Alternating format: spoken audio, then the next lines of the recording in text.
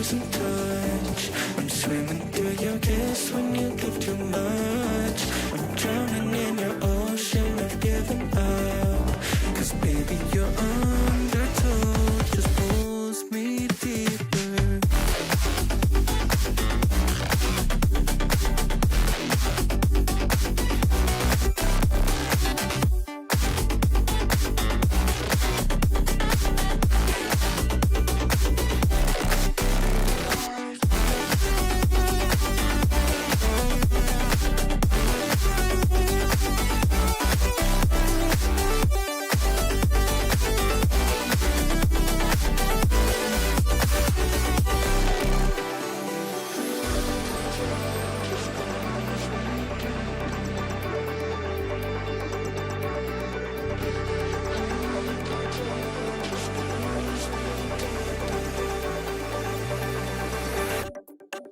Oh, if we drift apart, and if the shore looks far, and if the storm rolls in, and hope feels warm and weather, would you be my muse?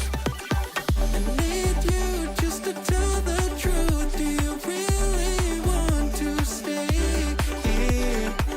The tides rise and it's no surprise that you're drowning in the fear. I'm waiting through your distance, I'm losing touch. I'm swimming through your kiss when you give too much. I'm drowning in your ocean of giving up. 'Cause baby, your undertow just pulls me deeper.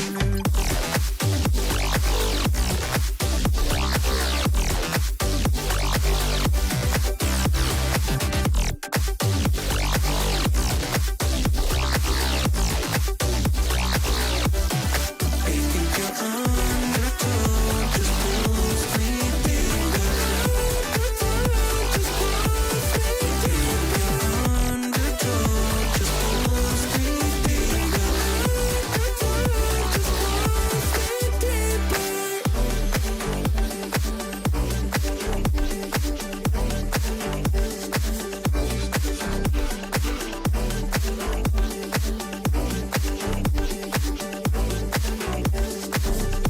Just waiting through your distance, I'm losing touch. I'm swimming through your kiss when you give too much. Drowned in your ocean of giving up. Baby, your undertow just pulls me deeper.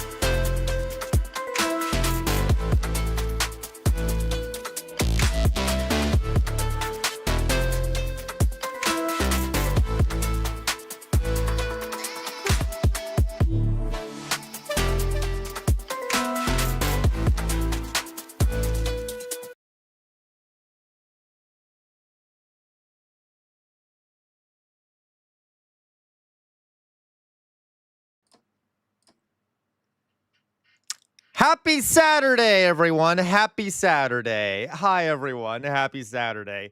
It's the weekend. It's the weekend. Yay for the weekend, right, guys? Yay for the weekend. Let's see who we have here. Let's see who we have here. Let's see who we have. Oh, Doug, thank you. I'll take a drink here. Drink taken, Doug. All right. Let's see who we got here. Let's see who we got here. We got here, first person here. Hello, SoCal. Hello, SoCal. SoCal's been here since, oh my God. SoCal is like one of the most established members of the community, and SoCal has been through some shit while being a member of the community. Now, SoCal has been with the community through the community going through shit and has gone through his own shit. It's just been a whole lot of shit for SoCal. But so glad you're here, SoCal, okay? I still remember when you were I'm sorry, was it not SoCal Dragon? Was that what it is? Crap, what was your first name over on YouTube? Something Dragon. And then you changed it. But anyway, so glad you're here, SoCal. Hello, Louise, also known as Clumsy Mumsy for those that don't know. Hello, Clumsy Mumsy, also known as Louise. Of course, we all know Louise. We all know Louise. Louise is a staple. If Louise isn't here, it isn't a stream, basically. Okay, I feel like if Louise was on Twitch all the time, she might have like one of the largest stream streaks, maybe. I'm not sure, but she's been here like for okay, love having Louise around. Doug DUG. Don't we all want to live in Switzerland, Doug? Switzerland's a lovely place, okay? Switzerland's lovely. Beautiful scenery, beautiful architecture, lovely mountains, etc. Maybe not all of us, but I love Switzerland as well. It's so beautiful. So glad to have you here, Doug. And I did take a drink for you. All right. Let's see. You've been around for a bit too, Doug. Maybe about a month or so, I believe. Is that true, Doug? DUG, Doug. Okay. Okay. So, hello, Gwen. Gwen, another established member of the community. Gwen has been very helpful. Gwen has reached out to help me multiple times, and I deeply appreciate Gwen. Gwen has helped. Is really working to make the community better. Let's put it that way. Okay. Even though, as Gwen knows, I am often not the best at getting back to people, and often don't know what I need help with. I really appreciate Gwen for being such a really good member of the community, like always reaching out to help and things like that. So thank you so much, Gwen. And I'm going to be adding, Gwen actually made a guillotine emoji that I'll be adding soon. Same thing with Elevator Lady made some shit too. Okay. That I will be adding as well. All right. Hello, Gwen. Hope you're doing well. Hope everything is going well over there in the UK. All right. Let's see here. We got J-Mac. Hello, J-Mac. Hello, J-Mac. Hello, J-Mac. Should both drugs duel to establish who gets keep their name? No, J-Mac. Okay. I don't know. What the fuck is this YouTube video you sent me, J-Mac? You're already causing problems. You're already causing problems. What is this YouTube video, J-Mac? Okay. J-Mac has been here, guys, forever. J-Mac is actually a mod over on Discord. And I don't think I ever mentioned J-Mac is like a majorly established member of the community. And JMac has also assisted me occasionally with things. So thank you, JMac. JMac has been here for months upon months upon months upon months. Okay. Dodongo. Hello, Dodongo. A newer member of the community who is also an established member of the community. Okay. Well, you've been here for like 2 months. I don't know, a month or 2 months, something, Dodongo. You've been around for a bit. Hello, Dodongo. So glad to have you back here. We have Philly Cheese. Hello, Philly Cheese. Hello, Philly Cheese. Love having Philly Cheese, another established member. So glad you're here, Philly Cheese. Gotta love Philly Cheese. Always makes me hungry whenever I see Philly Cheese. Philly Cheese is also a great troll. Always trolls me. Very enraging, but that's what we love in our community. We love the enraging, in a good way. Philly Cheese, obviously. Okay, I love having Philly Cheese. Philly Cheese is hilarious. Okay, all right, and insightful and great in many ways. An established member. Love having Philly Cheese. Okay, let's see here. What else we got? Body Swap. Body Swap, another established member of the community. So glad you're here. But I need to find different like titles and phrases for people, because like just saying established member of the community sounds weird. But regardless, hello, Body Swap. Body Swap, an original, not an original, I should say, but like an established member. Okay, been around for a long time. Hello, Body Swap. Okay. Who else we got here? Druzilla. Oh my God, Druzilla's been around since the late Pleistocene era. So glad you're here, Druzilla. So glad you're here. Druzilla, our friend from Norway, another always is in our streams. Love having Druzilla here. Okay. Jay Williams. Hello, Jay Williams. So glad you're here. Jay Williams, a newer member. but a good member nonetheless, one that has everyone loves already, okay? Jay Williams is already making a name for himself out there. So glad to have you here, Jay Williams, and also a great artist. Check out his shit. Okay, check out his shit. Not his shit. Don't go look in his toilet. I mean, like, go check out his art. He does art. If you go to the Discord, you can click on his profile, and you can get links to his art, so you can see his art. And if you want to commission, contact Jay. Okay. Anyway, Dodongo. I said hello to Dodongo. Okay, that's everyone. Thank God. Oof. Jesus. Okay, Christ. Ugh, wait a minute. You know what? Wait a minute. Wait a minute. I did not say hello to In Your Groove. Hello, In Your Groove. In Your Groove is also a major member of the community who has contributed multiple things to the community, including making an app or making a algorithm. I don't know what the fuck they're called that allows us to collect songs during our After Dark stream. So thank you so much, In Your Groove. In Your Groove has been very helpful in many different ways. In Your Groove, an established member of the community who has been here for ages upon ages upon ages. Okay, okay, okay, okay. What do you mean I'm weird again, Druzilla? Screw you. Uh, what do you mean? I'm not weird. What do you mean? Okay, are you on are you still on the tooth meds? I am not on the tooth meds. I am not, okay? I'm just saying hi to everyone because I noticed there's not many people in the stream, so I'm stalling and giving time for more people to come in here so they don't miss anything, okay? All right. Okay. So, all right, we get it. Okay, shit talk. That's just how I speak. I curse all the time, Druzilla. I call everything shit. I call beautiful flowers shit. I'm like, look at the shit outside, okay? I call actual shit. I'm like, look at the shit in the toilet, okay? I call things that are lovely and great shit, okay? Socialism and shit, okay? I just have a foul mouth, okay? I can't help it. I just say shit a lot. I don't care. I don't care. Fuck all of you, okay? It's just I like cursing. I lived in Boston, okay? I lived in Boston. Trust me, you get used to cursing all the time, okay? I curse like a sailor. You're all gonna have to live with it. So fuck all of you, okay? All right. Okay. Anyway, guys, I love you all very much, by the way. Um, let's go on, guys. No, J Mac, I don't. No, J Mac, I don't. Thank you, Doug. Thank you. Doug knows. Okay. It's a Columbus thing. No, it's not SoCal. Well, maybe it is. I don't know. Um, okay, that's not what you did. I'm tired already. What did I do, Drizzle? I hate you so much, Drizzle. I hate you so much. Okay. All right, guys. How's everyone doing? Yeah, I know, right? Me too, Dodongo. I'm like, I have a very dirty mouth. As a matter of fact, guys, though, admittedly, when honestly, guys, when I have been around other like people who have very dark histories, like they study very dark history. They all curse a lot. They all curse a lot because all of us his history people who know a lot about the darkness of history love cursing because it's a coping mechanism, okay?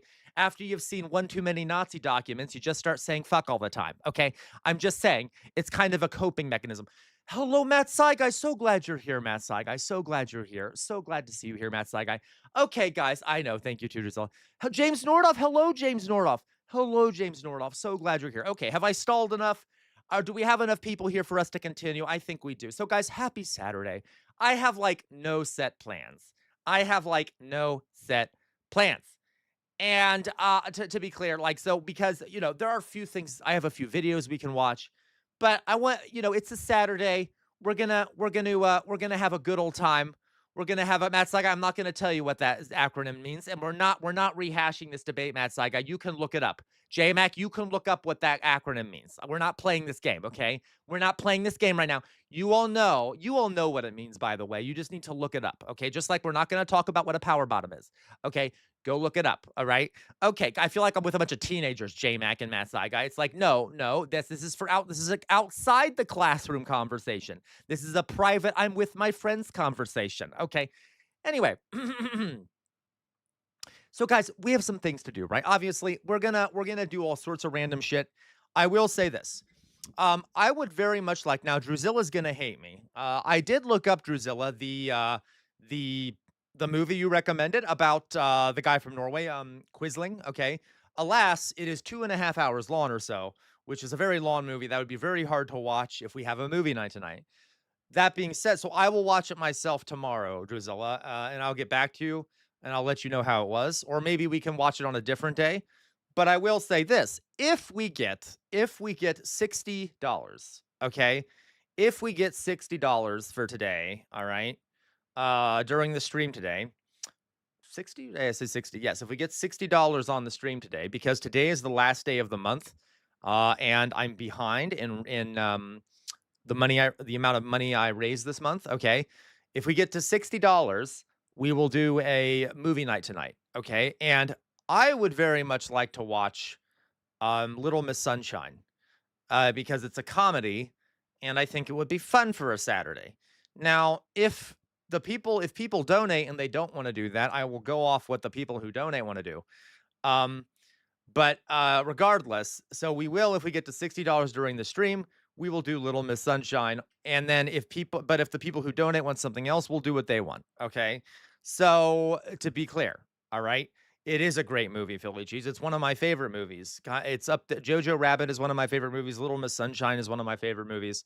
I like comedies that are deep comedies that have a message essentially.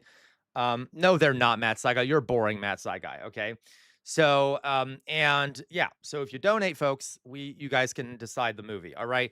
Okay. So let's go on, guys. Yeah, it's an older movie now. It's like 20 years ago. I think, I don't know. It's quite a few years ago, but it's a really good movie.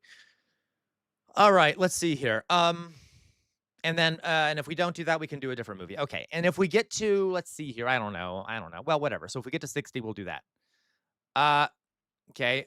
No, Doug, I gotta wait, Doug. No, I have to wait, Doug. I have to wait. If it won't let you redeem because I put a time limit on it, all right? Because I can't drink too much water or I'll puke. So I no, no, no, no drinking water, Doug. Okay, I will drink some coffee though. Let's go on, guys. Let's go on. Let's go on. I'm ready. Thank you, JMac. That's one already. We already got one donation here. So that would be how much is that? That's what? That's what? How much money is that, JMac? How much money did you pay for that? How much money did you pay for that? That was like what, $6, $2, whatever. We could do the Kissling movie in 2 parts, Druzilla, but 6. Dink. Okay, thank you, J-Mac. Okay, let's go on.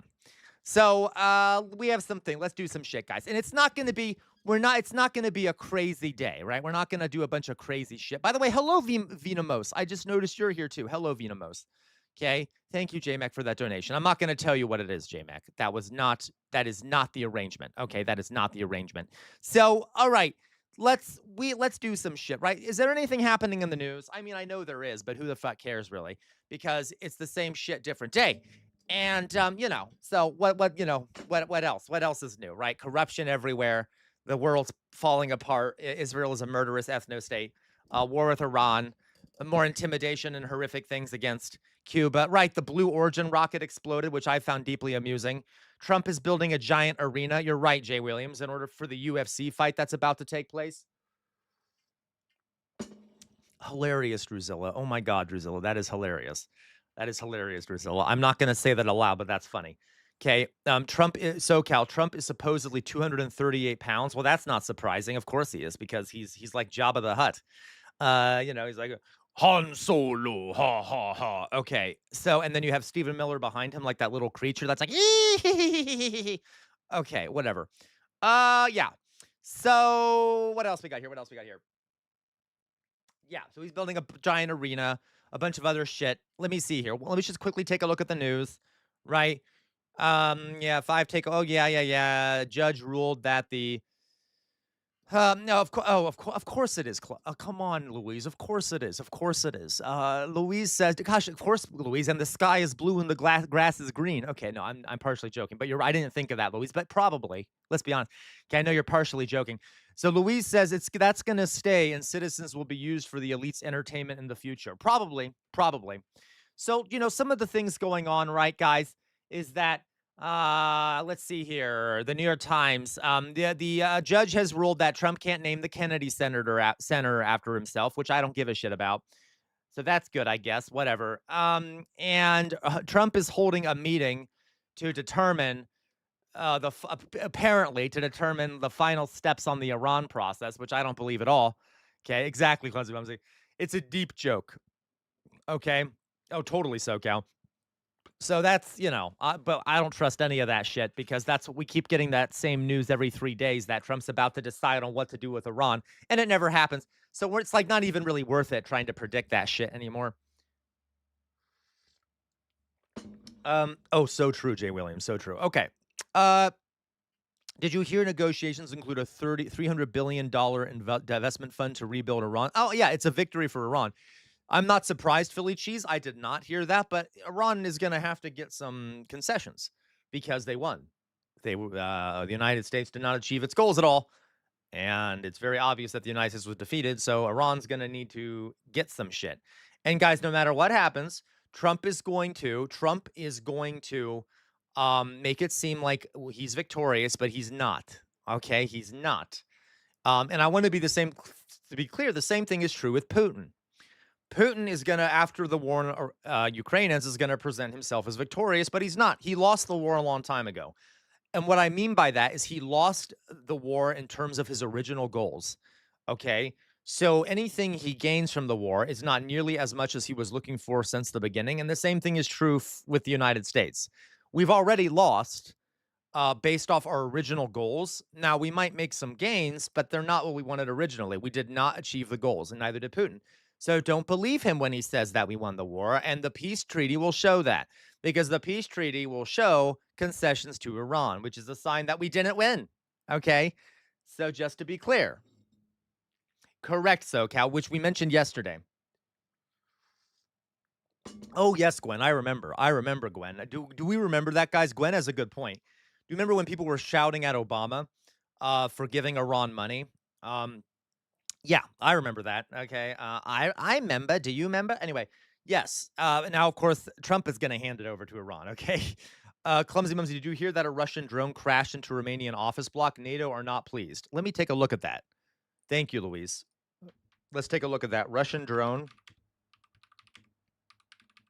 crashes into Romania. Oh, Jesus. Okay. Yeah. Romania is a NATO country. So this is why this war is dangerous, obviously. I mean, it's dangerous in a lot of ways. Romania is a NATO country, and a Russian drone hit a Romanian apartment complex. Russia's war with Ukraine spilled into Romania, a member of NATO, on Friday when the Romanian authorities said that a Russian drone had hit an apartment building in a major port city, wounding 2 people. Yeah, so that's creepy and disturbing. Of course, this isn't the first time something like this has happened. I think Putin is kind of trying to dip his. It was an office, okay. Putin's trying to dip his toe in the water and test things. He did similar things with Poland. He's done similar things with the Baltic countries, kind of testing the boundaries. Yeah, it's worrisome. Guys, I am curious, and I know we're not talking. We're kind of just going around on different news stories right now. I don't really have a set plan. So I suspect that one thing Putin could do that would be very dangerous and possibly work is if he just like sent a few troops across the border into like Lithuania or into like one of the Baltic states, and then just hunkered down and took a tiny bit of territory, and then tempted the West to fight back. And it's like, hey, it's just a little bit of territory. What are you going to do about it? Like, you don't want to start a global war over us just taking a little bit of territory, right? Like he likes doing shit like that, like testing the line. And then the question would become, and then I suspect the West wouldn't go to war over that because they wouldn't want an open war with Russia, given nuclear weapons and stuff. So then that would weaken the NATO alliance. There's all these things he can do, and he's not stupid to try and weaken the NATO alliance and things like that. And I'm not saying, guys, I'm pro-NATO. I'm just saying I am not pro-Putin, though. I am anti-imperialism, and Putin is imperialist. So it's just interesting. It's concerning. Okay, Vladimir Putin is quite an unpleasant person, quite evil, horrible person. Okay, Gwen, you say I saw a debate today about Russia and Iran. And Iran. One guy was delusional. I thought about sharing it, but it's 12 minutes. Actually, go ahead, Gwen. Would you share it in reactions? We might not get to it, but we have like an open schedule today, basically. I have some videos to show you, but we might get to it. Okay, Iran. Okay, Iran. Excuse me, JMac, Iran. Okay, so all right, guys. So a lot of there's news, etc. Whatever. There's news. There is news. And that's I don't know what else to tell you about. Okay. It's just the same shit. Same shit, different day. Apparently, Trump's physician said that Trump is in peak health, but we can't believe that shit now, can we? I don't trust any of his physicians because they're all liars and sycophants. So, okay. Since clearly he's not in peak health, just look at him, okay? Just look at the motherfucker. He looks like a marshmallow on two toothpicks, okay? Which is not exactly a healthy body shape. And I'm not going after people who are overweight. It's him specifically I'm talking about. He can't even stand up straight. He like whenever he's standing, he's like leaning forward. Has anyone seen those images of Trump? Like he always has this weird forward lean, like his spine is a weird shape or some shit. Like he's like, anyway, I don't know. But he's clearly not healthy. All right. Whatever. We got it. So if anyone knows of any other bizarre news stories, please let me know. We can look it up. Okay. I know, right? Didn't they say he's 3'6" and like 227 pounds? The 227 pounds is the funniest part. Right, Jim. Thank you, Gwen.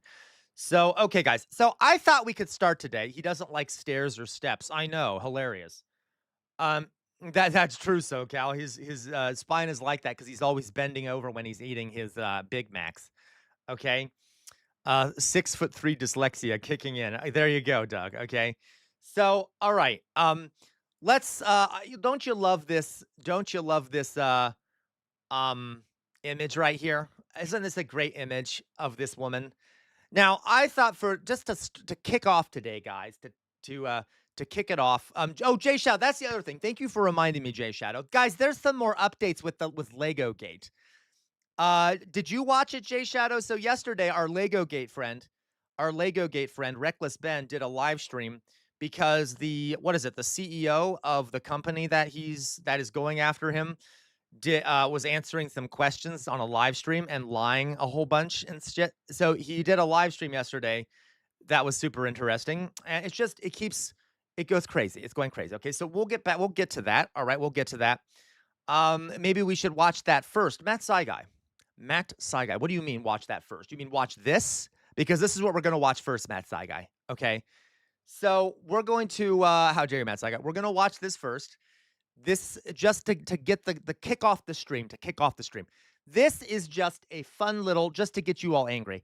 This is called Conspiracy Theories in Washington, D.C. I'm addicted to this channel, guys, just listening to these folks. So this is him interviewing people about, you are Matt Saigai. You're the rudest person I know. You know I love you, Matt Saigai. Thank you for being here. So let's just watch this. It's him interviewing a bunch of Trump supporters and how insanely indoctrinated they are in conspiracy theories, okay? So let's watch. It'll be fun, right? Do you believe Donald Trump was picked by God? Absolutely. Do you think the Earth is round or flat? Definitely not round. Do you think it's flat? Oh my God, why are we living in this timeline, guys? Why are we living in this timeline where there's a bunch of people who think the Earth is flat? Like, didn't that used to be a joke? Didn't that used to be a joke that like people who don't believe the world? I just don't. Okay. I would say flat to concave would be the answer. Hey, yes. at least, guys, she's more of a progressive lunatic. She's like, well, it could be concave, right? Hello, Mayflower Kid. How are you doing? And hello, Antifa you.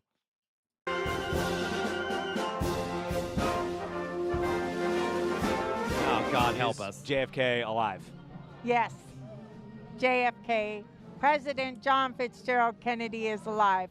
He's 108 years old, and he has access to a med bed. And that was his body double that was killed on November 22nd, 1963.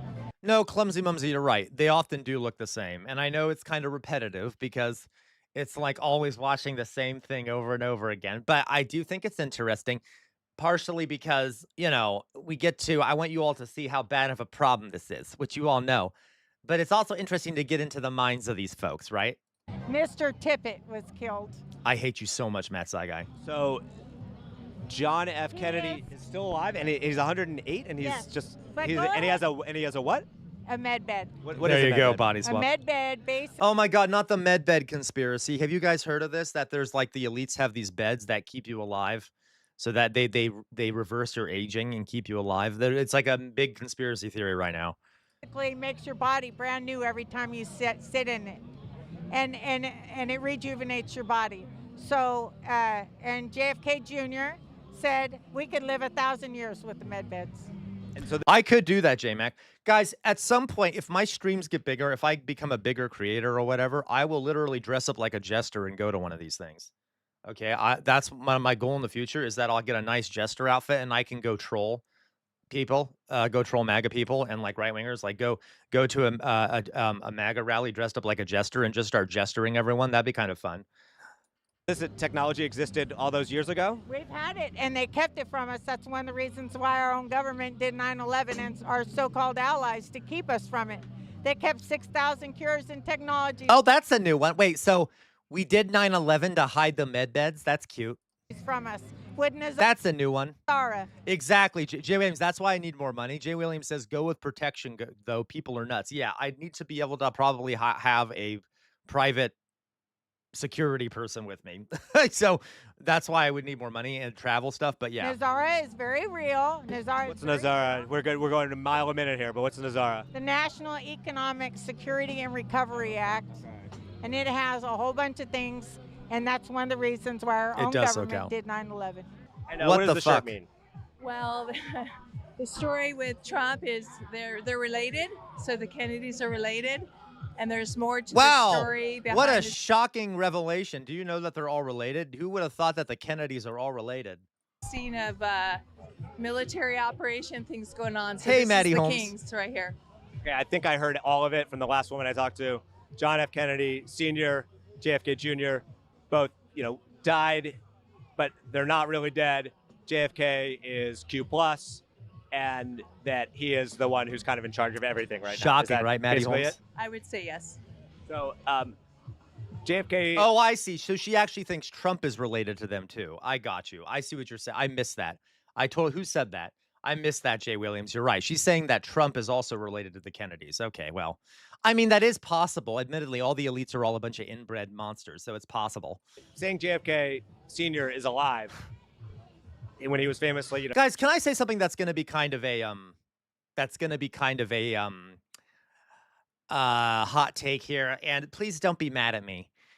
JFK wasn't that good of a president. He wasn't that good of a guy. He wasn't that good of a president. Okay, he wasn't that great. I love how there's like this obsession with JFK. Like people start crying when thinking about JFK. Oh, John F. Kennedy. Oh, no, he wasn't that great. He actually almost destroyed the planet. Philly Cheese, you're right. It's not controversial. It's controversial for older folks, especially to say that. Okay. It's controversial for older folks when you say that. But like the reason we have this like love affair with John F. Kennedy is because he was assassinated and he was young. Okay, he was young and he was assassinated. Exactly. And he was attractive. He was a very handsome man. But he was not he was not a great guy. And like it's not, he may have been better than some other presidents, barely. Like at most I'll say he might have been kind of like an Obama type figure. But he was still an establishment person. I mean, okay. Yeah, and he almost, by the way, literally almost destroyed the planet. Okay, he almost really fucked up the Cuban Missile Crisis.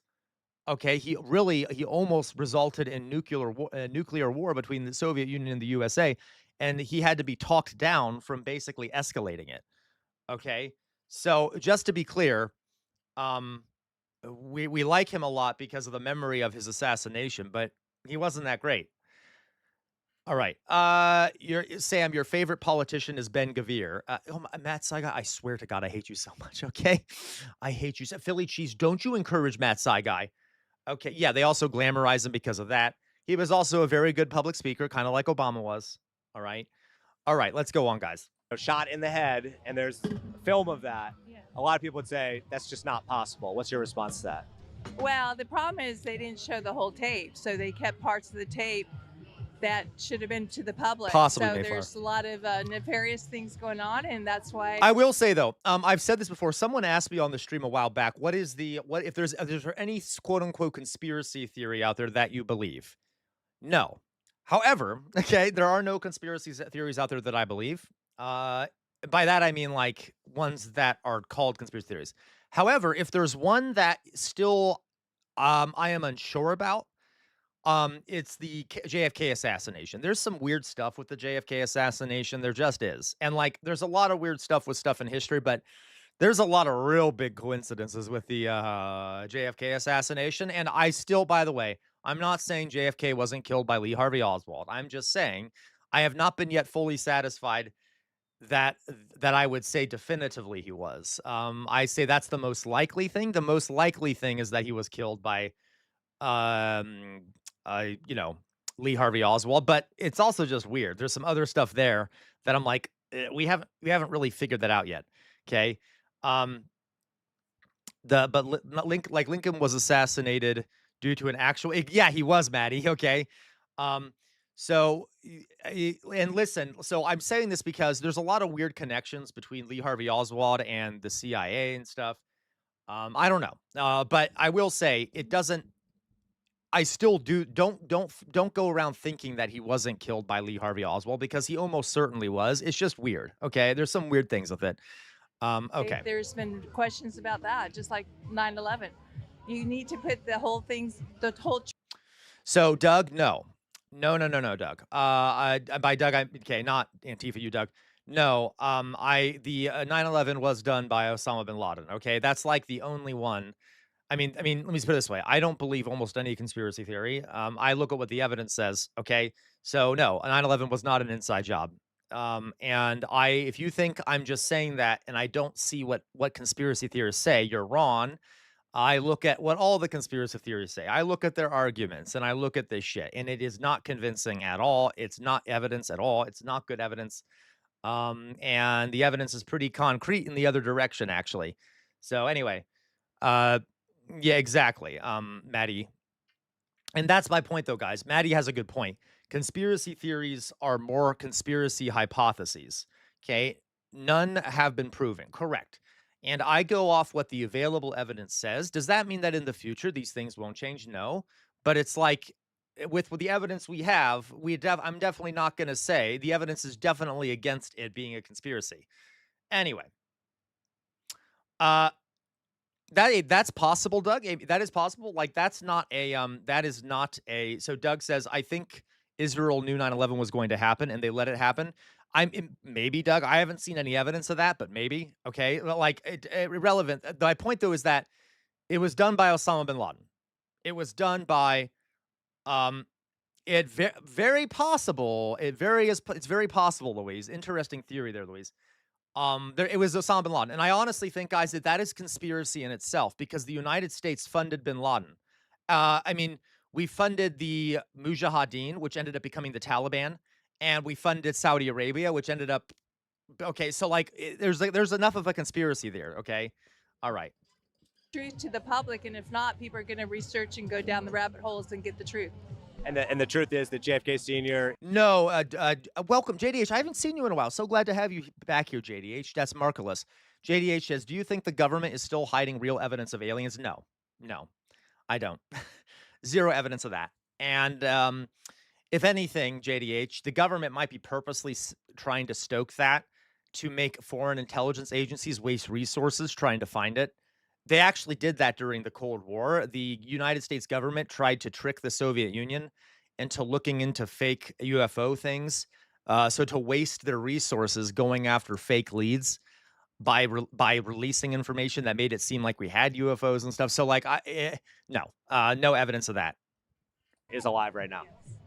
Yes. Look at the fake Bidens that you had. I mean, I grew up in Delaware. I know that Biden was not the Biden I met in Delaware and shook his hand at Little League games, because he did opening day many times. He had blue eyes. That Biden had black eyes.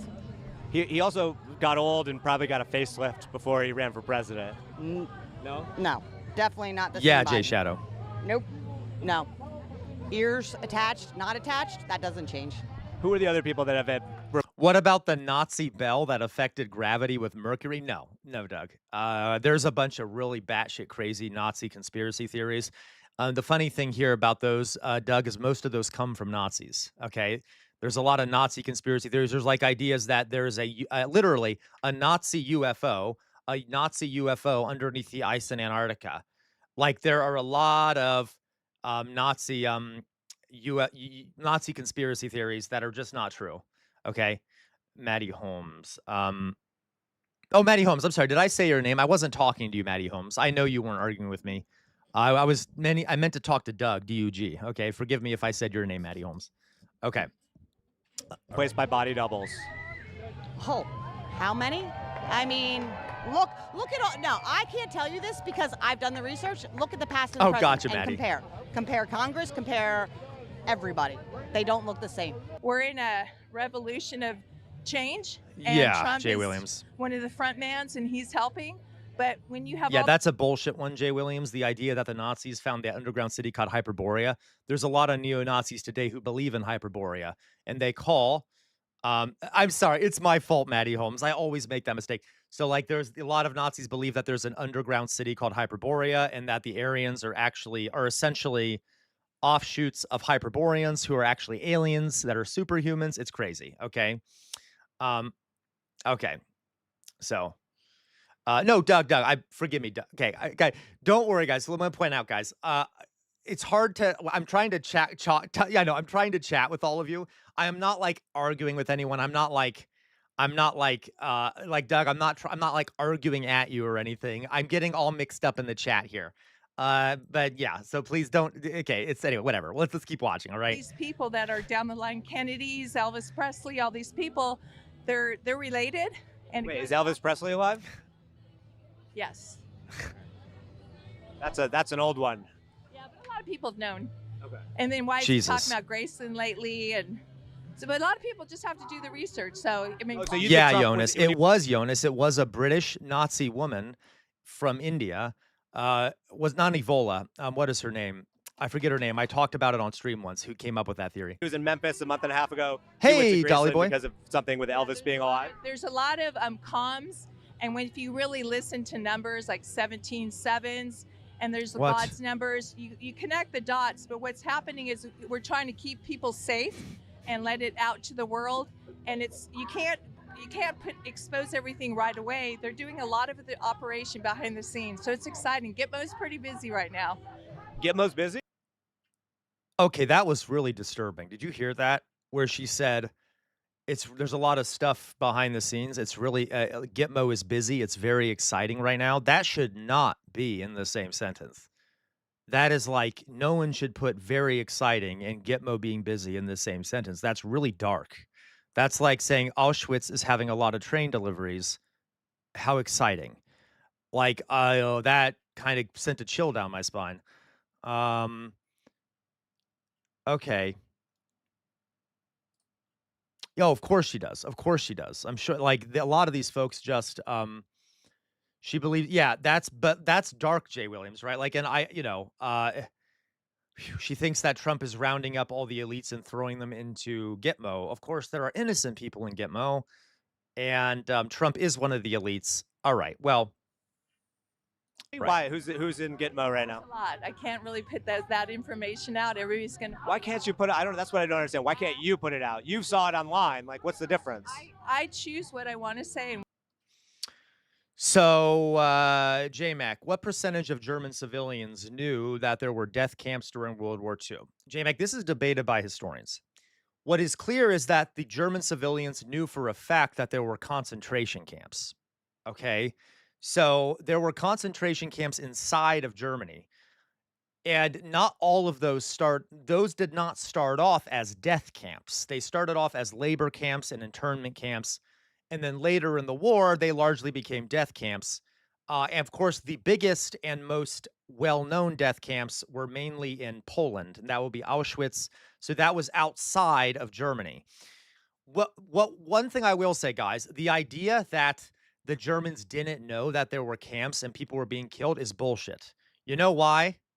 Because why might the Nazi state want their civilians to know that there's death camps and internment camps? Why might a fascist regime want people to know that there are internment camps and death camps, or at least internment camps, at the very least concentration camps? Yeah, fear. It's a tool of control. And the newspapers talked about the concentration camps. It was a method of control to also make it clear that you're going to get sent to a camp. Okay, so the Germans knew that there were camps. Okay, and there were people. Well, we don't know the percentage of Germans that knew about like Auschwitz and some of the massive camps in Poland. but we do know that Germans in general, almost certainly, most of them knew about the concentration camps. Okay. Jonas, they did. A lot of Europe did know. A lot of Europe knew. Okay. America knew. America could see the camps from photos they took from aircraft and things like that. They knew from intelligence reports. There were they know. Okay. Lot of Europe knew. Let's put it this way, guys. If Europe didn't know, then they're stupid because they could. And by the way, most of them were under occupation. I'm not trying to bash the rest of Europe to a large extent. A lot of Europe didn't do anything about it. But like, if all your neighbors are being rounded up and put on a train and shipped out, and people are disappearing, you know something's happening at the very least. Okay, I know, Jonas. You're right, Jonas. And Jonas, this is a. I'll do a stream on this sometime, Jonas. There are historical reasons for this. I'm not defending it. America did know that there were concentration camps and stuff. But the question became, Jonas, how do we stop that? And I'm not joking. America not innocent, but there were conversations in the American government, for example, about how do we stop these people being transported to concentration camps. And they're like, well, we can't do much because what if we start bombing? What are we going to do? Bomb the camps? That'll kill people in the camps. They were already bombing train lines and stuff. So America, it would have been hard to stop it without an invasion. This is complicated. But that doesn't mean that we couldn't have tried earlier and things like that. Okay. Yeah. Yep. Maddie Holmes, Charlie Chaplin literally showed concentration camps in The Dictator. Yep. Okay. All right. What I don't want to say, so everybody will find out. So you know how Trump always says central casting? Yeah. Yeah. So we don't know who's alive and who's dead. Okay. People we think that are dead are alive, and people we think are alive are dead. I'm just. You know. What's an example of that besides JFK Jr.? What's an example of that? Biden. Well, yeah. Trump even he retweeted something on was it on Truth, or he redid something on X that said that he was executed in 2020. Oh, one last thing, guys. And again, you guys know I'm not a rah-rah America person. I'm talking historically here. When Japan attacked Pearl Harbor, America did not have the military capacity to invade Europe. It took a long while. Yes, but Jonas, Jonas, I'm not trying to. It's more to it than that, Jonas. So America had to very quickly build up its military industrial capacity. Okay, had to build up its industrial capacity. It could not immediately go and start invading Europe. It had already started building up its military capacity before Pearl Harbor. Okay, Pearl Harbor accelerated that process. But even if now America didn't want to get involved because of the Holocaust, to be clear, it's not like America got involved because we wanted to do something about the Holocaust. My point is that even if America wanted to, we would have still had to take a couple years to build up the military. And I'm not defending America. Yeah, almost everyone who got involved in the war only got involved because they got directly involved. They were attacked or whatever. And to be clear, this actually makes it sound worse for America. This makes it sound worse for America, but America didn't declare war on Germany. Germany declared war on America. Okay. Nazis actually declared war on the USA. We did not declare war on them. So it actually took the Nazis going to war against us before we decided to intervene there, okay? Anyway. The funeral, his inauguration was actually a military funeral. Just ask Derek Johnson. Here's my question for you. No, I have a question about this. No, totally. So you think that Joe Biden died in 2020? That's World War I, LaCroix. That's World War I. Jonas, but then we had to be accurate about the reality of why they fought. I don't want to hear BS on being. Oh, of course, Jonas. So, Jonas, I hope you know, Jonas, when I say that, I say that I'm okay that America got involved in World War II. And I say that, and I always add to that, not because we got involved for good reasons, but because the outcome of us getting involved was good, okay? In a lot of ways, it was good. Now, we can nitpick, but I'm perfectly fine with America going over there and destroying the Nazis, okay? So, yeah. But to be clear, Jonas, if the United States was attacked, so it was a war of self-defense. which also I think makes it a bit better, makes it a less of a problematic thing. Okay, does that make sense? Like, because we were attacked first, and you're right, Jonas. It wasn't that we got involved because we care about Jewish folks. As a matter of fact, guys, there was a giant ship full of Jewish refugees that came over to Florida. Okay, that came over to Florida, and the United States government turned it around and sent it back to Europe. So no, America was not morally sound in this war. Okay. But the war itself, us fighting it, was, in my opinion, in one of the few times in American history, kind of justified. Anyway, regardless, I'm not saying anything else is justified, but okay. Right. No, I agree. We should have gotten involved earlier. Okay.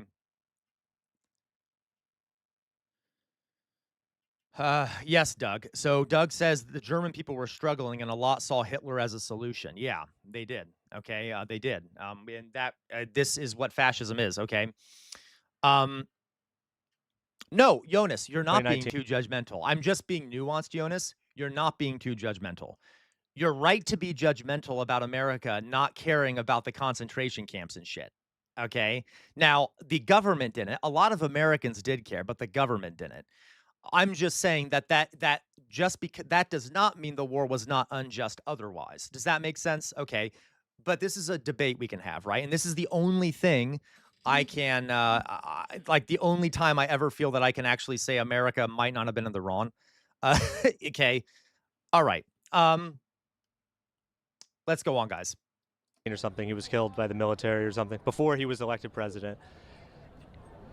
And then they had somebody playing Biden who was like, kind of seemed like they were a little slow. They were slowing down, like Grandpa Louise was slowing down, had a terrible debate performance. What? But why would you act like you're like, why would you act like that and be like, okay, Trump's going to just take over he's going to win now because of this terrible debate performance? We've been dealing with the wickedness, and that's why we're here this weekend. The wickedness that has Oh been my God. running Insanity. the country. So the med Oh my God. beds- Insane. Okay. This is actually, I love this. Thank you, Doug. Doug says, you got to be my favorite streamer. I love how much you interact with the chat. I know, sometimes to a fault, Doug. It bores people sometimes, but I try to at least try to keep on topic. I get distracted. LaCroix says, I just learned that AI has proven that the Shroud of Turin is real. That is such bullshit. Guys, let me show you what he's talking about. We'll get back to the video, but since we're talking about conspiracy shit, this is the Shroud of Turin. Shroud of Turin. Okay. And it is a shroud that claims to have an image of Jesus on it. That claims to be the shroud that covered Jesus's body. Okay. And it's a conspiracy thing, and it's bullshit. It is absolute bullshit. And apparently, LaCroix says AI just proved it was real. No, it didn't. It's not. It has nothing to do with Jesus. If you date the thing, it comes from well after Jesus was around. It comes from like the 16th or 15th century. It has nothing to do with Jesus. And yeah. Now, what is funny about this is it's just bad. It's just bad. Yeah, is it like from 1300 or whatever? It has nothing to do. It was created. The cloth was created well after Jesus's death. Yeah. But so just funny. If anyone ever tells you what about the Shroud of Turin, it's bullshit. Okay, it's bullshit. Practically everything I show you guys about this shit is always bullshit. Okay, I like showing you guys bullshit. Looks like a pig, right? I know. Just like the Bible. Absolutely, sweet summer child. Welcome, sweet summer child 69. Yeah, like the Bible, which is bullshit also. No offense, everyone, but the Bible is a bunch of bullshit, okay? And I love all of you. Please believe what you want. I'm just saying, all right? Maybe it's not good to depend on a book that was written during during a very different time period for moral value and shit like that, okay? All right. J-Mac, if Germany never... Okay, we're going all over the place, guys. Kind of, Matty Holmes, kind of. I'm okay with it, Matty Holmes. People in here know. You all know I say it all the time. And so Matty Holmes says, no offense, but I'm going to shit on 2 million billion people's beliefs. Yeah, I am. And I know I try not to be an asshole. I try not to be an asshole. Alas, I have some issues. I don't want to get into it now. But okay. Okay. I do own it, Maddie Holmes. I do. Okay. So, J-Mac, if Germany never declared war, do you think we would have only fought Japan in the Pacific? No. I think we would have eventually gone to war with Germany, partially because Germany planned to go to war with us. Okay. So yeah. Let's go on. I'm not going to get into religion right now, guys. I'm trying to avoid it because, I'll start pissing people off. So let's go on. Which made JFK Sr. able to live till 108 now, and JFK Jr. is alive and well. We'll get to that in a second. Yes. Those med beds are the reason that the U.S. government did 9/11 in 2001. It's 6,000. Is it now? I'm guessing, welcome, sweet summer child. I'm guessing that for you, 69 has to do with the date. Does it have to do with the date versus the sexual position, I'm guessing? And cures and technologies. It's the fact that it reverts every law. Can we pause on the 9/11 thing? What does that have to do with 9/11? Because our own government did 9/11. But what's that have to do with the med beds? Because it's all connected to Nazara. So they stole the gold that was underneath Building 7, our own government. Thought so, and sweet summer child. so-called allies stole the gold. The gold was going to be used Correct, to pay Jay back Williams. the British. Okay, guys, to be clear, Jay Williams says, understandable, CR. The church doesn't have a good track record of treating LGBTQ plus people very kindly. I always say this, guys, and there's some people in this community that are very give me a lot of grace, and I appreciate you. There are religious people in this community who, despite the horrible things I say about religion, bear with me through it because they understand that I have major trauma associated with especially Christianity because I'm a gay man who went to Catholic schools. I will say, though, Jay Williams, it's more than just that, but yes, okay, regardless, thank you for your grace. Okay, I'll try to avoid going too crazy on religion during this stream. Crown, because our government was hijacked from Britain in 1871, and we've been slaves to the British Crown ever since. And we finally had the gold to pay back the British Crown and be free again, and that was all supposed to Exactly. I do. Guys, the only religion I follow is Mamdani Sharia law, okay? happen September 11th. And Nazara, which was part of it, is releasing of 6,000 cures and technologies they kept from all of us, including the cure for cancer. I have to know where you get your news. Jesus Christ, what the fuck? These are insane. They just come up with like random shit all the time. Some of this sounds a little out there to me. Okay. That's okay. I get my news from all kinds of different sources. It kind of looks like I said, I Roseanne run around Barr, in doesn't it, different Gwen? I think SoCal said that earlier. Circles than you. Can you tell me some of the where can I see this news? You could start doing your research and hanging There we around go. with the right people. This is why, Right. guys, I need to stop saying at the end of the stream, see what other people are saying, because it sounds a lot like do your own research, and I need to not promote that. People are wrong people. Well, the right people. You'll find that out soon enough. You'll find that out soon enough. And you're going to find out, I want you to mark that, because you're going to find out Mickey Lynn Larson Olsen on this day told you everything that you didn't believe. Why do you think the Earth is flat? Why does Google Maps Yeah, J-Mac. keep a lot of stuff out? Like, why do you go to different areas where you're flying and you can't pass over Iceland, but you have to go around? So there's a lot of things. Literally, that's because the Earth is round. Literally. She just described proof that the Earth is round. Yeah, when you're flying, you don't often take a straight flight there because that takes longer than doing an arc because the Earth is round. She literally just, okay. All right. She's like, but why do you have to do an arc? Because the Earth is round, you idiot. Jesus Christ. That if you start connecting the dots will make sense, and you find out that we aren't around. It's not round. But it's good because I did the research on it. So technically we're oblong, right? Aren't we like what is it? We're like not, it's not like a sphere. It's like an oblong spheroid, right? It's kind of like whatever. Okay. Yeah. everybody has to do their own research, and it's exciting when you find out the truth. What about the scientists who have researched this, the astronauts who have Right. gone to space? That's right, ellipsoid. I forget the word for it. It's not actually like a sphere. It's like a, it's for the sake of argument, it's round. Okay, it's round. It's just like, thank you, an oblate sphere. Okay. Earth, gone to the moon. What about them? You just have to look at the videos. I mean, it just proves itself. Like why Jesus are there Christ. shadows and like there's so much, like it's so much comedy. So the bottom line is Yeah, in your groove. we haven't been there. Would you want Trump to run in 2028? I think he'll be giving it back. Just giving it? Stolen. But he already, this is his second term though, and you only get 2. Can we, first of all, this shirt is really annoying. She has a shirt that says Women for Trump. And the image of the woman doesn't look like a woman at all, first of all. I mean, it doesn't have like it's not a very good image. I don't know what it is.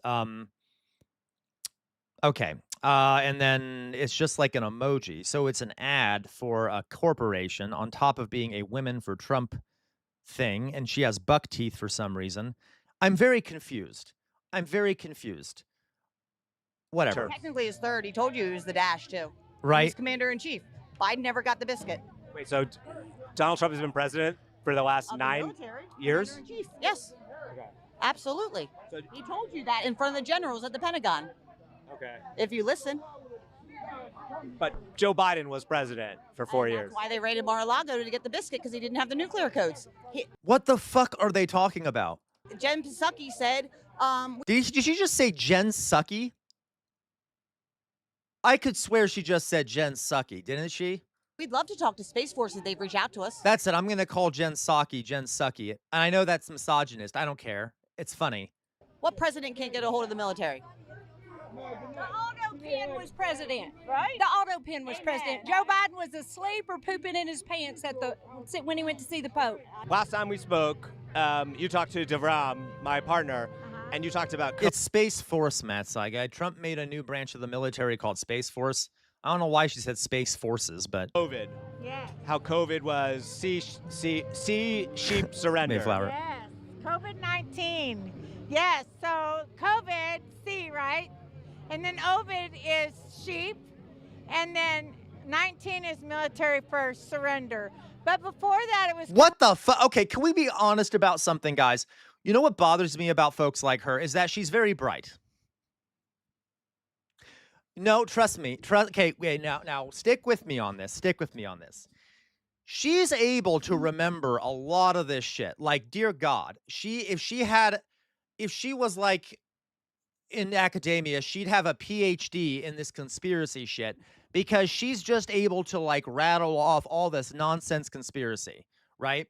Like, so she's very good at memorizing things. She doesn't think about them, but she's good at memorizing. Imagine if she was like, put this ability to hold on to this knowledge towards something that's real, okay? Like, yeah, guys, she doesn't have good critical thinking, but imagine if she did and she was able to, I'm joking, Matt Saigai, I'm joking. You know I'm joking, Matt Saigai. I'm being hyperbolic, but like, she can hold all this information in her head. Imagine if she like did this for chemistry or some shit and then thought critically also. That'd be nice. That'd be nice. But rather, she has to waste her time memorizing all this bullshit and then putting it on us, okay? Corona, right? It was a coronavirus. So that's 6 letters, right? And in gematria, which is A is 1, B is 2, C is 3, ... Y Yeah, is in your groove. 25, Z is 26. When you add all the numbers in the alphabet together, it comes to 351. If you add God JDH, that is possible. through numbers, it comes to 351. Well, corona, when you add the numerical value of corona, it's 6. Gosh, she sounds like me when I was on pain medication. Like, what is this? So you add 666. So when we figured that out, they changed it to code. What the fuck does that mean, Jonas? I hate you, Jonas. Jonas says, Caucasian privilege, a decent memory, and CR thinks that they're a genius. How dare you, Jonas? I hate you, okay? Matt Saigai, she's at the bottom of Bloom's taxonomy. No, you're right. Guys, I'm sorry. I take it back. Just because Matt Saigai referenced my lesson from yesterday, I will admit that I'm wrong, okay? So you all get the benefit of seeing me admit that I'm wrong. She's not smart. She's at the bottom of Bloom's taxonomy. She's only gotten to the first stage, which is memorization. That is fair, Matt Saigai. I take the critique and I admit defeat. And so Maddie Holmes, I did a presentation on Bloom's taxonomy yesterday. It's like an educational concept. So fuck all of you for me being right. For you being right. And when I get rich, I will have a string next to me and I will pull the string and water will dump on me when I'm wrong. I think that'd be fun. Okay. Thank you, J-Mac. I'll take a drink. Yes, I get my own bonk. No, Bloom. Bloom, Maddie Holmes. Bloom. B-L-O-O-M. Look up Bloom's taxonomy. I agree, Matt Saigai. All right. COVID-19. That's fine. Whatever, LaCroix. I'll figure it out, okay? Yeah. You guys did that? No, we didn't. I agree, bad Matt guy- Saigai. That's one of the issues with universities is that they don't teach TAs and stuff how to... Don't teach them Bloom's taxonomy. They don't teach university students or professors educational methods like Bloom's taxonomy. Okay. This new West, we as truthers figured it out. Do you think there should be a separation between church and state? Absolutely not. That's why we're in the problem. We were That's fair, founded Matt on Saigai. a Christian nation. That's our founding fathers did it. And America's forgot. We're not allowed to talk politics. We're not allowed to talk of religion. That's how we were taught. And that's why we're in this mess. So should the Bible be taught in schools? Absolutely. Oh my Absolutely, God! but which Please, version of the Bible too? guys, You have I that- can't do this today. I can't do this today. Please don't make me start talking about the Bible. I don't want to do this. I don't want to go down this route. These people are crazy. These people are crazy. Okay, fine. I'll take the approach of talking about separation of church and state. Can we not do this?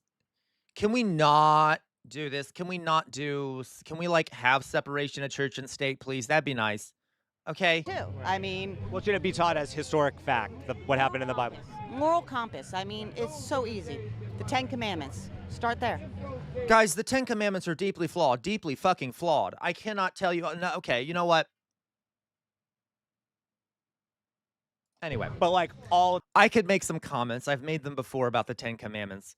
And guys, everyone can believe what they want. I know. I'm so trying not to. Okay, I'll calm down, Matt Saigai. I'll calm down. Never mind. I won't say it. the Bible, should that be taught in school as a historic fact? Noah was 700 years old. Absolutely. Why not? It's history. That should be taught in a history class. It's history. Because nobody's lived. I would love, guys, I got to tell you though, I think it would be useful to teach the history of the Bible in schools, but the actual history. And I think I've told you guys some of the actual history of the Bible before. And I would love to teach the actual history of the Bible. Yeah, exactly, Jonas, because I am trying to hold back. Because I would love to do that in a school, because trust me, and it would be completely secular. Wait, you want to know what's wrong with the 10 Commandments, LaCroix? Oh my God. Fine. Let's finish the video and then I'll tell you everything wrong with the 10 Commandments, okay? Past like 120 something. That we know of. I mean, back in the day, they lived to 700. I mean, Ruth was what, 500? But did they really, you think? Hey, Hedonic I don't Samuel. know. What is time? You know, we're What on is a time? thir- I Okay, love now this. we're, like, What is tripping. time? What is what? Okay. But there's a space force. There's lots of things that are being done, and they had to do things like stories like this to keep us in fear, but also to, when you're satanic or when Right, there's Maddie. nefarious stuff going on, they're all going to be paid and bought for. Gladly, Jay And Williams. it's a big conspiracy, and the people behind the Q plan, military, they're all taking care of business, and so the world's going to find out really soon, and they're finding out now.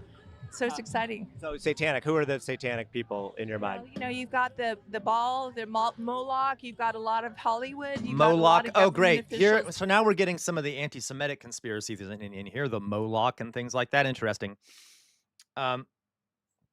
Okay, exactly, Jonas. This is what I would like, Jonas. I'm like all for people having religious beliefs, but can they keep it at home and keep it in religious institutions? Do not put it in schools. Do not mix it with the government. By the way, when it comes to religious beliefs, in the United States, Thomas Jefferson, he famously said that you want separation of church and state for two reasons. One, you don't want the religion to mess with the state, but you also don't want the state to mess with the religion.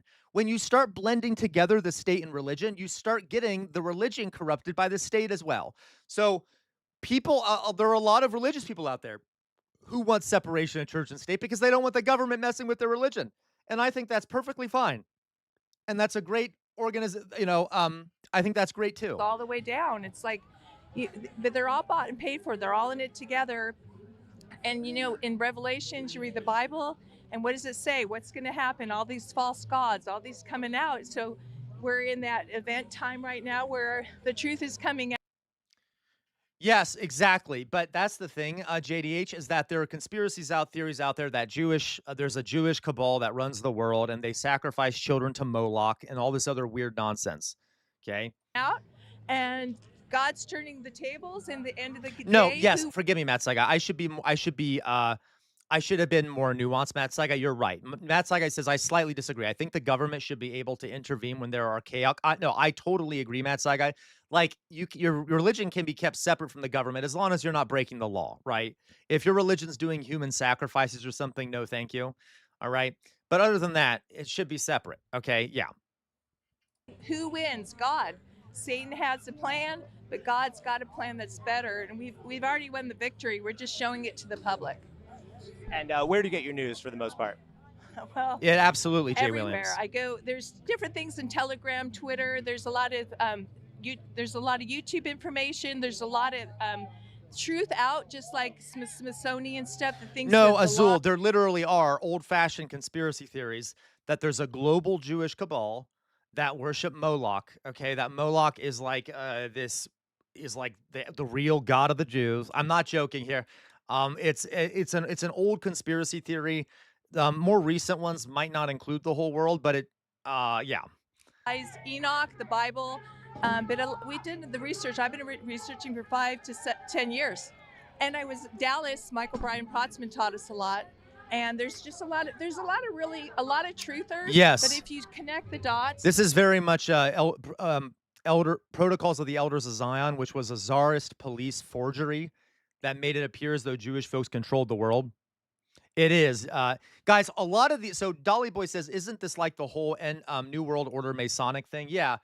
Guys, a lot of these conspiracy theories go back to the Protocols of the Elders of Zion, okay, which was this document, which, by the way, was published and distributed by Henry Ford in the United States because he was massively anti-Semitic. It was a document that was forged and created by the Tsar of Russia's secret police as an anti-Semitic screed, claiming that there's a cabal of Jewish elders that basically run the world and the world economy. And it's well known to have been a fraud, but it's still one of the most damaging and dangerous sources of anti-Semitic conspiracy all over the place. Okay. And yeah, well, so Matt Saiga, in this case, it's because in Russia, for example, so Matt Saigai, let me explain part of this, okay? Yeah, the Nazis used it too. So Matt Saigai says, the obsession with Judaism in the West is so weird. So Matt Saigai, there's several reasons why there's anti-Semitism that kind of comes from the West. One is Christianity. Early Christianity, up until like the 1960s or 70s, claimed that Jesus was killed by the Jews and that the Jews are responsible for Jesus's death. So that part of the ideology led for many centuries people viewing Jews as like the killers of God, okay? So that's one reason why there was a lot of hatred of Jewish people in Europe. The next, it was either 1960s or 70s, Matty Holmes. I say 1960s or 70s because that's when the Catholic Church finally said, by the way, sorry, it's not actually the Jews collectively. It took them that long. I can't remember the exact time. I could be getting that wrong. The other reason is because there was no, Matt Saiga, it was not specifically a Catholicism thing. But yes, Catholicism used to be the only kind of Christianity. So that it was all of Europe that had the Catholicism thing going on. Next part here, okay? The other thing is that it is true. Yeah, Matt Saiga, no, that wasn't just the Catholics. That was a lot of folks. The other thing, too, is that there were laws written at the time that basically were against usury, okay? Usury. The idea is that Christians could not get a loan from a fellow Christian. You could not engage in unscrupulous financial practices with fellow Christians. So two Christians couldn't like try to make a profit off of each other, okay? And that was called usury laws.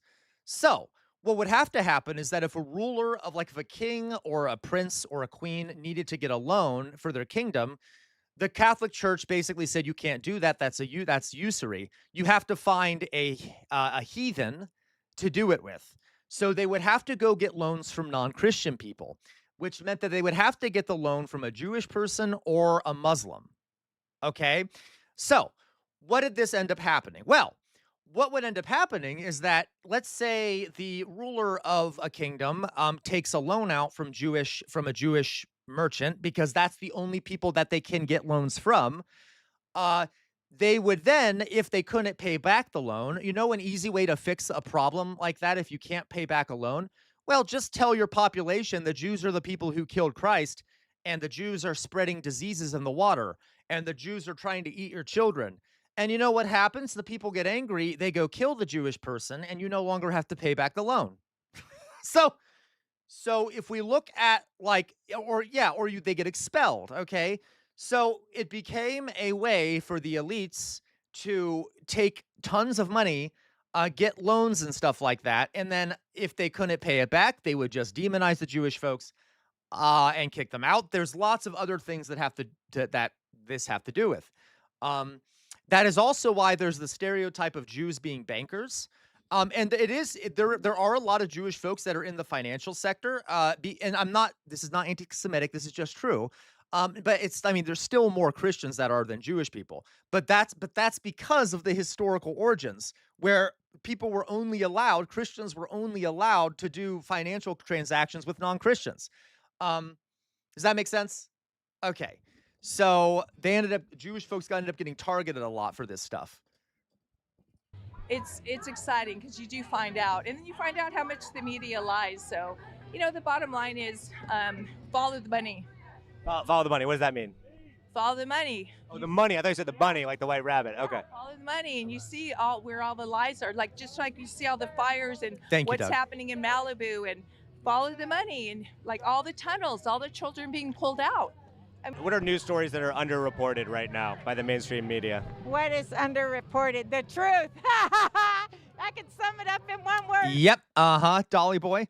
It's almost like they purposely set it up that way to be able to blame Jews. They did. Okay. So weird that they say Christians can't loan money to each other. Right. Okay. Okay. The truth. What is she talking about? Tunnels? What is this crap? Okay. That's funny, politics. The judicial system. God, politics, that's fine. Okay. American. So Mayflower Kid, that is not politics. That's not anti-Semitic, Mayflower Kid. He's just joking about the sound of the word. He's not. Politics is not saying that the Jews controlled the judicial system. Okay. So all right. Okay. I know politics pretty well. He's just making a joke about the sound. Okay. They do not, Doug. Okay, now that is anti-Semitic, Doug. Okay, guys, can we not go into the anti-Semitism shit? Okay. Okay, can we not? Yeah, no, you're fine, politics. Don't worry. Okay, thank you, Mayflower Kid, for looking out. All right. Truth is underreported in our mainstream media. And what is the truth? The truth is our election was stolen in 2020. Patriots got thrown in jail like me. I was in prison. I don't think I'd went to jail when I met you. Oh, okay. I think there's Jesus Christ. So wait, she was in jail? Have to play a certain part to teach and show, but it's like we're in a movie technically, and we're being exposed to information. What does that mean? I've heard that before. We're in a movie technically. What does that actually mean? There's a lot of things that have already been done, but to show the people, you have to have a lot of the central casting, which Trump talks a lot about. And so let's say some of them are already gone. You have to put people in as fillers to wake people up. So that's why everybody's kind of going. I'm losing my mind. I have no idea what she's talking about. Charlie Kirk, and they're trying to figure out. But if you connect the dots, then you get to the story. But here's the most important thing. What's your first name again? Jason. Jason, you are going to be extremely happy when you see what's coming right around the corner and why 4th of July is going to be big. These people are in a death cult. Like, what's scary is a lot of these folks think the apocalypse is going to happen during their lifetime, and a lot of this sounds like millenarian thoughts, like the idea the apocalypse is coming, the end times is coming, the great reckoning. And it's a death cult. They want the end times to come. They want the great reckoning to come so that all of them can die and go to heaven. They love the idea of death. They love death. They want to die. They want the planet to be exterminated. Okay, they want the planet to be exterminated. They want everyone to die. And it's just really dark. And I know she might be talking about but I don't know what specific thing she's talking about, but this is just the case, right? Like they're in a death cult. Yeah, and it's scary because they run the government. There's There's like, yeah, seriously, these people run the government, Hegseth and all of them. There are a lot of people that are Christian death cultists in the government who want to see the end times and who want to help bring it about. Yeah, it very possibly Matt Saigai. Okay. Anyway, because you know what it is? Wait, what's happening on the 4th of July? We're celebrating our 250th year. We're getting back our sovereignty, and we get to celebrate God. God is good, and we're not going to be run by all this panic and the government, and we're not going to have to pay all these high bills and these crazy numbers. That's so cool, good things are coming for sure. On July 4th? Right around July 4th into the next few months. it's also been creepy to see how their ideas of like the end times is becoming more and more mixed up with ideas of the state and patriotism. This is Christian nationalism. Like you can see the overlap between religious belief and patriot and nationalist belief. Okay. Like they're starting to hand out Bibles that have like the Constitution in them and have the Declaration of Independence in them. It's just Christian fascism, right? It's just Christian fascism. And like that, you know, this mixing of like Jesus is American and shit like that. God. Lequabois, I once talked to a guy that was a Christian and a nationalist and wanted the government to be run according to his religion, but vehemently denied being a Christian nationalist. Ugh. I have to say, I talked to somebody at the military parade last year, and they said, like, this was a big thing. The military's about to take over, and this was like a big event. And it seemed like they said some of the same things you said about like JFK, and that didn't end up happening. Well, here's the bottom line. What's most important is having faith and patience. And when you're confident and you see the plan already playing out, and I've seen many things play out, but the most important thing is the safety of the nation and the world. Right. And we got great things coming. I guess I'm wondering who... That's funny, guys. Do we think that the safety of America is the same as the safety of the world? I love that. I love that. What a moron. Okay, because America only does things for its own safety, right? And by our safety, that means the safety of the world, right? As if you know, America isn't one of the largest threats, if not the largest threat to the safety of the world in existence today. And I'm not exaggerating. Who's the one who keeps going around starting wars, bombing other countries, overthrowing regimes, funding genocidal apartheid states? Literally right now, the United States is about to invade Cuba, is currently at war with Iran that we started, is currently funding genocidal regimes, is currently... Okay, you get my point? So she doesn't give a shit about protecting the world. To her, America is the world, and the interests of America are the interest of the world. This is called ultranationalism. Ultranationalism, whatever... All that matters is what's good for my nation, and my nation is superior, so whatever is good for my nation is good for everyone. And that is a foundation of fascism. Okay? Who's telling you that all these... Doug, you say Congress is trying to merge the IDF and the U.S. military. I need more details on that, Doug. What do you mean? These things are going to happen? Because I've noticed... Because I've seen things, people have told me like JFK is going to be back in 2021. Right, sweet summer child. He's going to be vice president. You're going to see it on TV, and then it doesn't happen. I'm wondering why like the goalposts keep getting moved on some of this stuff. I think there's for the safety, but also to get more people in the knowledge of what's happening, because you can't just turn the world upside down. And I have my own reasons to believe, because I have eyes to see, ears, but maybe I've been around some of them. So maybe I have a little bit more confidence because You've been around JFK? Well, Jonas, what's the population of the planet? Because it's probably that number, Jonas, minus a few thousand people who are the wealthy elites. Okay? No, seriously though, Jonas, like it's, by the way, American foreign policy, Jonas just said, I really wish there was a study to give an estimate on the amount of people across the world that have had their lives ruined or ended by American foreign policy post-World War II. I mean, to be honest, it's also ruined, it's also been bad for American lives. So yeah, it's been like bad for most of the planet, American foreign policy.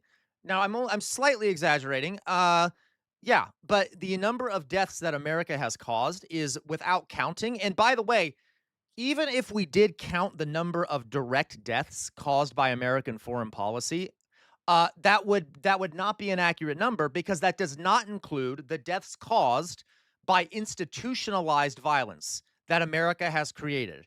By, like, for example, how our economic power has kept certain countries impoverished and mired in debt and unable to stop healthcare crises and things like that, or unable to solve problems related to food and things like that because we have institutionalized the violence in a lot of places.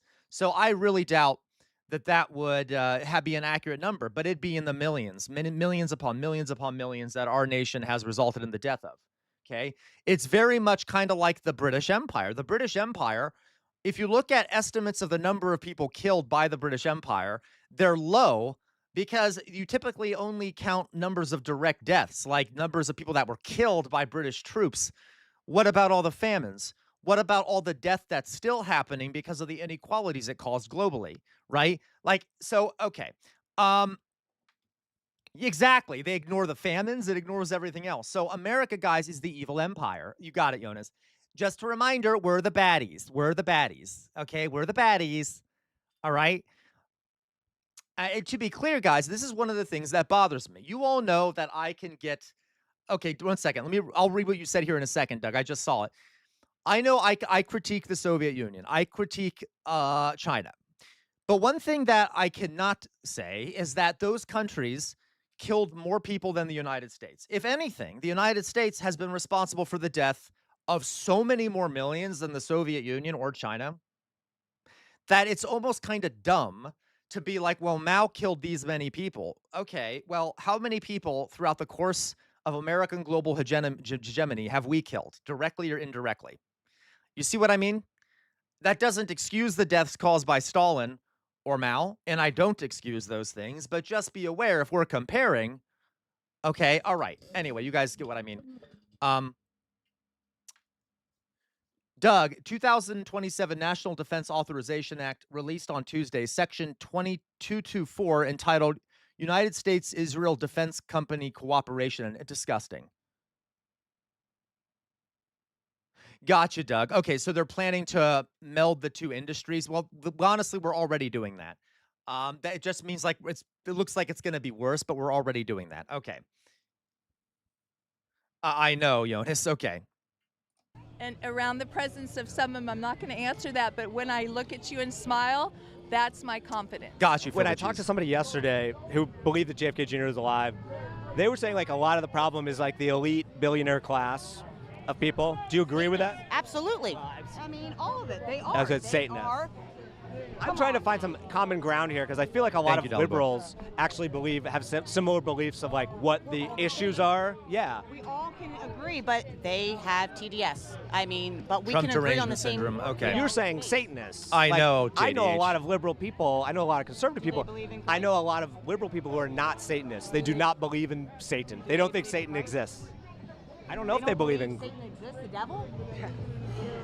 So how could they worship something they don't believe, I guess is my point. I can't answer that. Jesus. I mean, they have to answer that for themselves. You know what I mean? I'm trying to find some common ground here. I'm failing miserably. Do you feel like you're walking around and Yeah. you have like a little bit of a I love. secret You're right that in your groove. I love the use of the phrase Trump derangement syndrome. When they're literally the ones who are deranged by Trump. They're like in a cult that surrounds him. Okay. Anyway.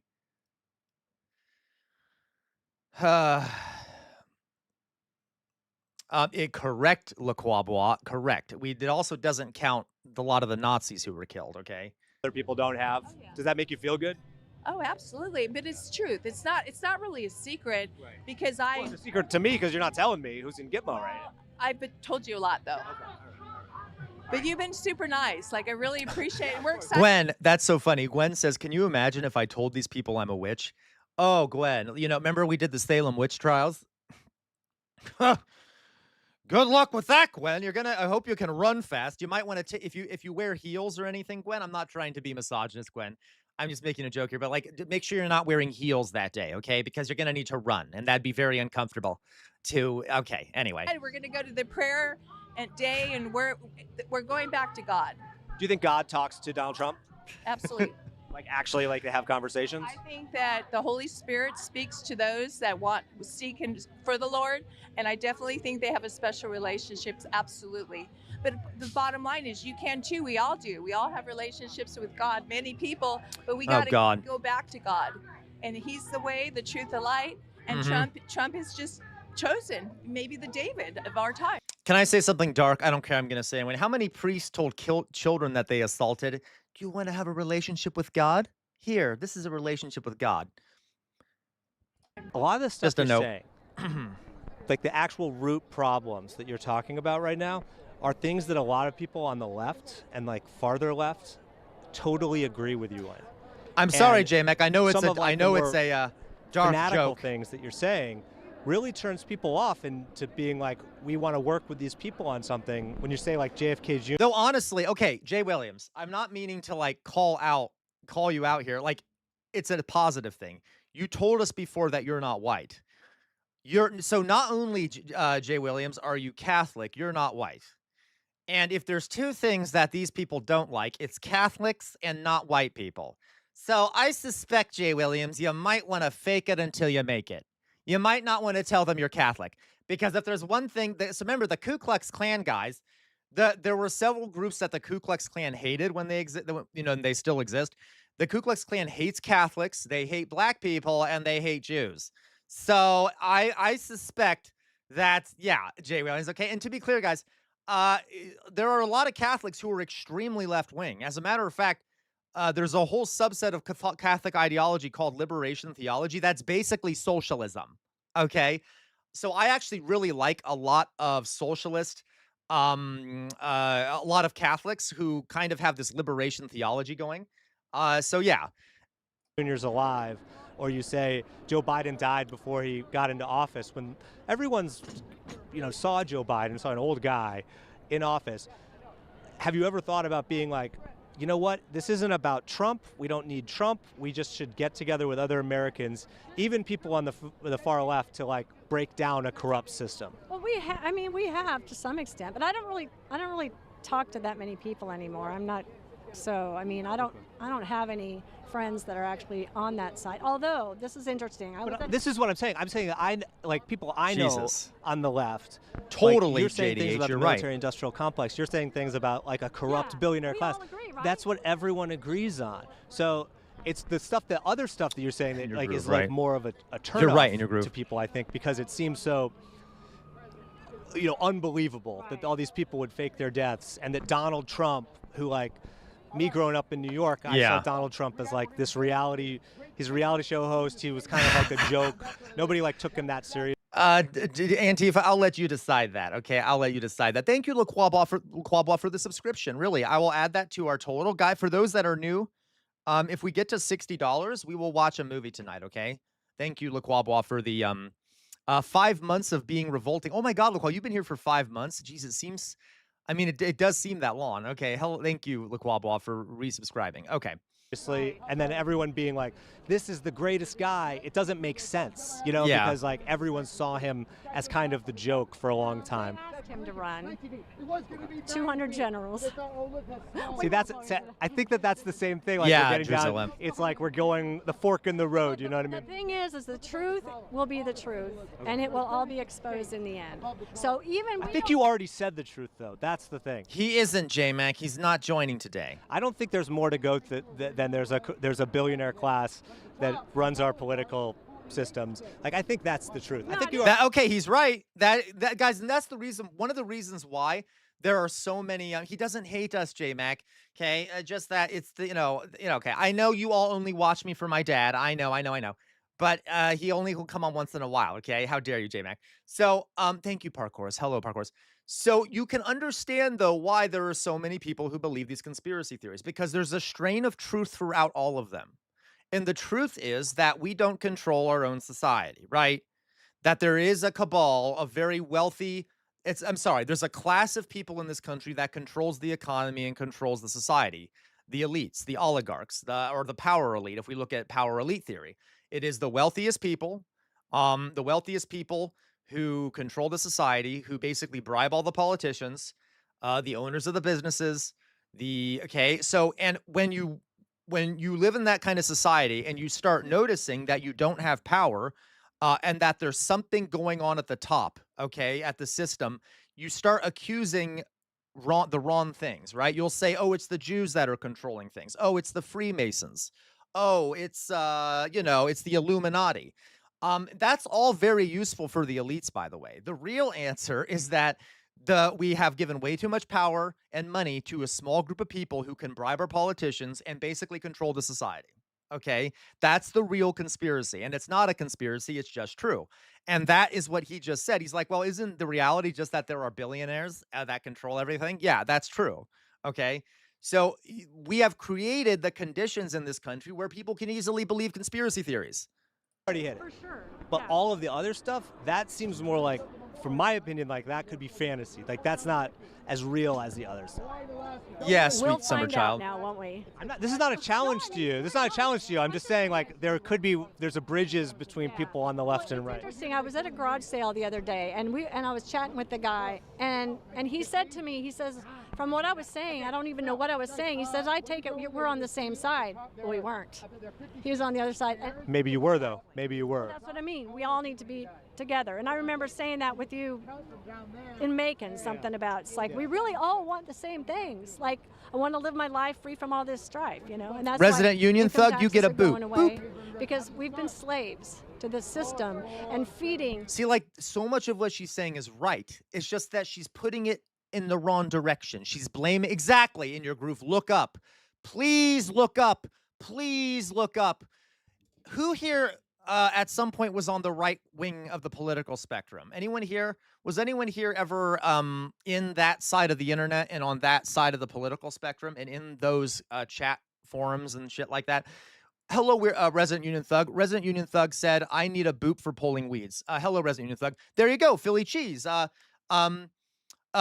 virtual violence, it does count. I'm sure there's several people in here. I'm not blaming you, by the way. Jay Williams was, okay? And I'm not trying to call out people by name. I'm sorry. I'm just saying, but admit it, guys. So for the folks that were on that side, looking back, there you go, Resident Union Thug. There you go, Sweet Summer Child. Looking back, a lot of folks I've noticed, because guys, when I was a teenager, so I couldn't vote yet or anything, I was more of a libertarian type, okay, because I was a moron. But looking back, you can be like, oh, I kind of see now how, like, a lot of the things I was on the right track, as in, it's true that there's, like, some big problems with the society, and there's, like, things are going wrong, but I was just pointing that ire in the wrong direction, right? Okay? Like, a lot of times right-wingers are really just pointing their ire in the wrong direction. Or now a lot of them are also horrible racists and misogynists and things like that, but that's also partly pointing the ire in the wrong direction. Okay? Does that make sense? Okay. Yeah, no, but I don't blame you. I suspect, like, that's what happens. People go through phases. All right. But is that actually That's based virtual violence. happen? Yes, it is. The income tax. I hate you, Matt Saigai. Sam would go on anti-migrant marches as a team. You know what's funny about the Matt Saigai? I literally, there's videotapes of me during BLM harassing the mayor of Indianapolis outside of his house. So fuck you, Matt Saigai. Literally. Maybe I'll show you on stream sometime, guys. I took video of me and a bunch of BLM activists going to the mayor of Indianapolis's house and standing outside of his house with a megaphone yelling at him. Okay? I haven't told you guys about that. Okay. Partially for legal reasons, but maybe I can clip it so you guys can watch part of it. Doug, I'd really irritate those folk that say the Nazis were conservative. They'll change it to you say all conservatives are Nazis, right? Okay, anyway. Moving on. So fuck you, Matt Saigai. Okay. Because I've heard that JFK Jr. is going to come back from people before. He's going to be back. Somebody said in 2021 he's going to be back, and he's going to be vice president with Trump's president. Okay. But you see what I'm saying? Like, that's the stuff that it would be such huge news that that's the unbelievable part. Guys, I didn't want to say anything about it because now you guys are going to expect me to post it. I have to, I need to clip it because there are parts of it where it could be used as evidence against some of the protesters. So I'll see what I can do. Like I did screw up. I shouldn't have said it out loud. Feelings on things are the feelings that like a lot of Americans feel like I've got a raw deal here. Oh, thank you, James Nordhoff. Thank you. Thank you for the donation for the $5 there, James Nordhoff. So glad to have you here. You know what I mean? Does that make sense what I'm saying? I can't wait till this is all over. And I think we're going to see a lot of things happen in the next few weeks, months, before the end of Matt's the year. like, I hate you. We're going to see big things. Right. So look, I've talked to so many people, QAnon I know, and stuff, James. and it was like, at first it's like, oh, this is like, what is No, guys, I didn't violate the law. I was standing on a public road. I never went on his property. Not all the activists necessarily followed that, allegedly. Okay, that's why I have to clip the video. This people are watching, be like, I can't believe this. This is so, weird that people are saying this. And then when you start talking to people, it's like the actual problems. Lots of people agree with. We all are on the Yes. Thank you. And that's But that Resident banana Union stuff- Thug, my dear twin sister, says, yes, protect the other resistors. I have seen the original footage, and I agree that CR needs to clip it. I know, Jesus. But the big stuff, the crazy, I don't want to say crazy, it's your beliefs, like whatever. Gotcha, but TJ. like, that's the stuff where like people like I know. I come won't, apart guys. on it, when it's like don't worry, I'll be dividing us cautious, more folks. than not dividing us more, but that is a division that people can't get on board with, especially people who aren't religious or things like that. Well, yeah. So I don't know. It's going to be interesting to see how this movie ends. And then you say the movie stuff too. It's like I feel like we're riding the same train, and then we're not on it. What is this community in the QAnon? What does that mean to you God. personally? QAnon's not a thing, first of all. Q, There Q, is Q. Wait, what the fuck? I'm sorry. Is that the one thing she doesn't believe is QAnon? She has a QAnon patch. Okay, we got to hear this. yes. Which is like like a The guy 10 Q people. or 10 people. Well, okay. Q plus is the guy, and you're going to find out that's President John Fitzgerald Kennedy is Q plus. So Q has been Oh, okay, she does believe it. Never mind. John Fitzgerald F. Kennedy. This is Okay. his plan, Okay. and this is his plan. And I can't wait till you look at this in the future and Christ. you realize everything I told you is true. QAlerts.app is where you need to start, and you need to start doing your research. Okay. Oh, God. And then I just want to know like what sense of community you get from being involved in Okay, this. are we done? Is it fulfilling? I You don't know know, the Matt Saget. truth. We're almost done with the video. And I Don't don't worry. have to walk around like I'm a stupid idiot. I gotta go. All right. Because you are a stupid idiot. Okay, there we right. go. We're done with that. Thank God that's done. All right, we get it. It's just a bunch of nonsense. Okay, guys, you want me to quickly... Okay, I'll do this quickly. Let me do this quick. I know, Lacroix. I hate you, Lacroix. How dare you? Okay, let me do this real quick. Such fuckery. So, I don't know if I want to do this. I'll do it real fast. Okay, the 10 Commandments, right? Listen, before I do this, okay, please believe what you want to believe. I just have a few critiques, right? Just a few critiques. Let's look at the 10 Commandments, shall we? Because I said I would. So I better keep to that. I got a few critiques of the 10 Commandments. All right, just a few. So let me see if I can find a good original here. I don't know. Can we just like find what are the 10 Commandments? Can we just find like all right.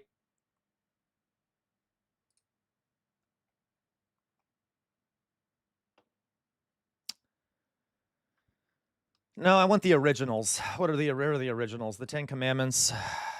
I don't worry. No, Lacroix, I kind of do want to do it. No. I'll be quick. I'll be quick about it, guys. I'll do a quick little critique. I kind of want to do it. Don't worry, Lacroix. I'm not doing it because of you. I kind of want to do it real fast. I need to find like the original. 10 Commandments Bible. All right. Here we go, the Bible Gateway. There we go. Okay, so guys, I have a few critiques of the 10 Commandments. So first of all, just general critiques. I don't understand why these are considered like the 10 most important rules. Let's put it that way. First one,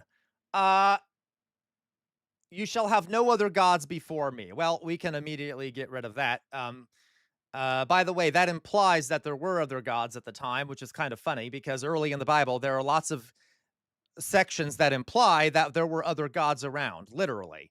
Okay, there are multiple times where God says, "Don't worship other gods. I'm the only God you should worship." He does not say that I am the only God. He says that only worship me. And there are lots of signs in the Old Testament that there was belief in polytheism. And as a matter of fact, that is true because Yahweh, the God of the Hebrews, was just one of many gods at the time. That was worshipped by people. Okay, regardless, that's beside the point. So clearly we can get rid of the first one here. We don't need to have that. We don't need to have this weird only worship me, which also, by the way, sounds rather authoritarian. Kind of like a celestial North Korea. You only worship me. I'm the only one you can worship. Number two. Okay, number two. You shall not make for yourself an image in the form of anything in heaven above or on earth beneath you or in the waters below. Sorry, blah, blah, blah. And then he goes on to say, um, I am a jealous God, and I shall punish the children for the sin of the parents to the and fourth generations of those who hate me. That's kind of dark. That's kind of dark. So he's literally saying, I will not only punish the people who violate this, I will punish their children 3 to 4 generations out. That doesn't sound fair, does it? That's kind of assholey. And don't make any graven images of me or anything. You're not allowed to worship any images. Well, that's just stupid. Who cares? All right. Anyway, yeah, I know. Did your ex-husband write that? So that's a problem. People don't mention that part. The very much like authoritarian, I'm going to punish your family members until the end. Okay. Next part here. You shall not misuse the name of the Lord your God, for the Lord will not hold anyone guiltless who misuses his name. So, I could right now start using the Lord's name in vain, and trust me, I'll be fine. Who the fuck cares? Okay, who the fuck cares if you use the Lord's name in vain? It's a word. And also, sounds very authoritarian. Very authoritarian. Do not speak badly about the dear leader, Kim Jong-un. Do not speak badly about Kim Jong-un. Don't speak badly about Hitler. I'll throw you in prison. Don't let Saddam Hussein hear you calling him an asshole. He'll throw you in prison. Also very authoritarian. So much for a loving God, right? So that's another issue. So those first few are just kind of stupid and very authoritarian, okay? Next one. Remember the Sabbath day by keeping it holy. All right? Okay, you know what? I'm for that. That's actually a good one. I like the idea of there being a religious prescription for a day where people don't work. Let's do that. Now, I do wish it was more than one day.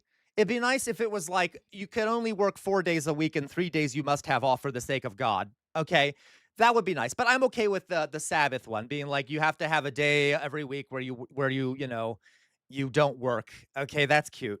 That's fine. How about this one? Honor your father and mother so that you may live long in the land the Lord your God is giving you. Well, that's not very nuanced. That's not very nuanced. What if your mother and father are abusing you? What if they're beating the shit out of you every time you come home or every time you don't do a chore? What if your mother or father are assaulting you? There is no provision in here for cases where your parents are assaulting you or are brutal towards you or who hate you for who you are. Okay. And by the way, sometimes your parents don't deserve your respect. Listen, guys, listen. In most cases, yeah, listen to your parents, right? I'm just saying to have a blanket statement saying, you should respect your parents without considering who are the parents, what are they doing to you, right? You see what I mean? It's a bit too much, and I don't think. Why is that one of the most important commandments of the top 10 things you would tell people? Those first 2 or 3 are just about obedience to authority, to an imaginary authority figure. This one is like be obedient to your parents, even if your parents are abusers or whatever. So that's cute. Let's go on to the next one. You shall not murder. Now then, what's weird about this one is I actually generally agree with it. Yeah, don't murder. Now, it depends on the translation, though. Other translations, the actual phrase of this one is thou shalt not kill. So which is it? Do you not murder or do you not kill? Because killing is much different than murder, right? There are some times where you have to kill. Does it mean kill animals? Does it mean kill people? What if you're about to be killed by someone? Okay, what if someone's about to murder you? Can you kill them? Now, if we say murder, the issue with the word murder here, guys, is that what is defined as murder is different in different parts of the world. Okay, there are some places, by the way, where if like a girl, let's say a girl gets set up to be married with someone. Okay, a girl gets set up to be married with someone through kind of what is it called? A betrothal or what's the term? What is it called? When a woman, like a young girl gets set up to be married with a man later in life. What is it called? I'm having a mind blank. Not a dowry, an arranged marriage, okay? If that girl ends up breaking that arranged marriage, she's massively dishonored her family. And there is something called an honor killing, where in some places in the world, the father of that family, to preserve their honor, will then kill that girl to preserve the family's honor after she's broken the arrangement. that would not be viewed as murder in some places. Do you see what I mean? So, like, what is murder? What is murder? How do you define it? It doesn't really help you much, right? Okay. Is what Israel does to Palestinians murder according to Israelis? Okay, so it doesn't really tell us. So in principle, I agree with no murder, but we better get a definition of what murder is. It's kind of useless. It can be applied to anything. Next one, you shall not commit adultery. Okay, so it depends on how you define adultery, because at the time, this could also mean sleeping with anyone before marriage, or having more than one partner if you're married, okay? Like, what if you're married? What if you are in a polyamorous relationship? And by the way, even if you're cheating on a husband or wife, I don't think that's in the top 10 most immoral things to do. I know. Don't cheat on a partner that you haven't gotten consent from them for you to cheat on them, okay? This is as much as a kind thing to do as much as it is a safety thing to do, because you don't want to spread STDs around that they don't know they're getting, etc. But adultery, really? Is that in the top 10? Okay. Like, okay. I get it though. I get that one. We need to, we kind of, no. I'm not saying it's not cheating if you get consent for it. It is. But see, that's the thing, LaCroix Bois. The definition of this is bizarre, right?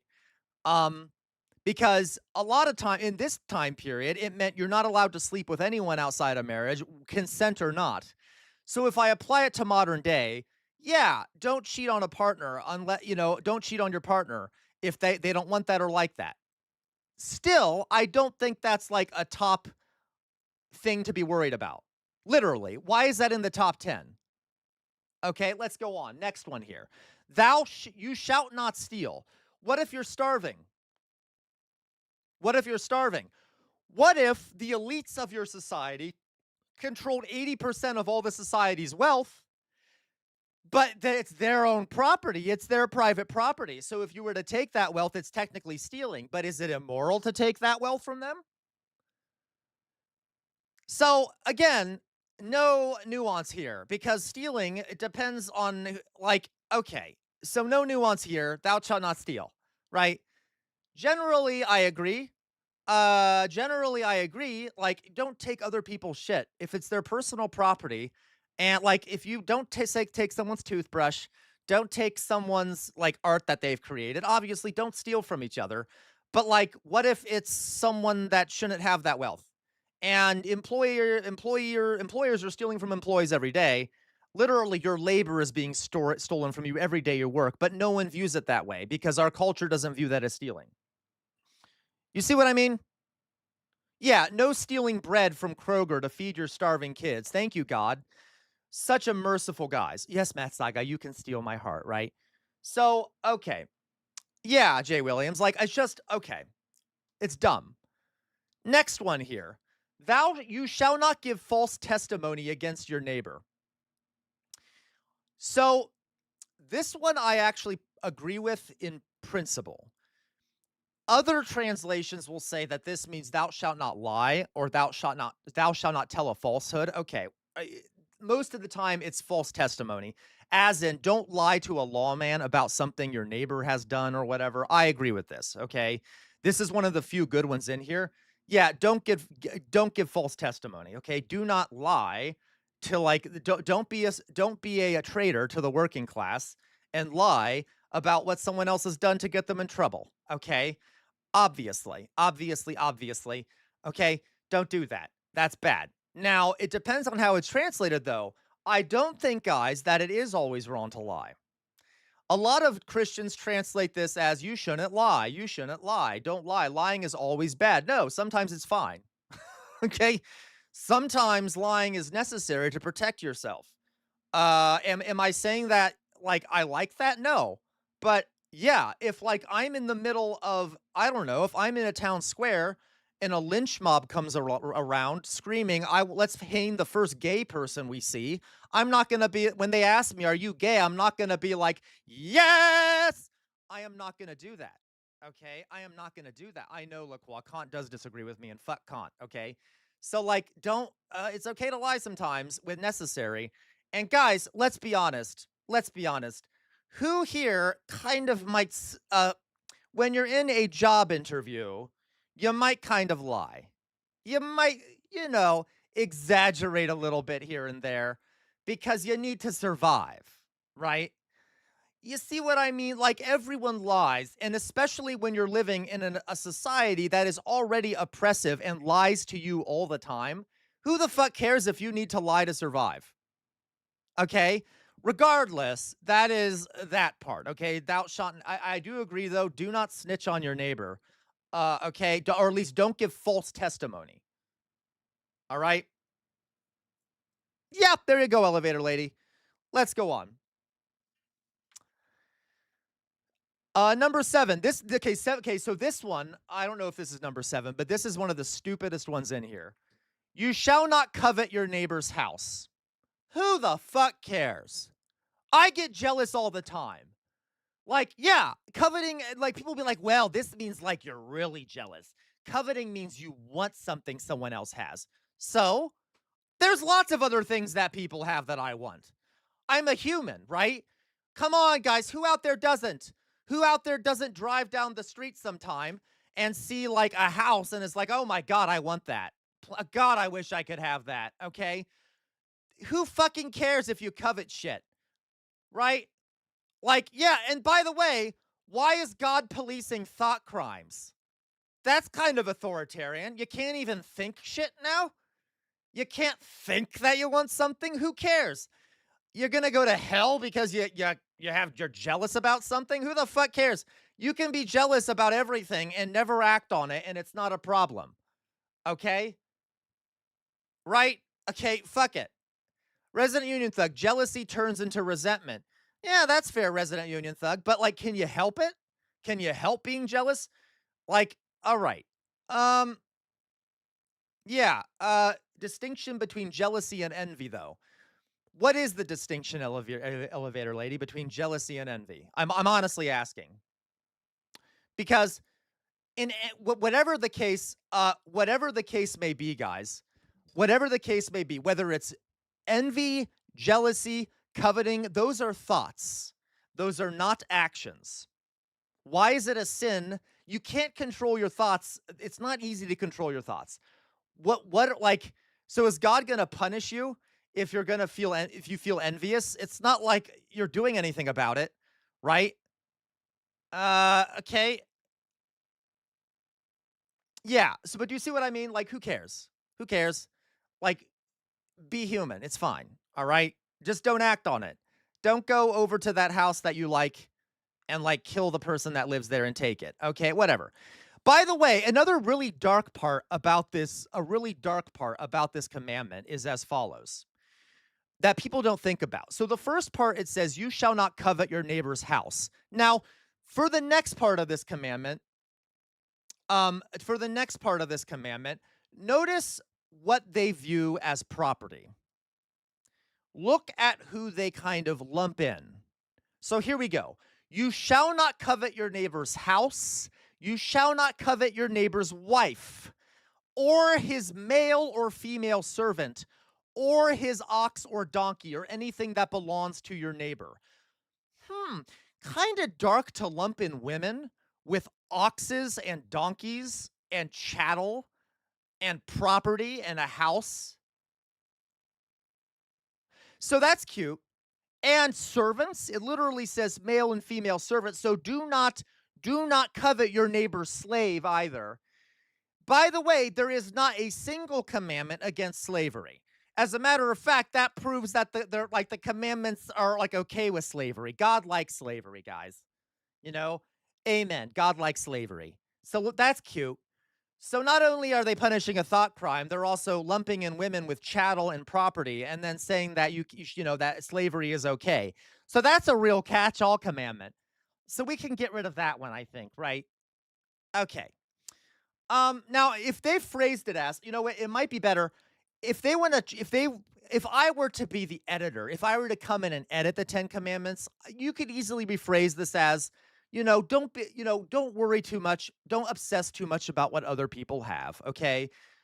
Focus on yourself. It's okay to feel certain ways. Just, understand that other people are human.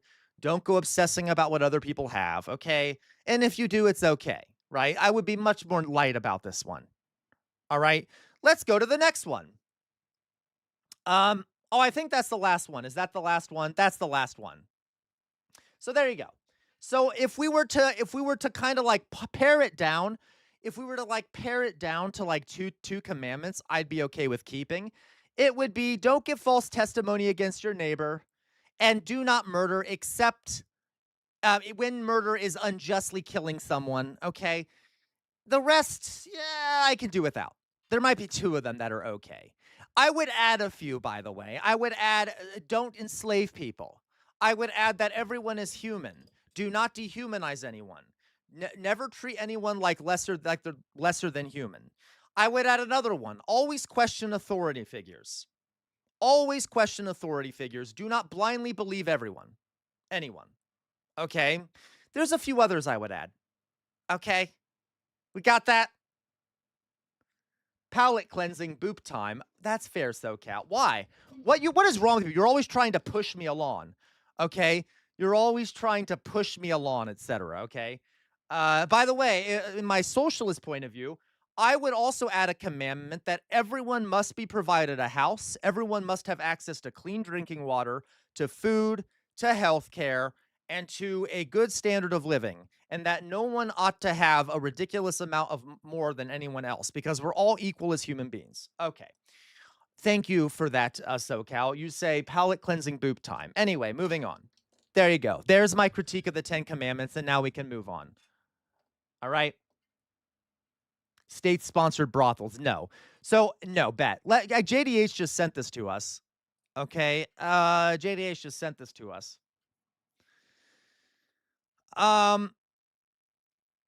This is the Satanic Temple 7. Okay, so these are the fundamental 7 tenets of the Satanic Temple. Let's just look at it really fast. One should strive to act with compassion and empathy towards all creatures in accordance with reason. Oh my God, how satanic! Okay, that sounds lovely. I like that shit.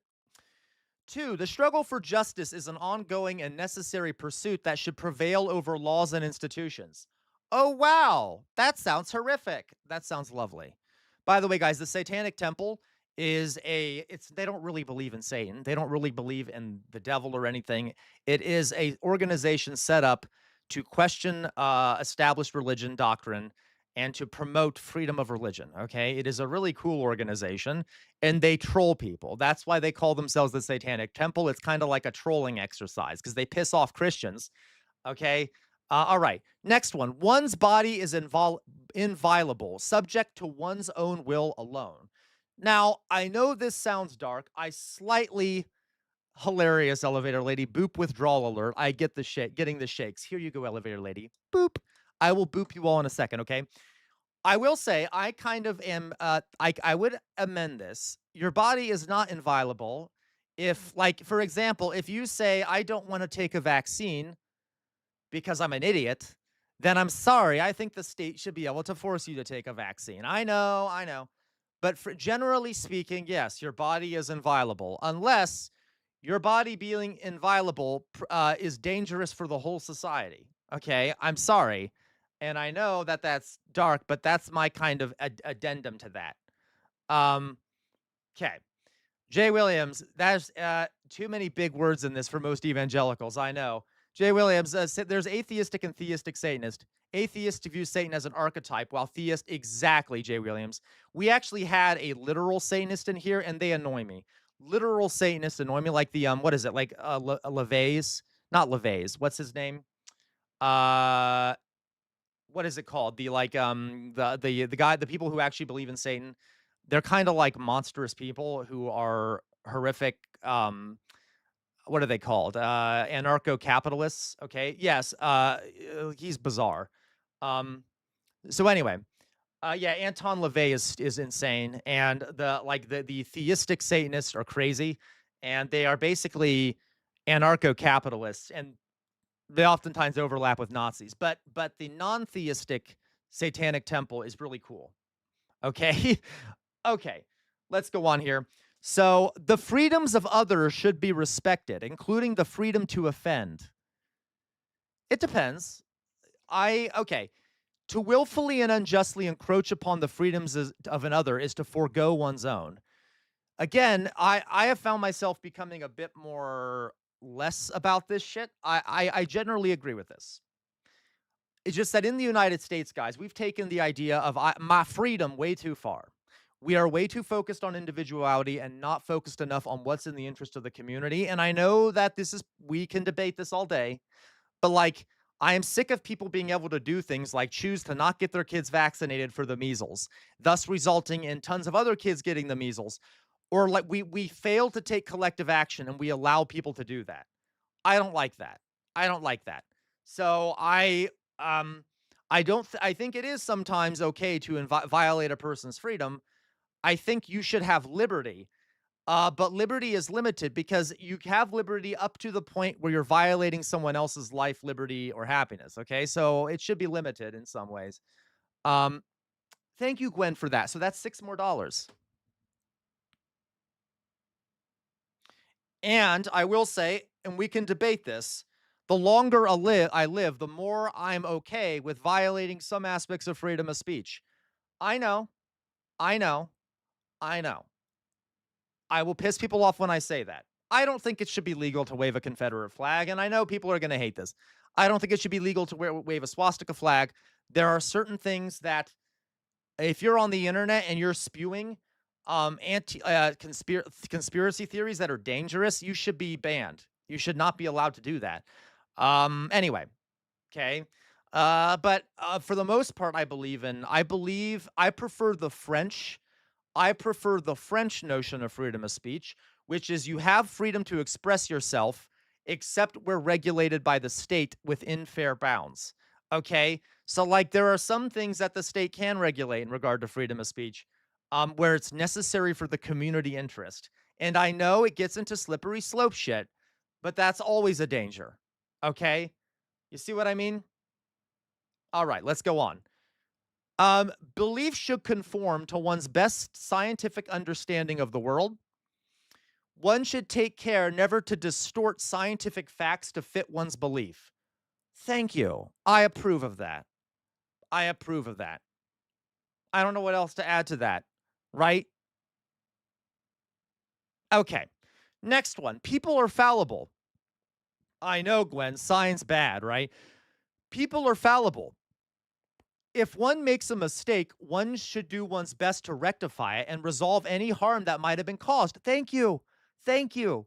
Yes, guys, it's okay to make mistakes. This is one of the most annoying things to me about my Catholic upbringing is that the Catholic Church has really promotes the idea of guilt and like you need to seek forgiveness for the bad things you've done. That is not I actually think that is unjust and immoral. It is. I think that the idea of a God that is universally forgiving and merciful if you ask forgiveness is unjust. I mean, is bad. I want justice. I want justice. The origin of the word justice is balance. If you do something wrong, guys, you should do your best to repair the wrong you've done. You can't. You don't get to just go before God or a priest and be like, "Please forgive me for my sins." Okay, you're excused. Thank you. I'm done. No. Okay, that to me is unjust. I remember when I was in high school, one of my theology teachers, someone asked, so is Hitler going to hell? And the theology teacher told us, it was either a priest or the theology teacher, well, if when Hitler dies, he gets up to heaven and he says to God, and he apologizes to God, and he's actually repenting and actually believes he did wrong, yeah, he'll be forgiven and go to heaven. And I'm like, what? No. No, thank you. No. Okay, you don't just get to do that and then not like, yeah, Jay Williams, and a lot of folks believe that God is universally forgiving, and to me that is completely unjust. So no, do your best. But at the same time, guys, it's okay to make mistakes. I don't want people to think like the idea of sin is immoral to me because we're human beings, guys. You make goddamn mistakes. Who here hasn't done something that is a sin according to Christians, okay? Or you look back and you're like, I really shouldn't have done that. That was wrong, okay? That doesn't mean you should demonize yourself for all eternity for that thing, okay? Is genocide forgivable? No. Okay, there are certain things, though, obviously you probably should demonize yourself for all eternity, but okay. You get it? Right, I know you are, Doug. I'm sure you are, Antifa. You're perfect, all right? So it's okay, guys. If you make a mistake, don't overbeat yourself up about it, all right? You only live once, etc., and you're going to make a mistake. I've made tons of mistakes, okay? We all make tons of mistakes, all right? Let's go on here. Every tenet is a guiding principle designed to inspire nobility in action and thought. The spirit of compassion, wisdom, and justice should always prevail over the written or spoken word. Okay, yep, there we go. There we go. Okay, thank you, guys. We'll stop. I got off track doing that stuff. I hope that was enjoyable. Okay, guys, let me hand out some boops. Let me hand out some boops, guys. Let me hand out some boops. First of all, Matt Saigai, you get a boop. Actually, you know what? I gotta pee first. Yeah, I gotta pee first. I will give boops when I come back. So now you'll have to wait for the boops, okay? I just gotta go take a piss. Give me 1 second. We'll be right back, and we'll do some other fun stuff, okay? We good? We good? I'll be back, guys. 1 second. Oop.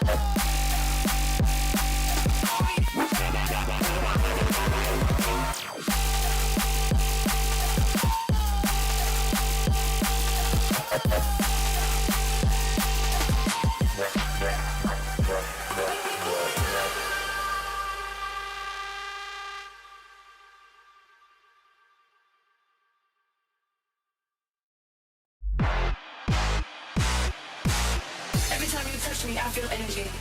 I feel energy. I feel energy. Every time you touch me, I feel energy. I feel energy. I feel energy. Every time you touch me, I feel energy.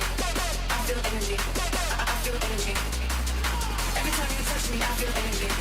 I feel, I feel, I feel, I feel, I feel.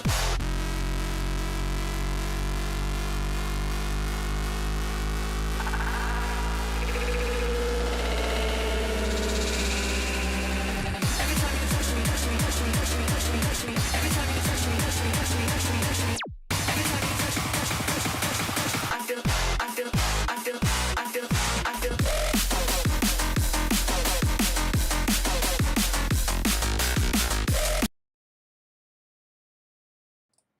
All right, folks, I'm back.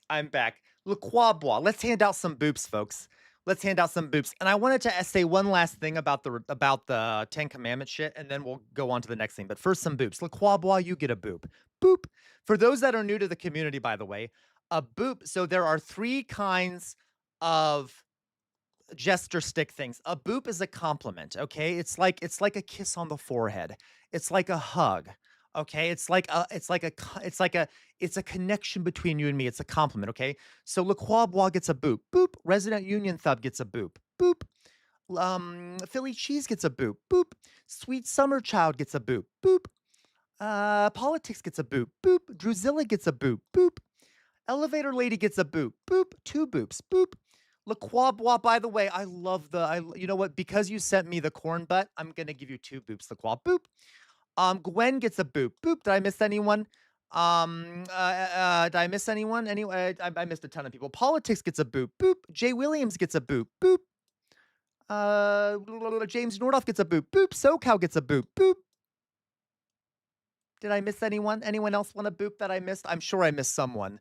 I bet I missed a lot of people. Antifa U gets a boop. Boop. I said SoCal gets a boop. Boop. All right.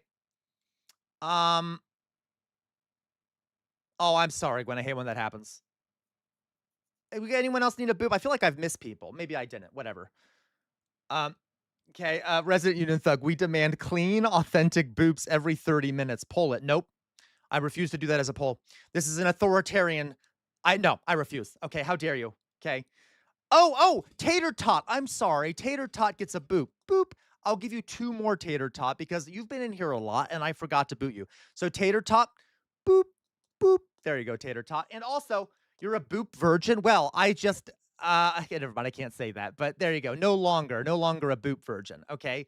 Okay, Matt Saiga gets a boop. Boop. All right. You get a boop too. You get a second boop, Matt Saiga. Boop. Druzilla, how dare you? Okay. So just to be clear, guys, so that's a boop. If you get a boop and then you later disappoint me, I remove the boop. So if I remove the boop, like I'm about to do to Resident Union Thug, brump. So that's a brump, and a brump is when I remove a prior boop. By the way, this is literally like a whole science. The people that have been in the community a while know that I follow this and that it's true. Okay. So Resident Union Thug just got a brump for being a traitor and for trying to rally a rebellion in chat. Now, if I want to punish you, if I really am mad at you and you've done something very bad, okay, not really bad, like it's as in you've offended the dear leader, you get a bonk, and that's where I hit you over the head. Bonk, like that, okay? So there are boops, brumps, and bonks, okay? So Resident Union Thug gets a bonk. Bonk! No revolution in the chat. Do we understand? That's how that works. Let's go on, guys. Let's go on. Should have taken you out in the womb. Anyway, I should have wrapped that goddamn umbilical cord around your little neck. And anyway, so guys, moving on. So, bonk me, daddy, right, Jay Williams? Let's see here. What was I gonna say? I forget what I was gonna say. Okay, so one last thing here, guys. One last thing. I know. One last thing. One last thing about the religion stuff I just forgot to mention. Okay. One thing, how dare you, Philly Cheese? Okay, one last thing. It's okay to have sex. Sex is a normal thing. It is a normal, natural human process. And one of the things that bothers me about a lot of religious systems is how weird it is about sex. Like, so many religious systems are so weird about people's genitals and like what people do in the bedroom. And I don't get it. I mean, I get it, but like, I don't get it. It's okay to have sex, folks, and you don't need to feel guilty about it. Like a lot of religions make you feel super, super fucking guilty for engaging in a natural act that is human all the way through. Now, you can easily, by the way, be safe about it, obviously. Be responsible about it. Okay? Be responsible about it. But you have to be responsible about everything, right? It's okay to have sex. It's a normal and natural bodily function. And by the way, for the women out there, you are human and you're fine. You can have sex too. I know, shocking. Women can have sex too, and it's fine. All right? They can enjoy sex even. Okay. Oh, I know. Shocking. Women can enjoy sex too. So just to be clear with you, that's one of the other things that like I wish maybe should be in the 10 Commandments is like it's okay to have sex, be responsible, but it's okay. All right? It's normal and natural. We got it. Modern Relic 69. Hello, there is nothing dirty or sinful about the human body. I completely agree. I completely agree. So that's the other thing. I get tired of all the weird religious stuff around sex. Okay? Anyway. We got it.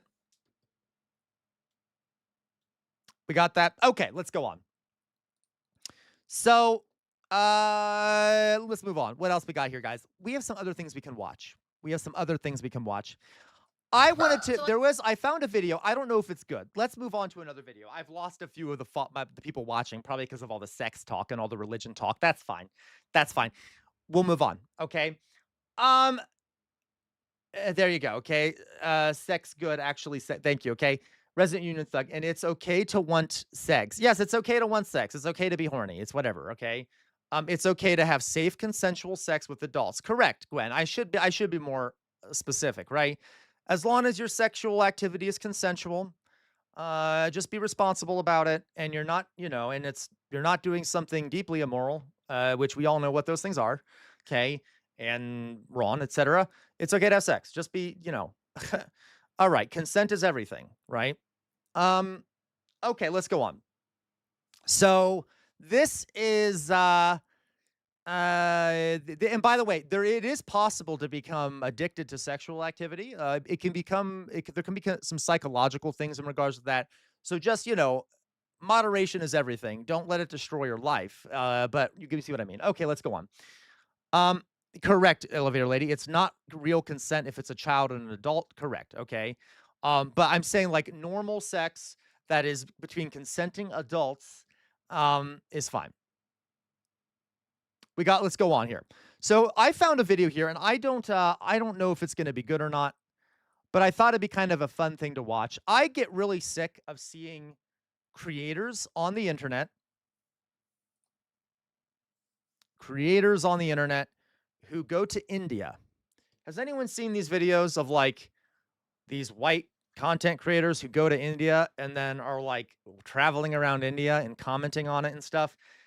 And I have seen a lot of these, and a lot of times they're very problematic, okay, in a lot of ways. So I found this short little video called India Travel Influencers Need to Stop. And it's about an 11-minute video. It's not too long. It'll be pretty quick. We'll get through it, and then we'll go on to something else. So, and I don't know if it's good, but we'll just watch it. I've been looking for a video that that is good at critiquing this stuff. I did not, Matt Saigai. And if it's not a good video, we'll stop watching it. Okay. So we will see what she has to say. And I don't know. I don't know what she's going to say. And if it ends up going the wrong way or like it becomes bad, really, Matt Saigai? God damn it. Well, if it isn't, have you seen it, Matt Saigai? Have you seen it? Seriously. Because I want to find one, because it bothers me when I see these content creators go to India. So if she's not actually critiquing them, then I don't want to watch it. If she's like bashing India travel influencers need to stop. But that's what, okay, well, let's just watch it. We'll see if it goes. We'll just see what she says. And if she's going in the wrong direction with it, we will stop watching it. Let's watch. I fell down a really big rabbit hole yesterday of watching TikToks in bed, and I came across a lot of Indian traveling TikToks. It's a lot of foreign influencers in India showing their experience of traveling. As an Indian American woman myself, I thought it was very interesting. I grew up in India, I went back and forth a lot, but I did have most of my childhood there. So I thought it would be really interesting to see what the perspective of someone that's never been to that country would be like. Okay. And I was very disappointed. Now, there are some great travel influencers that talk about things that you should know and where you should travel to. What are the best accommodations, apps, Apple Pay doesn't I'm really work already there, worried so about this. Guys, I'm so sick of like there's a lot of weird racist stuff in a lot of these travel videos. I also don't like the imagery of it a lot of the time. And also, sometimes these people that travel to India make really bad traveling mistakes, and then they blame India for it. Well, no, you were stupid in how you went to India. Okay, like it as in like how you planned your trip. If you didn't want to do and see certain things, why did you go and do and see? Like, okay, anyway, just like every place in the world, regardless, let's watch. People mention that, but then there's other people that we will kind of get into talking about today that monetize off of these stereotypes that are put on Indian people and India as a country, and I thought I would share that with you today. The main person we're going to be talking about today is Lily. She is a very beautiful woman. She traveled to India recently and she documented that process. She made a lot of TikToks because she's very,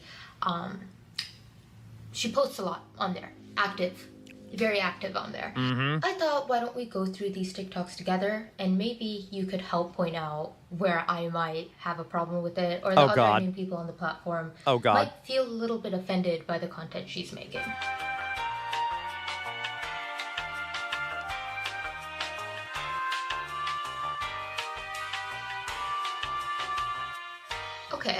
Okay, let's watch one more.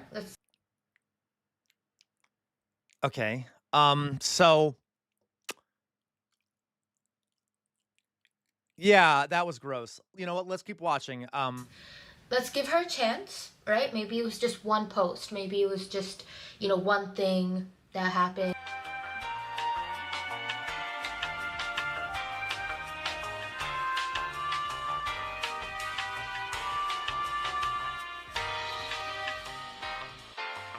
I'm sorry. Forgive me. Is she implying that this wouldn't happen really anywhere she goes? I mean, come on. Wait a minute. I'm sorry. I'm very confused. What is the point of that video? She had, how do I frame this? Okay. She is an influencer and like she looks in a certain way. And I bet that happens like a lot of places she goes. I bet people turn their heads, whether it's good or bad. I'm not quite sure what the point is. Okay, so she has a lot of these, right? She made, I think someone in the comments said that she made 30 videos like this about her in India, and that's okay. You can make content about you traveling. I did. That's one of the first videos I put up on my channel was me moving to Korea, and I totally get it. Like, it's important, it's educational, it's fun to travel and post about all of that. I think the issue that a lot of people had, me included, was the whole concept of, oh, I'm considered so attractive in India because I'm simply a white woman. Now, this isn't just specific to India. I've seen a lot of travel influencers go to Korea and do that as well, where they're like, oh. There is, so I'm not, she's right. I'm just saying there is colorism. There's sort of a sense of colorism in parts of India. The idea that people with lighter skin are more beautiful. A lot of it has to do with colonialism. A lot of it has to do with other stuff. And that's the same place in a lot of places. Like in Japan, people will whiten their skin. And same thing in India. People will use cream and stuff to try and lighten their skin because it's viewed as more beautiful. It's really sad to me. It's actually, I'm sorry, everywhere in India, Matt, it's like it's really sad to me how a lot of people from the global south have gotten these Western notions of beauty as being part of being lighter skinned. It's depressing. That is true. Yeah, I don't know what else to say here. But that is, those videos are just gross. I don't know how to frame it. Those videos are gross. White women and Korean men, or white women traveling in Korea or Asian country. And it gets a lot of attention. And what bothers me, guys, is that there's like elevator lady, there's a class reason for that. The reason tanning is, well, you know what? I'm sorry. I'm getting off track here. I'll go back to that in a second. What bothers me, guys, is that there is a trend in the West of talking about how brown people want to assault white women. Okay, that is like, especially black men in America, there's been this long trend of like making black men appear to be these vicious predators that want to assault white women, and how people of color are like a threat to our white women. Okay, they're going to go after them and assault them and things like that. Right now in the UK, there's a big thing going on. There's all these racist ideas going around about Pakistanis assaulting white women and shit like that. Okay, and so these videos kind of are reproducing that notion to an extent. Okay, that obviously they're not being assaulted, but there's no context being added to what is happening in the videos, right? Let's be honest, like I said, there's a lot of places that she could go, in even a white country, where she'd have people turning their heads, okay? Yeah, Gwen, right? Matt Saigai, my mom, even to this day, whenever I visit home, applies various creams and natural ingredients onto my face to lighten the skin. I'm so sorry, Matt Saigai. Okay, anyway. Yeah, exactly. Imagine Trump walking down India's Fifth Avenue. Oh my God, yeah. Putting in the work for it, all right. I just don't really get using your race to profit off of what you're doing. Exactly. Also, the whole concept of being like, I'm a 10. I like that. I like that. Yeah, she's using like the race stuff to exactly, Jay Williams, to be like, well, because I'm white and things like that. It's weird. It also kind of indirectly promotes white supremacy. Like, look how superior I am. Even these people agree with it. Okay, it's strange. In India, because I'm a white woman, whereas I'm a 2 anywhere else, it's kind of crazy. People are looking at you, yeah, because you're a foreigner. Like, everyone around you does not look like you. Yeah. They tend to not have pale skin, blue eyes, and be blonde. That's just not something you see every day. You look a little desi. Are you really Russian? Delhi se hu bhanchod. She also made a video of her on her flight there and zoomed in on the people on the plane who are just kind of minding their business. You're sitting there waiting for everyone to board. You are going to look at people, but she decided to use that to kind of boost her ego in a way.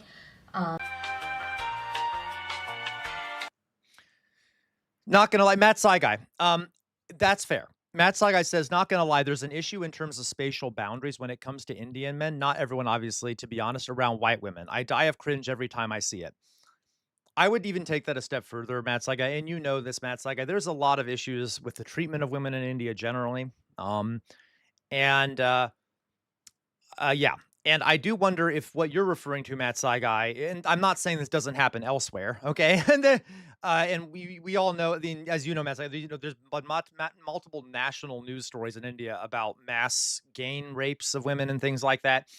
I do wonder if, like, you said, a lot of Indian men will go towards women. Might be because, like, internalized racism, the idea that lighter skin is more beautiful. There's also a wealth component there. That's interesting. I'd have to look. That's an interesting observation, Matt Saigai. Okay, exactly, Matt Saigai. So our POTUS is orange. That's true, elevator lady. That's true. Okay. Greetings from the south of Boston. Hello, accidents waiting to happen.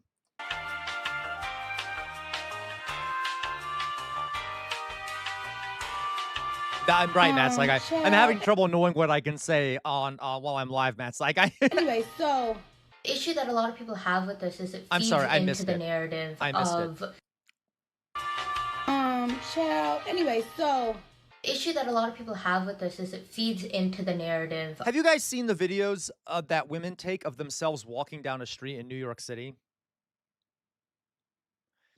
There will be women who have secretly recorded themselves walking down the street to show how often they get catcalled and ogled and things like that. The women that are in here, you know what I'm talking about, don't you? Okay? You know what I'm talking about. You're a woman walking down the street in a lot of cities. You're going to get ogled. You're going to get people yelling out of their windows while they're driving by you in a car. You know, it's going to happen. I do think it's bizarre how she's talking about this only in the context of India. Because I can promise you, you go to an American city and walk down the street as a woman, people are going to yell things at you, and they're going to catcall you, and shit like that. Okay. Exactly, Louise. All right. That's fair, Gwen. So, but like in a lot of like big cities, it'll happen. Am I right about this for the women in here? Have any of you experienced this? Because I've seen videos of it, and I have a twin sister who has confirmed it. Anyway. Of Indian people are unattractive and Indian men are creepy, right? That's kind of what she's feeding into. With the whole Indian men being creepy part, people everywhere can be creeps. No, right? Bravo. These are videos that, yeah. Right? It's It is an issue everywhere. I've had experiences in Korea, I've had experiences here. It is a universal thing, right? Unfortunately, it is something that people go through everywhere. There we go. And it isn't I should have let her finish. Yeah, because that happens to women everywhere. Okay. specific to a certain race. You can't be like, this race entirely is creepy. I'm not saying that she said that, but the videos that she posts does kind of feed into that narrative and that stereotype Right. that all Thank you. Someone confirmed. Elevator lady definitely does. Right. And that's why this is weird, because as Matt Saigai saying, she's hyper fixating on Indian people, making it seem like this is an issue with Indian people. No, trust me. If you were to take video like this on an American plane flight, you would see men ogling her too. Okay. exists. If you do go to her page, you will see that she does have certain videos addressing being essayed, right? She talks about how she went to India and she unfortunately was touched inappropriately. I'm trying to figure out what the right words to use for this would be. Touched inappropriately by a man that was just walking on the street and she was just standing there filming content, right? Absolutely disgusting. Never should have happened. I saw people being really disgusting and saying that it was because of what she was wearing, and you can't wear stuff like obviously, no defense for that. I don't care where you are in the world. Don't assault a woman. There, done. No problem. Doesn't matter what the fuck she's wearing. And I've said this before, guys. If a woman is ass naked in the middle of a street, that still doesn't give someone a right to walk up and touch her. Okay? Obviously. You could be wearing nothing, and it still is not right to walk up and touch someone. Okay. And by the way, that happens everywhere. That doesn't, like, if you're in that, I'm sure there's women in here who have experienced that in places that are not India. Okay? It happens everywhere. So, yeah, to be honest with you, that guy, I wish he should be tracked down and arrested and punished for that, or at least, but still. when you visit India. No, that's but that's the thing though. You die of cringe, secondhand embarrassment, and guilt. But that's I want to point out that you shouldn't be dying of guilt. It's not, you didn't do it, okay? And this happens everywhere, right? But yeah, all right. And it happens to men. I've told this story. I don't know if I've told it to everyone in here, but I've had stuff like that happen to me. And I will say, I'm not saying that it happens the same amount of times to men as women. It may be partially because I'm gay too. A lot of gay and trans people get assaulted a lot too because they're viewed as objects, sexual objects. So I've been assaulted in ways like this. Okay, but for women, it's particularly bad, I think. But anyway. It's not an excuse. Yes, we have certain things. Maybe I'll tell you guys. I can tell you stories, guys, if maybe sometime I will. I don't know. We tend to be more of a modest society, but that doesn't give anyone the excuse to come and grab you. So I got you, Matt Saigai. Just if you do visit her page, or if you do choose to. Yeah, guys, women get groped all the time. You're right, LaQual. I've heard so many stories.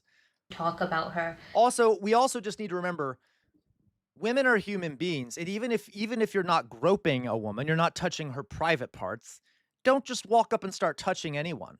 I don't care if it's a man or a woman. Don't walk up and just start putting your hands all over someone, or putting your hand on their arm, or touching their shoulder. And this, I got it. I have because of things I've experienced. Okay, if I don't even like it when people that I know really well, if you walk up and you put a hand on my shoulder, I will jump and be like, what are you doing? Don't okay. I know that's a bit much. I'm okay with some people touching me if I know them and, I'm comfortable with them, but don't just be walking up and touching people. It doesn't matter. Okay. No one should be touching anyone without permission. Okay. Keep in mind that this did happen to her and it's not okay. Resident Union Thug. I visited Kenya in 2012. I'm a very fair-skinned white woman, and I have red hair colored at the time. I hated feeling like I was the center of attention, but I understood why.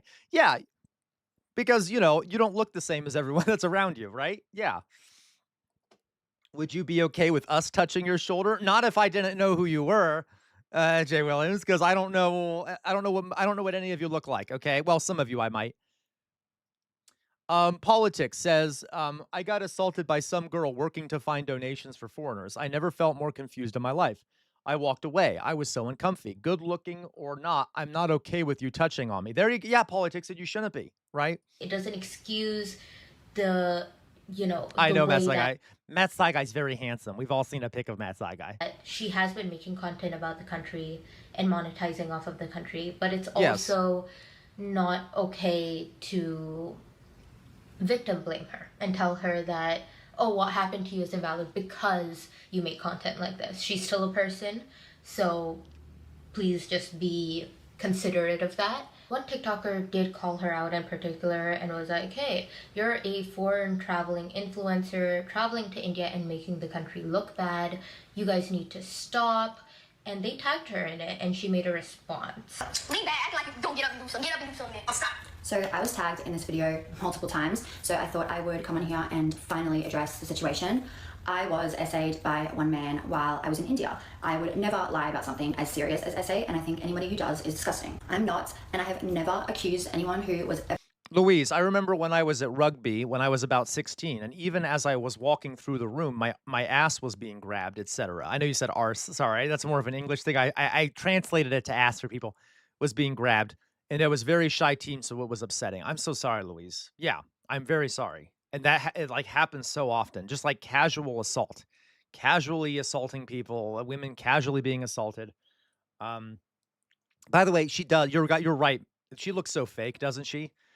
She looks like she's AI almost. Staring at me in any one of my videos She's as not, harassing but... me, and I genuinely don't even know where that's come from. All I was doing was filming my experience in India, and aside from this one man, I absolutely loved my time in India and had nothing but a positive experience. Anyone who was staring at me or got a photo with me was always super respectful and really polite, minus this one guy. I never would have got photos with all of those people if I ever felt uncomfortable or felt like I was putting myself in a bad situation. Anyone claiming that I thought that by people staring at me, that was assault, or if anyone thinks that there's any racial motivation behind any of my videos, I genuinely think that you're projecting your own views of a country that you've probably never even been to before. And Jonas, I agree. Like at that point, if some guy touches you like that, just knee him in the crotch, crush his balls. That's kind of fun, right? That'd be kind of fun. You might even be able to hear the crushing sound, you know? Anyway, and then you can be like, oh, I'm sorry, I didn't see you there or something. Act all innocent or crap, whatever. Then I have no idea why you're taking my videos so far out of context. Anyone who has supported me and actually understands my videos, thank you, and I love you. Get exactly what she's saying, right? She's saying, I never went out there saying that Indian people are bad. I never said that. I was uncomfortable by the looks people were giving me. I had my experience there that was good, and then I also had an experience with one man in particular that was bad, right? That's understandable, but also, girl, you're making content like this. Yeah, it doesn't really matter, guys, whether she means it to be racist or not. The result is that she's making racist videos, whether from ignorance or otherwise. Okay, it is reinforcing a certain view of India and Indian people.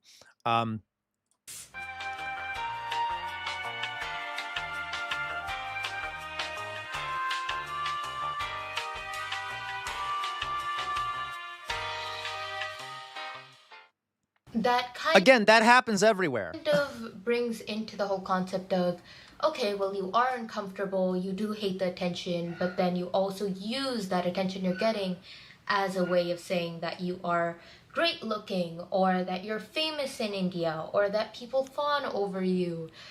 And it is kind of problematic. Yes, Jonas.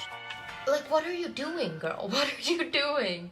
And with clothing, right, as we addressed, there is certain things that aren't exactly the most modest for Indian society, right? It isn't that, right, Resident Thug. if you wear that, something's going to happen to you. It's more of, it just isn't the way our culture is. It's just not the things that we wear.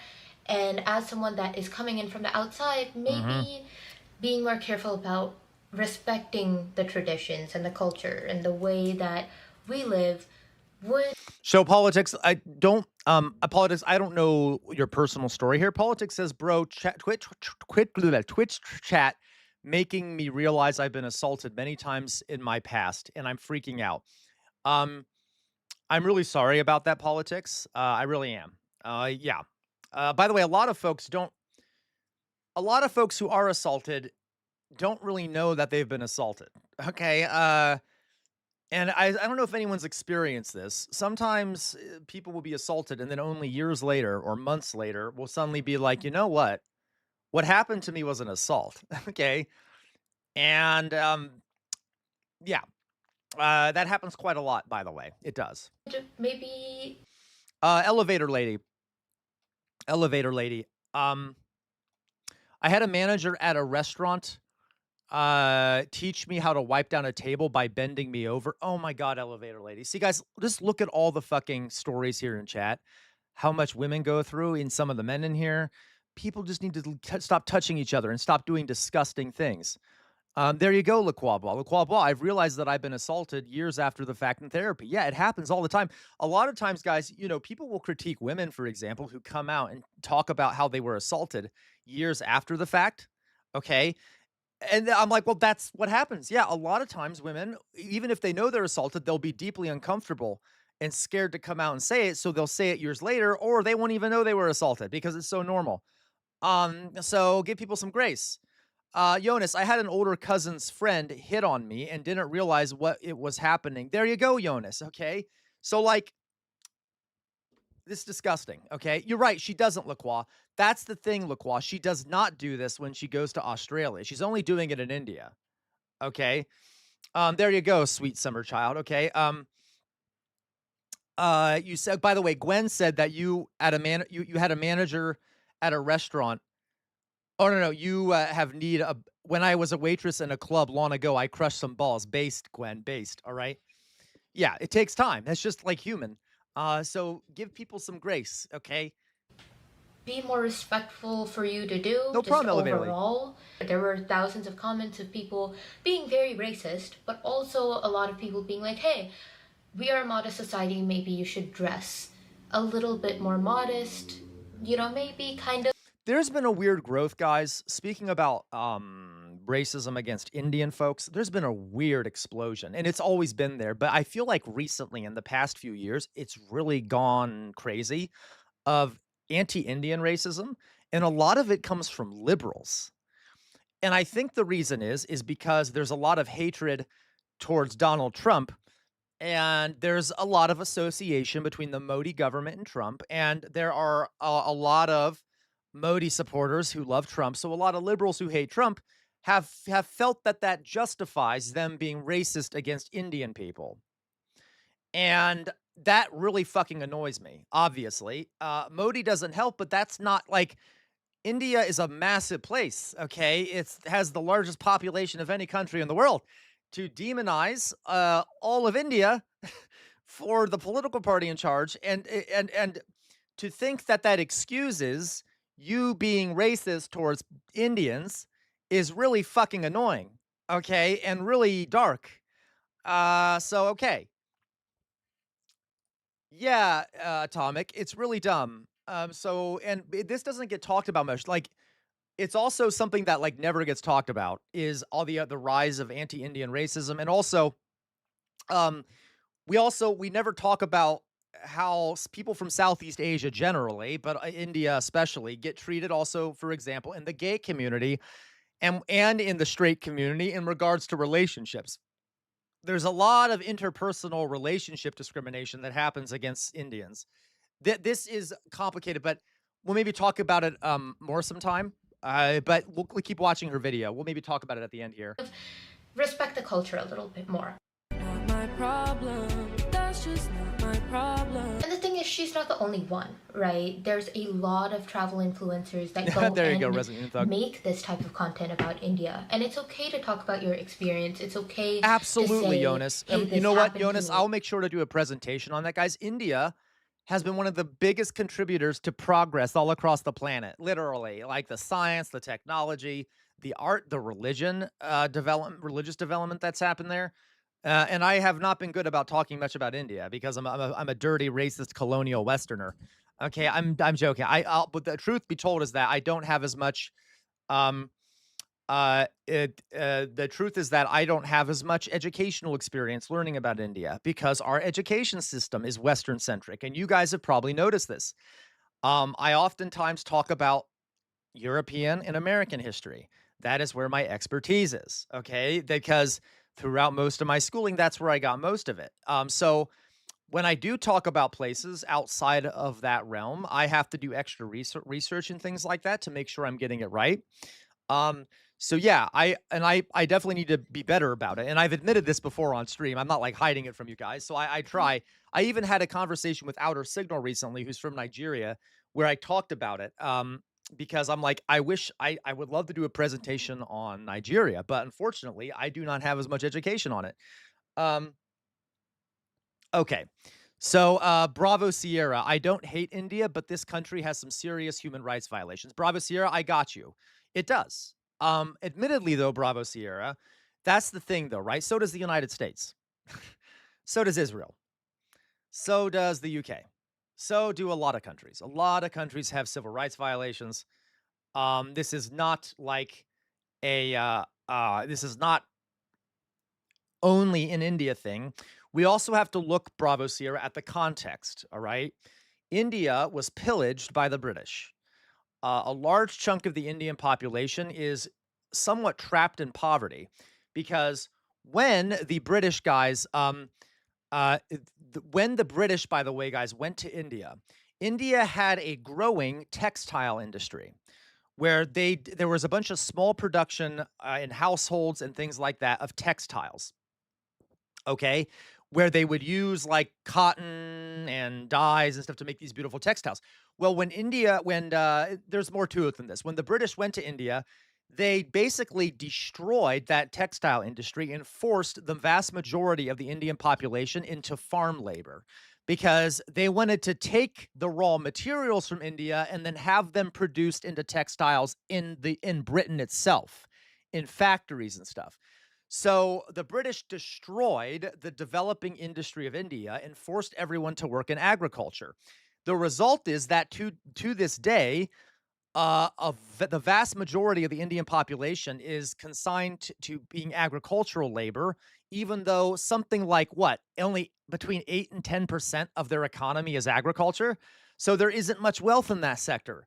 But because the British destroyed any other industry they have, people are forced to be in a non-lucrative farming life, okay? So their society has been very damaged by British colonialism. And we can only, I know people are like, well, that was a long time ago. That's not how that works, folks. It takes years, if decades to repair such massive economic damage. So if we want to critique India's civil rights violations, yeah, there are some big issues in India. Women are not treated well, okay? There's lots of other issues, but it certainly hasn't helped how they have been kind of kneecapped by colonialism, okay? Absolutely, Jonas. At one point, India was so affluent, they had street markets for rubies, emeralds, and diamonds, yeah. And there's a reason why, by the way, that Europeans had to take such a slow process in colonizing India because they couldn't have defeated the Indian rulers initially. They would have been defeated. The Indian the Indian forces, militaries, states were so much more powerful than the European ones that they had to kind of do a slow process. Anyway, so just to be clear, India, we can critique India, but we have to understand the context of why there's some issues there. Or I felt uncomfortable because people stare at me. That's okay to say, and it's okay to talk about those things. But also when you make content that, in a way, even if it's not explicitly said, feeds into the stereotypes or feeds into this feeling of India's not a safe or good place to be. It is a problem. You are the problem when you're doing stuff like that. Exactly, There are Gwen. also a lot. The only way, Gwen, thank you for remembering that. Thank you for telling me that. Gwen said the British had to get in good with the wealthy Indian people first. Yeah, the first phase of European colonization of India was really just were Europeans having to have the blessing of Indian elites, okay? They wouldn't have been able to get in there unless Indian elites opened the door because they couldn't have conquered it. The European powers were way too weak to conquer India. We don't think about that, but it's true. Of racist comments under her videos that she Correct. Yeah, the Rajas. There was a lot of like socio-political things, Gwen. But yeah, Jonas, accounting for inflation. Yep, you could say that the British looted about $45 trillion from India, which might even be an underestimate. Yeah, it's absolutely mind-blowing, Jonas. She never addresses. She doesn't delete them. She doesn't report them. She doesn't address them saying, hey, don't say stuff like that about this country that I'm visiting. I've had Gwen. a decent experience. I know that she did go through some really awful stuff, and I want to say again, please do not use that or bring up that experience she had in order to push her down or hold her accountable for what she's done. Address the other things she's done. Leave that part alone. If anything, have empathy for her with that, because it is very difficult to go through. Just be careful with what you say and how you address things, okay? But I am falling down a rabbit hole of seeing all of these travel influencers go to India, and I found some great people. I also have unfortunately found a lot of awful people. So maybe I'll talk about them more. Let me know what you think. Is this type of content problematic? Or It is. do you think She handled that really well. That was a good conversation. She handled that really well. She was like, I'm not dismissing the fact that she was assaulted. At the same time, these are not good videos. Okay, that was good. I'm glad I found that. Yeah, we need to hear more from her. I thought that was really well how she handled that, okay? So anyway, that was just a video I found, guys. I thought it'd be kind of fun to watch. It's 15 minutes, Matt Saigai. Sure, why not? Let's watch it. So Matt Saigai sent me a video here. What is it called?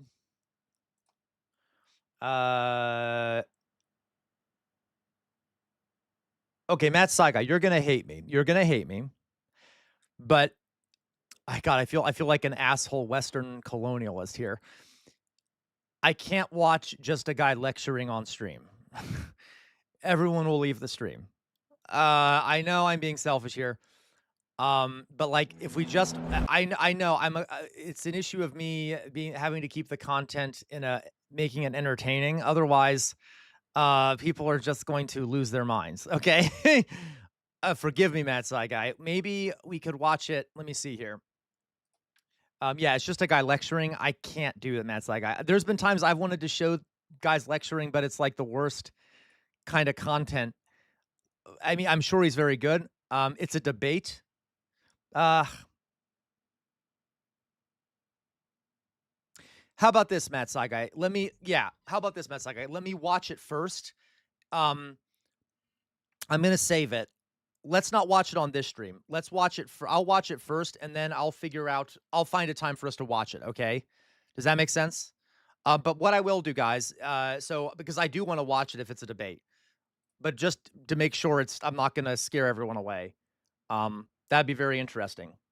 Okay, so let's see what else we have here. Okay, thank you though, Matt Saigai. So I'll save it. I'll take a look at it. All right, let's see what else we got here. Some other things.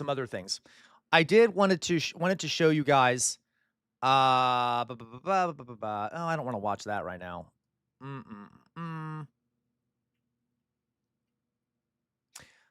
Does anyone know? Okay, we're not going to watch this right now. I just wanted to ask if anyone else knew about this family. Is anyone here hold about the Thorpes?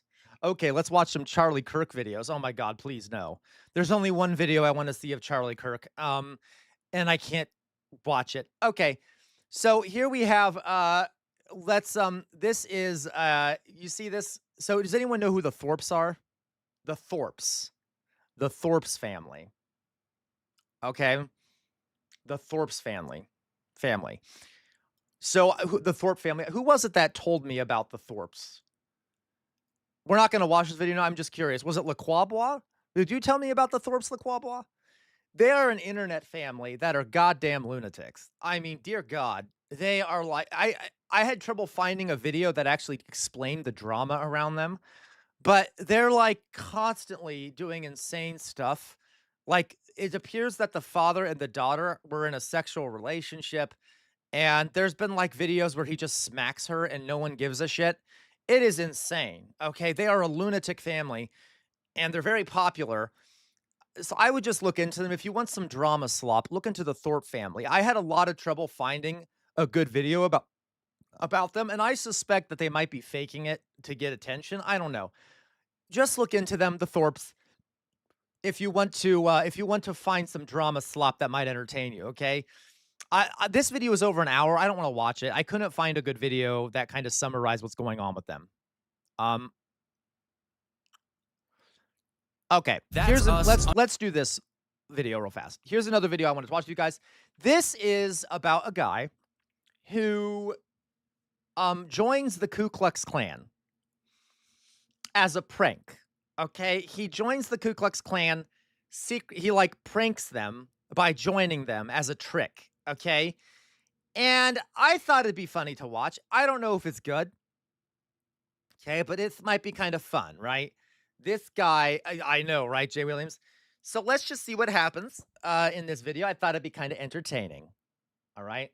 I know, Druzilla, and you have just look up the Thorpes family. They're bizarre. Okay, yeah, like the SPLC, except in this case, Gwen, is just for the content. It's not to dismantle the Klan, it's to embarrass them, okay? The Ku Klux Klan, yeah. So I thought we could watch this guy trying to, and I don't know if it's good, but let's just see, okay? Undercover at an actual KKK meeting, all because we want to prank racists. This might be the most dangerous prank of all time. I might die because I'm black, so. You may not know, but there are over 1,000 racist hate groups operating across America. Yeah, there are a lot. There are a lot of hate groups. Go to look at the hate map on the SPLC's website. You can see there are local racist hate groups that live near you. So we spent weeks finding the website of every one of these groups. And now the plan is simple. We're gonna sneak our way— Yes, Druzilla, the father is doing debates. —into these groups using a fake name, see what they're actually like, and then prank them from the inside. And the first group is called the Exalted Knights of the KKK. This is their website that we found. Their goal is to unite white Christians and destroy all those. Can you not start with judgment? Maybe you can find common cause. What the fuck do you mean, you're with the KKK? Those who try to destroy us. That's their mission. It also says it's your right to be white. To apply, we had to send them an email. Hey, bub. Name's Levi Wade. White as a patriot and ready to join this MF. I'm gonna get this bid turned. And show them colored folks who's boss. I have attached a picture of myself. Let's send it. Yeah, I don't know if we're gonna get it or not. I think it's obvious. Don't join any of these groups. They're all terrible. We're just doing this for investigative purposes. A few days later, a Klan member texted us, then randomly invited us to a phone meeting they're having. So nearly a month later, we had our— They're such LARPers, too. Like, Klan members are such— Yes, it is, Louise. It's great. White people in cloaks are still people. Oh, God, Jonas, I hate you so much. You're so funny. Dear God, I hate you so much. Okay. They're such LARPers. I love the names that the people in the Ku Klux Klan have. Like, we're the Grand Knights of the KKK. I am the Grand Dragon. I am the Grand Wizard. Like, what the fuck? It's like D&D gone wrong, okay? It's so funny to me. They're such, like, pathetic little nerds. Anyway. First chance to prank actual KKK members. Knights of the Round Table. Please join us on Friday at— What, Druzilla? You said CR. What would you rather choose, incest or racism? Oh, come on, Druzilla. All right. It's like D&D for racists. Yeah, by the way, love D&D. Not bashing D&D. 7:30 p.m. and it's 7:28 right now. Basically, there's a phone number you call, and it's gonna be like a conference call, and it says they have guest speakers. There's just gonna be a phone call with KKK members on it. And we got our white roommate, Cameron, to help us troll them. I'm gonna go ahead and call in. Let's see what happens. Please announce yourself. Levi Wade. Welcome to the Knights of the Round Table. This is a unity, different Klan organization. You sit back and listen, put your phone on mute. As members kept joining, we counted nearly 50 people being on this conference call. Okay, I'm gonna get started. We're the Whitey Whitey Ku Klux Klan. That's who we are, and that's the end of the story. Have to educate ourselves because they're educating themselves. Oh, wow. Okay. I mean, I shouldn't be surprised. They are talking to the Ku Klux Klan, but they really said that with the hard R. They just, like, really emphasized the R on that word, didn't they? We have to be more militant. This man continued to give his racist speech while everyone listened in silence except for me. I'm gonna act like I left my mic unmuted. I'll be in there in a sec. Here, I'm gonna move it, guys, so you can see you can see it better there. Kid, I'm doing something. Hey, put your phone on mute, please. I told you I'll be down in 10 minutes! Hey, get out! Hey, I'm not asking. I'm telling you to put your phone on mute. I'm doing something! Stop! I apologize. I don't know who this is. All right, let's continue. They can't. They're so stupid. They can't figure out how to kick them from the call. They're so pathetic. They can't even like the KKK guys. People in the KKK are like the dumbest people on the planet. As a matter of fact, they're so humiliating that even neo-Nazi groups have like distanced themselves from them. They're like, okay, well, we're not. Hey, we're not Ku Klux Klanners. We are we're Nazis. At least we're not Ku Klux Klanners, because Ku Klux Klanners, even in like the white racist circles, are considered like the dumbest people alive. Like neo-Nazis call Ku Klux Klanners like white trash, like morons, basically. Obviously, so are neo-Nazis. I'm just saying, it is funny that even other white nationalist groups and fascist groups get annoyed with the KKK because they view them as like this backwards bunch of hicks who are dumb and uneducated. And anyway, okay. There's nothing lower than a lover. Exactly, Dolly Boy. You guys fired up. Hello, shut 1, 2, 3, 4, 5. Less react stuff. What the fuck do you mean, shut 1, 2, 3, 4, 5? It's Sunday. We're having a Sunday fun day. You can hear it. I hear somebody that's full. As soon as I find out who the crackhead is that won't shut their mic up, I'm going to personally shut it up. Oh. We spent the next hour listening to Klan leaders yap about racist stuff until it was finally... Did I say Saturday? I'm sorry, Saturday. Did I say Sunday? I meant to say Saturday. Whatever, I hate all of you. Question time. I'm going to open it up for your 2 cents. I've got a quick question. I live in an apartment. I had a black guy move in a couple months ago. I'm just not really sure what to do. Well, it's America, brother, and unfortunately, they have that right as well. You can always put an application in front of the door. I don't know if that might help. Chances are they won't be living there very long. Usually they don't pay their rent. Or they end up having police come and they end up getting evicted. I had a quick question. Go ahead. I'm trying to make a KKK hood. Would it be against like the rules to cut? You guys have to see, there's a movie called Blazing Saddles. Gwen actually mentioned it earlier, and there's a really funny scene where they make fun of how like KKKers trying to make their white hoods and like cutting the holes wrong so like they can't see out of their hoods. It's really funny. Anyway, yeah, I can't see shit out of this thing. Exactly. It's so fucking funny. Like a hole for my vape, for my mouth area? You drink that robe, it's a sacred garment. You don't smoke in it. You don't drink alcohol in it. You wear it for that sacred ceremony. You didn't say vaping, though. No, you was not in a robe. Just the mouth area? I know there's only usually... Don't you got anything better to do, boy? What do you mean? You're obvious as soul. Get your stuff and hit the trail. I'm addicted to vaping. I'm sorry. Yeah, he was just trying to make one on his own because we talked about robes before. Hilarious. Yeah, they sound so boring. They don't even drink alcohol. Why? He knows you, bro. I apologize. I thought it was a troll. Get out of my room! There they are. What the fuck is wrong with this guy? We just trolled some of the highest ranking members in all of the KKK. And later, we're gonna prank... that's pretty pathetic. I will say, this isn't the best prank video I've seen. The KKK in person. But first, we have an interview with Patriot Front, a white supremacist group hiding in plain sight. Life, liberty, victory. See. Oh my God, they're so pathetic too. Hi, let's go. We filled out an application on their website, and a few days later, we had an interview set up with recruiters. We're not for sure what they're gonna ask us. I'm ready for anything. Owen is going to be trolling them, and I don't think you're going to get accepted. Hey, how's it going?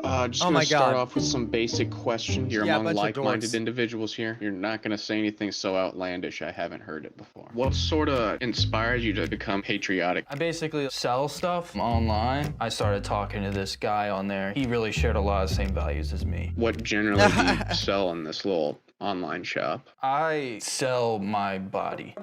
What do you mean? The fuck? I'm like a sex worker. Is this something you still currently do? Yeah, I did a FaceTime call. Like right before this, I made a guy. This is barely trolling. I don't know if I want to watch the rest of this. This is a pretty pathetic video, folks.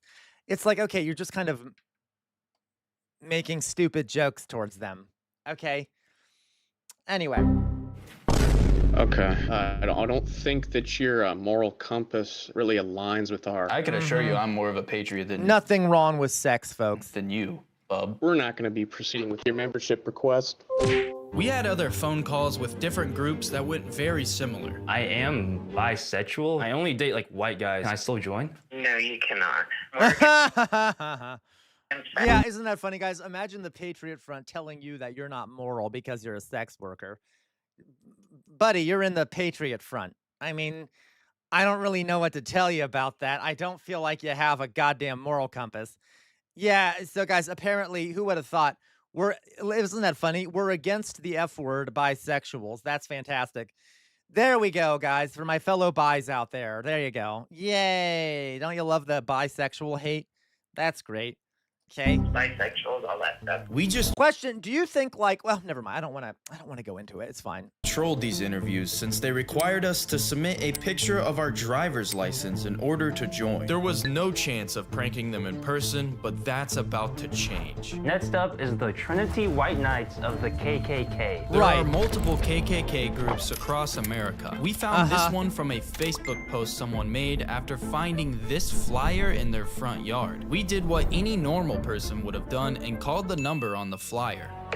You have reached the Ku Klux Klan. If you'd like more information and becoming a member, send $1 per postage to P.O. Box. Okay, what? We hope to hear from you soon. You have a great white day. A great white day? Oh my God, how boring.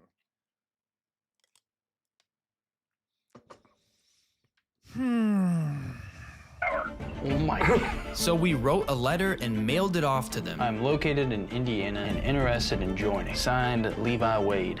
Hopefully we get accepted. I wonder if I'm the first person to ever send something to the KKK wearing a Nike tech. 1 week later, we checked our mailbox. I don't know. I can't imagine what a great white day is. And received an actual letter from the KKK. What the hell? This is an application to join. I'm not reading all that. This is the problem with the KKK. They need to get up and teach them. Instead of hand... Like, see, I'm telling you, the KKK are some of the most incompetent morons on the planet. Like, even their pamphlets are just, like, falling apart. Bad font. Like, horrific. Like, not even good. The KKK, this sounds bad. Don't clip this. The KKK is the shadow of what they used to be. Like, at least their racial hatred and shit used to be well-produced. You know what I mean? They can't even do that anymore. It's just kind of like a pathetic, boring... like first to fifth grade attempt at doing racial propaganda and shit. Like, so I'm just saying, like, and I'm not joking, like, I've studied this shit, folks. The modern KKK, okay, I'm going to put up my face. I don't know if I want to watch the rest of this. It's not the most high quality video. You guys get the idea here, right? You get it? Does anyone here want to finish watching this video? We can if you guys want to. But anyone want to finish it? I will say there was a famous researcher of far-right groups who went out and was interviewing people from the far right in KKK groups, in other groups like that, okay? And what was funny about it is he very quickly noticed, and I'm not joking, and there's been sort of research on this, and other researchers have noticed the same thing, is that a lot of KKK, okay, we'll just see how it ends. I'll speed it up and we'll see how it ends. A lot of people who are in the KKK, he said the people he interviewed seem to all have developmental disabilities. How do I frame this? Had cognitive impairments. I don't know how, I'm not trying to be ableist, but he literally said that when he was interviewing average people in the KKK, almost all of them, he felt kind of bad because it seemed like they had cognitive disabilities. And he noticed that the higher up leaders in the KKK, like the Grand Dragons and stuff, those people were not stupid. But it seemed that they literally purposely recruited people who had cognitive disabilities and who were very, very lacking in education. Okay. And I'm not trying, I literally am not being ableist. That's what he noticed. And other researchers seem to verify that. They're like, yeah, when we went to interviews, folks, a lot of them, it kind of felt unethical to be using them as subjects for these, because they didn't seem to be all there in the head. And from what other far-right groups say about the modern-day Ku Klux Klan, they seem to verify that. A lot of other far-right groups say that the Ku Klux Klan is full of a bunch of I don't want to use the words here, but it is not that much of an exaggeration to say that the Ku Klux Klan is that way, and we don't want to be ableist, but yes, that's the modern day Ku Klux Klan for you. All right, just wanted to let you know.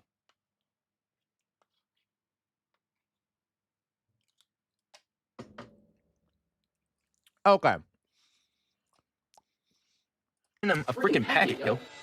Even though just holding this packet felt illegal, we filled it out along with sending a selfie proving we are white. And finally, after weeks of texting back and forth, gaining their trust, they randomly sent us this message. We have been formally invited to the Ku Klux Klan 160th year anniversary. An in-person KKK event. I'm going to that. I'm glad I'm not white. I guess I'm in the KKK.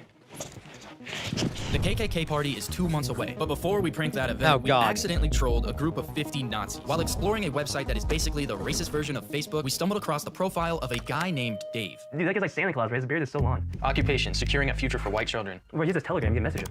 Yeah, Dolly Boy, that's one of the cool things that Grant did, is that Grant actually sent the military into the South to crush the Ku Klux Klan. Yep. Oh, it's a group chat. Oh yeah, I'm joining this. This group has 50 members. Should we just like troll? Yeah. While planning how we could prank this Nazi group chat, we discovered some information about Dave. It turns out Dave is actually a well-known neo-Nazi. We even found a viral... Yeah, there's a lot of interconnections between the neo-Nazis and the Ku Klux Klan. Yeah, no, it wasn't, Sweet Summer Child. So there have been 3 different incarnations of the Klan. There was the Klan that came about at the end of at the end of the Civil War. There was the Klan that came about in the 1920s. That was the biggest incarnation of the Klan. That was the worst incarnation of the Klan. Then there was the Klan that came about during the Civil Rights Movement and still exists today. So the Klan has always existed in like some kind of form, but there have been different periods of massive growth of the Ku Klux Klan. Okay. And that would be right after the Civil War.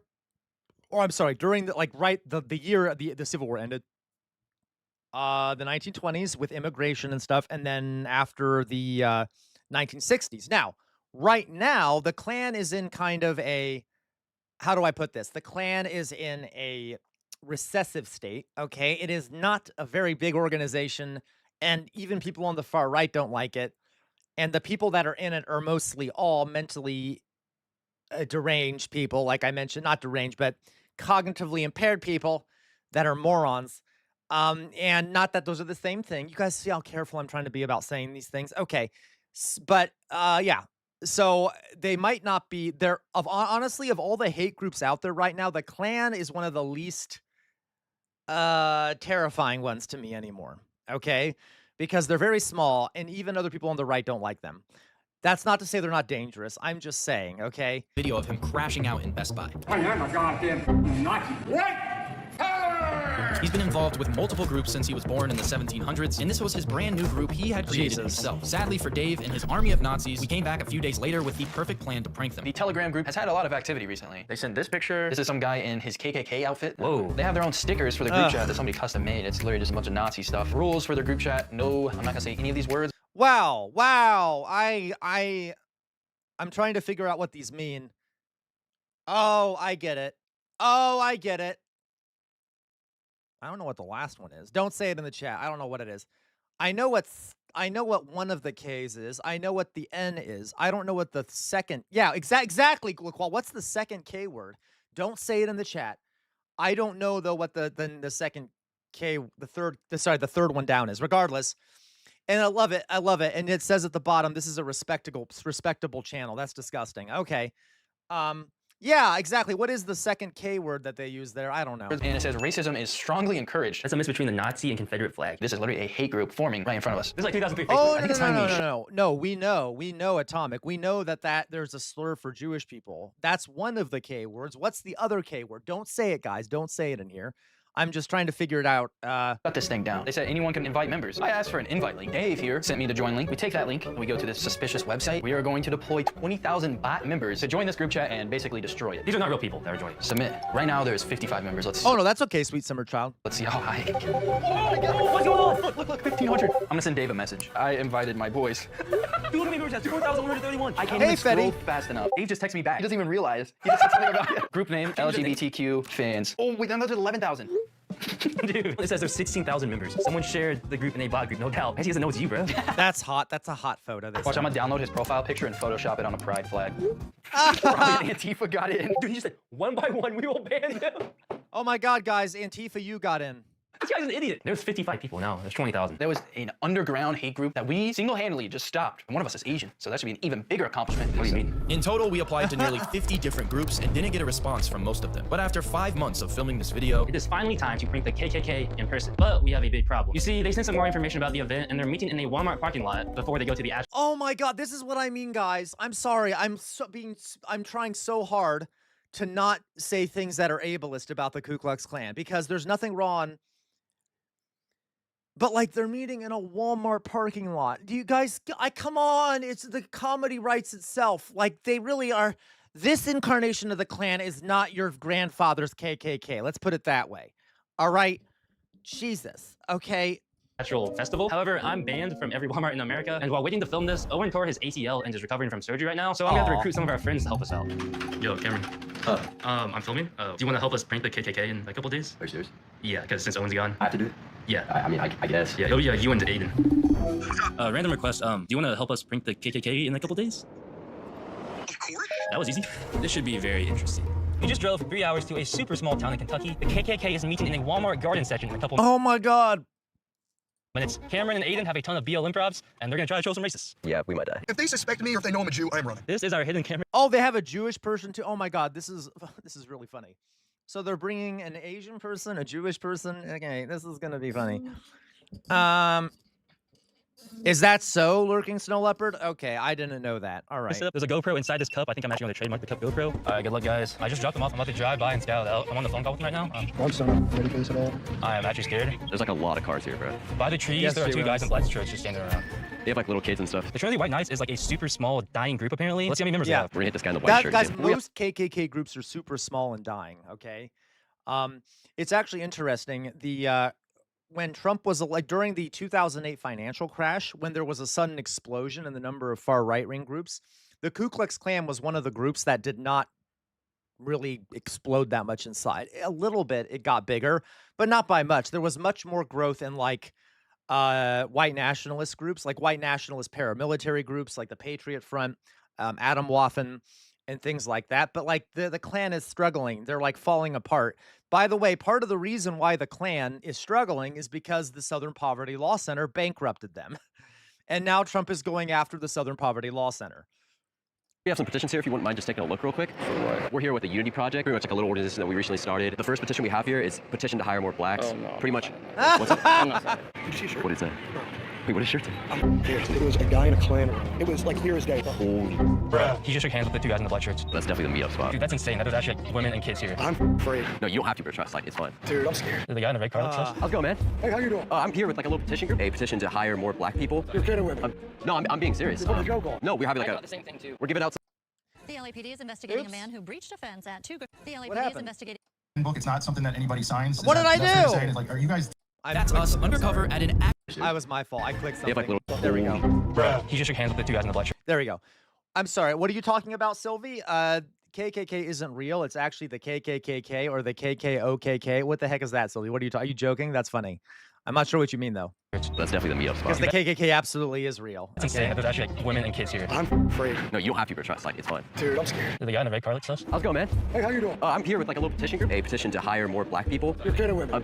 No, I'm being serious. What was your goal? No, we're having like the same thing too. We're giving out some free stuff as well if you guys were interested. my We have God. some pride stickers to put on or anything like that. Or Camera come out. No, buddy, that's not permitted. all right. Luckily for us, there were more people here for the event. How's it going, guys? I'm with them. Oh yeah, cool. We're a little group. We're like with the Unity Correct. Yes, Sylvie. But it's still the Ku Klux Klan. What do you mean? Yeah, they're the Knights of the Ku Klux Klan. Project. Listen, I'm okay. Oh, sorry. No, you're okay. I'm just letting you know. Yeah. You're all right. I just want to ask. After this, Cameron met a woman wearing a white and proud shirt. I'm like with a group called the Unity Project. She also had what appears to be a Celtic cross tattoo, which is commonly used by. Yeah, it's unfortunate. The Celtic cross. Oh, I'm sorry, Sylvie. I was confused. Okay. Yeah, the Celtic cross. It's really depressing how like the Celtic cross. There's nothing wrong with it. It's just but it's been so misused by so many far right groups. You'll notice in the center of her Celtic cross there is an SS symbol. So she's a Nazi, KKKer. with a Celtic cross. She's a fucking Nazi. So that's good. Again, there's a lot of overlap. Probably. It's a really bad tattoo, by the way. What a boring tattoo. That's the thing about Nazis, guys. They're so bad. They're so, like, boring. Like, the art and shit is so boring. What a boring tattoo. Like, Jesus Christ. Anyway, so, I mean, that's not the only thing bad about them, by the way. I'm just making a remark on their style, the style of their art.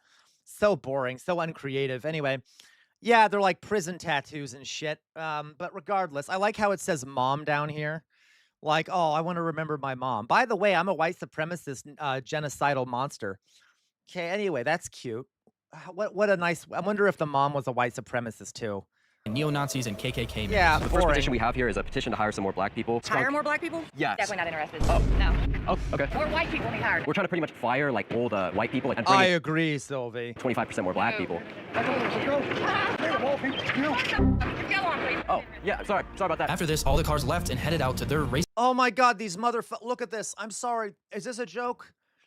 Is this a joke? Is this actually their cars? Is this actually their cars? And is this actually... What the fuck? Is this AI? Okay, God, I couldn't tell. I'm sorry. I believe This version of a Diddy party. We spent the last 5 months filming this video, going where no prank channel has ever gone. Because, like, I would totally believe it. That's why I wasn't sure. Because, come on, you couldn't see them doing that. So please subscribe if you're not already, and click this video right here if you want to see another one of our funny prank videos. Don't try to join in. Okay, that's it. That wasn't that great. It was fine. Look, it's fine. It's whatever. Okay, so that's good. The KKK are so stupid. I want to... me too. That'd be cool. By the way, guys, if you ever want to piss off neo-Confederates, talk about this guy, all right? So, thank you, JDH. I'll click on that. Neo-Confederates are like... This is America's most... Oh, my God. I think I've seen this one. Yes, I've seen this one. It might be too long for us to watch it at some point. So, thank you, though, JDH. I'm going to save it. I'll watch it like I did with Matt Sly Guys, etc. Okay. So, if anyone's ever heard of this guy, okay? William Tecumseh Sherman.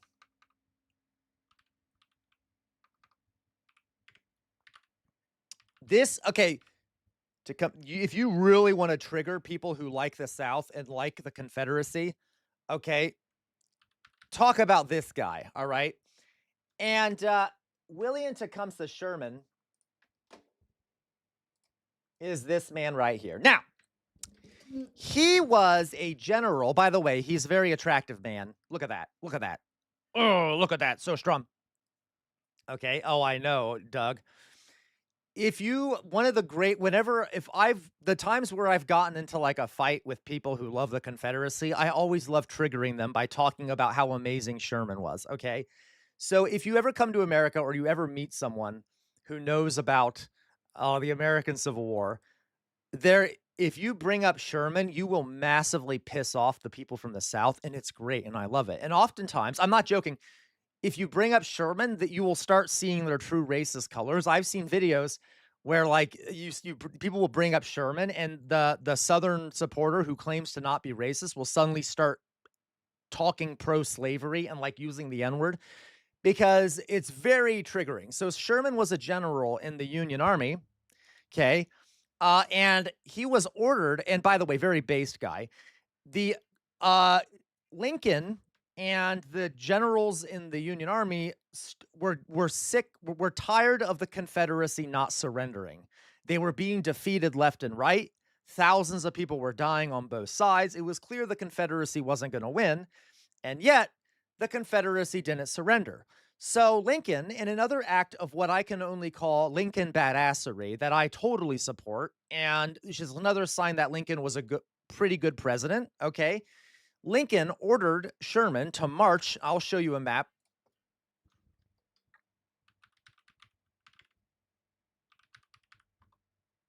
Okay. Boop-a-doo-boo. March from Atlanta. So here, this is called Sherman. There's an image of his march.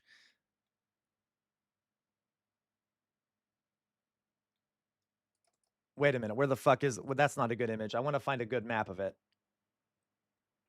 Sherman's march. Will this be good? We'll look at this one. Okay. He marched from Atlanta to Savannah, Georgia.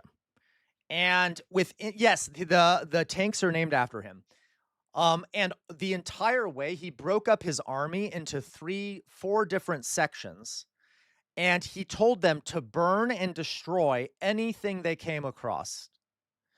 So all of this land in between Atlanta and Sherman was burned to the ground. Every plantation house, every village, every outhouse, everything was destroyed and razed to the ground. It was total warfare. And this was actually considered by historians as the advent of total war.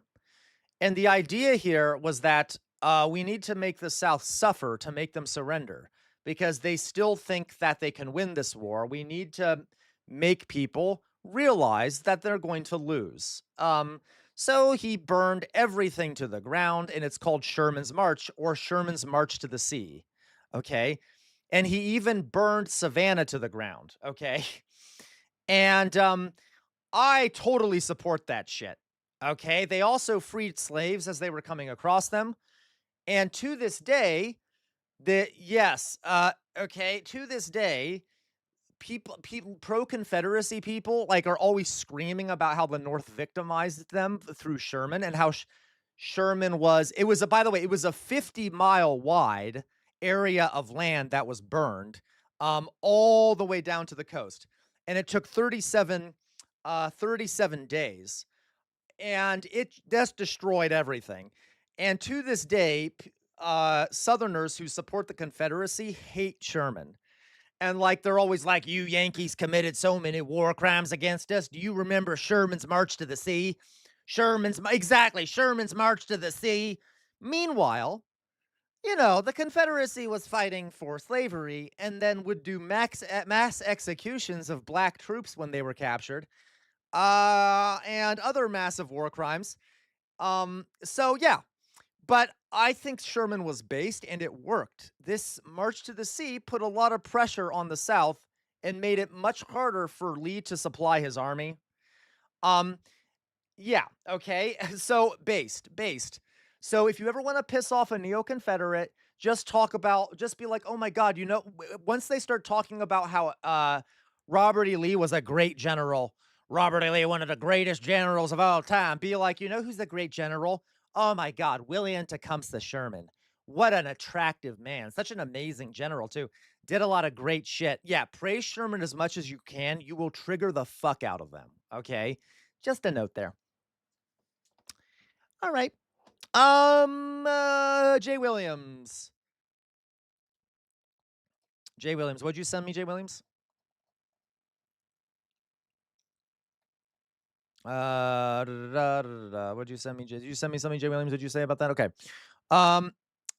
Jay Williams, you gotta watch Lies. Oh, Lies of the South. I got you. Okay, Lies of the South. Yes, I saw it, Jay Williams. It's a bit long. We'll get to it at some point, okay? I'm a humanist, but yeah, right? And guys, obviously, I'm not saying, yeah, totally. Politics. Yeah, you're totally right, politics. Politics, hilarious, Jonas. Politics said Ulysses Grant the drunk was also fired. Yeah, Ulysses S. Grant was also a very badass general, but he doesn't get enough credit. He was a really good general. He made some mistakes, but yeah. By the way, Robert E. Lee wasn't nearly as good as a general as people say he was.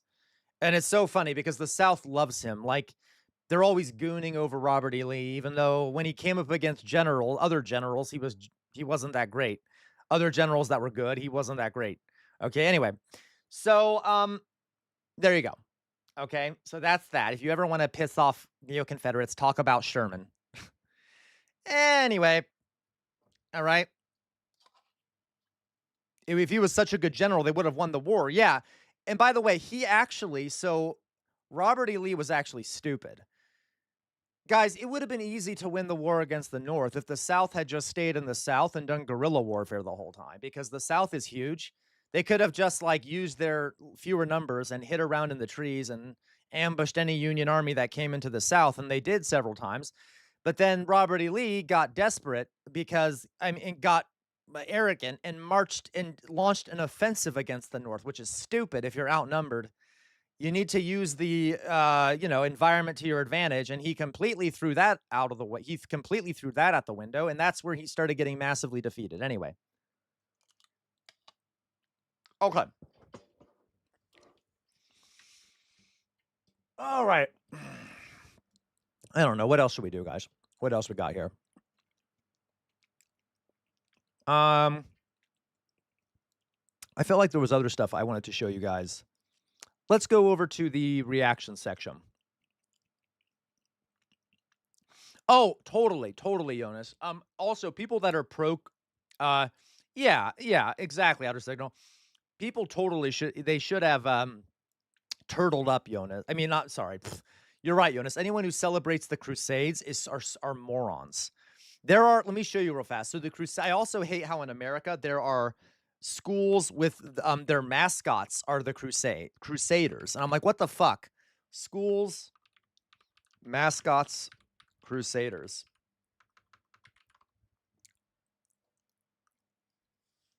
Yep. There are a lot of Catholic schools and Christian schools who have whose mascots are Crusaders, like this. Our Lady of Hope Crusaders. What the fuck? What the fuck? Or look at this. Look at this. What the fuck? Why the fuck would you make your mascot a Crusader? That is really dark. That's really brutal and dark to have your mascot be a Crusader.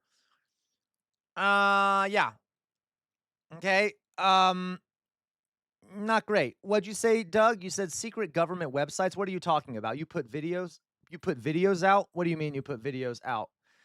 Yeah, that's true, Jay Williams. Like my Catholic high school had an eagle, which I'm okay with, right? But there's just been some Christian and Catholic schools that do, I guess so, Lacroix, who will do things like this. The Alvarina Crusaders. Why the fuck would you use that as a Crusaders football? That is so ridiculously inappropriate. Like, I don't know why you'd ever want to celebrate. Yeah, Outer Signal. And no one complains about this shit, right? No one complains about this shit.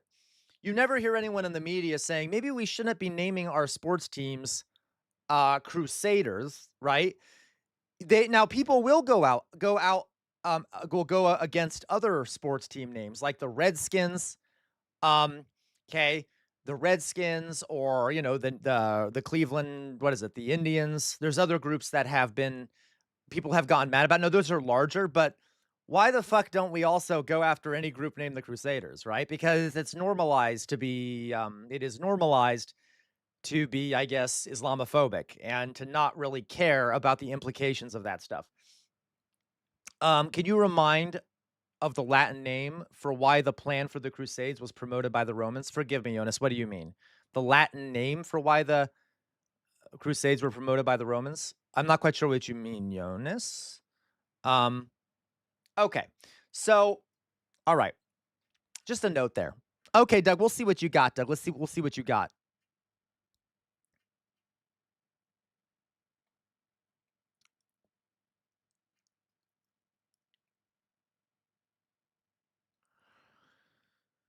Doug, diddly Doug. Teaching Nick Shirley how socialism rolls. Oh, that's fun. Okay, give me a second, Doug. Speaking about what we're talking about in regards to the South. Yeah, why not? Let's listen to this real fast. I don't know if I can do this without getting a copyright.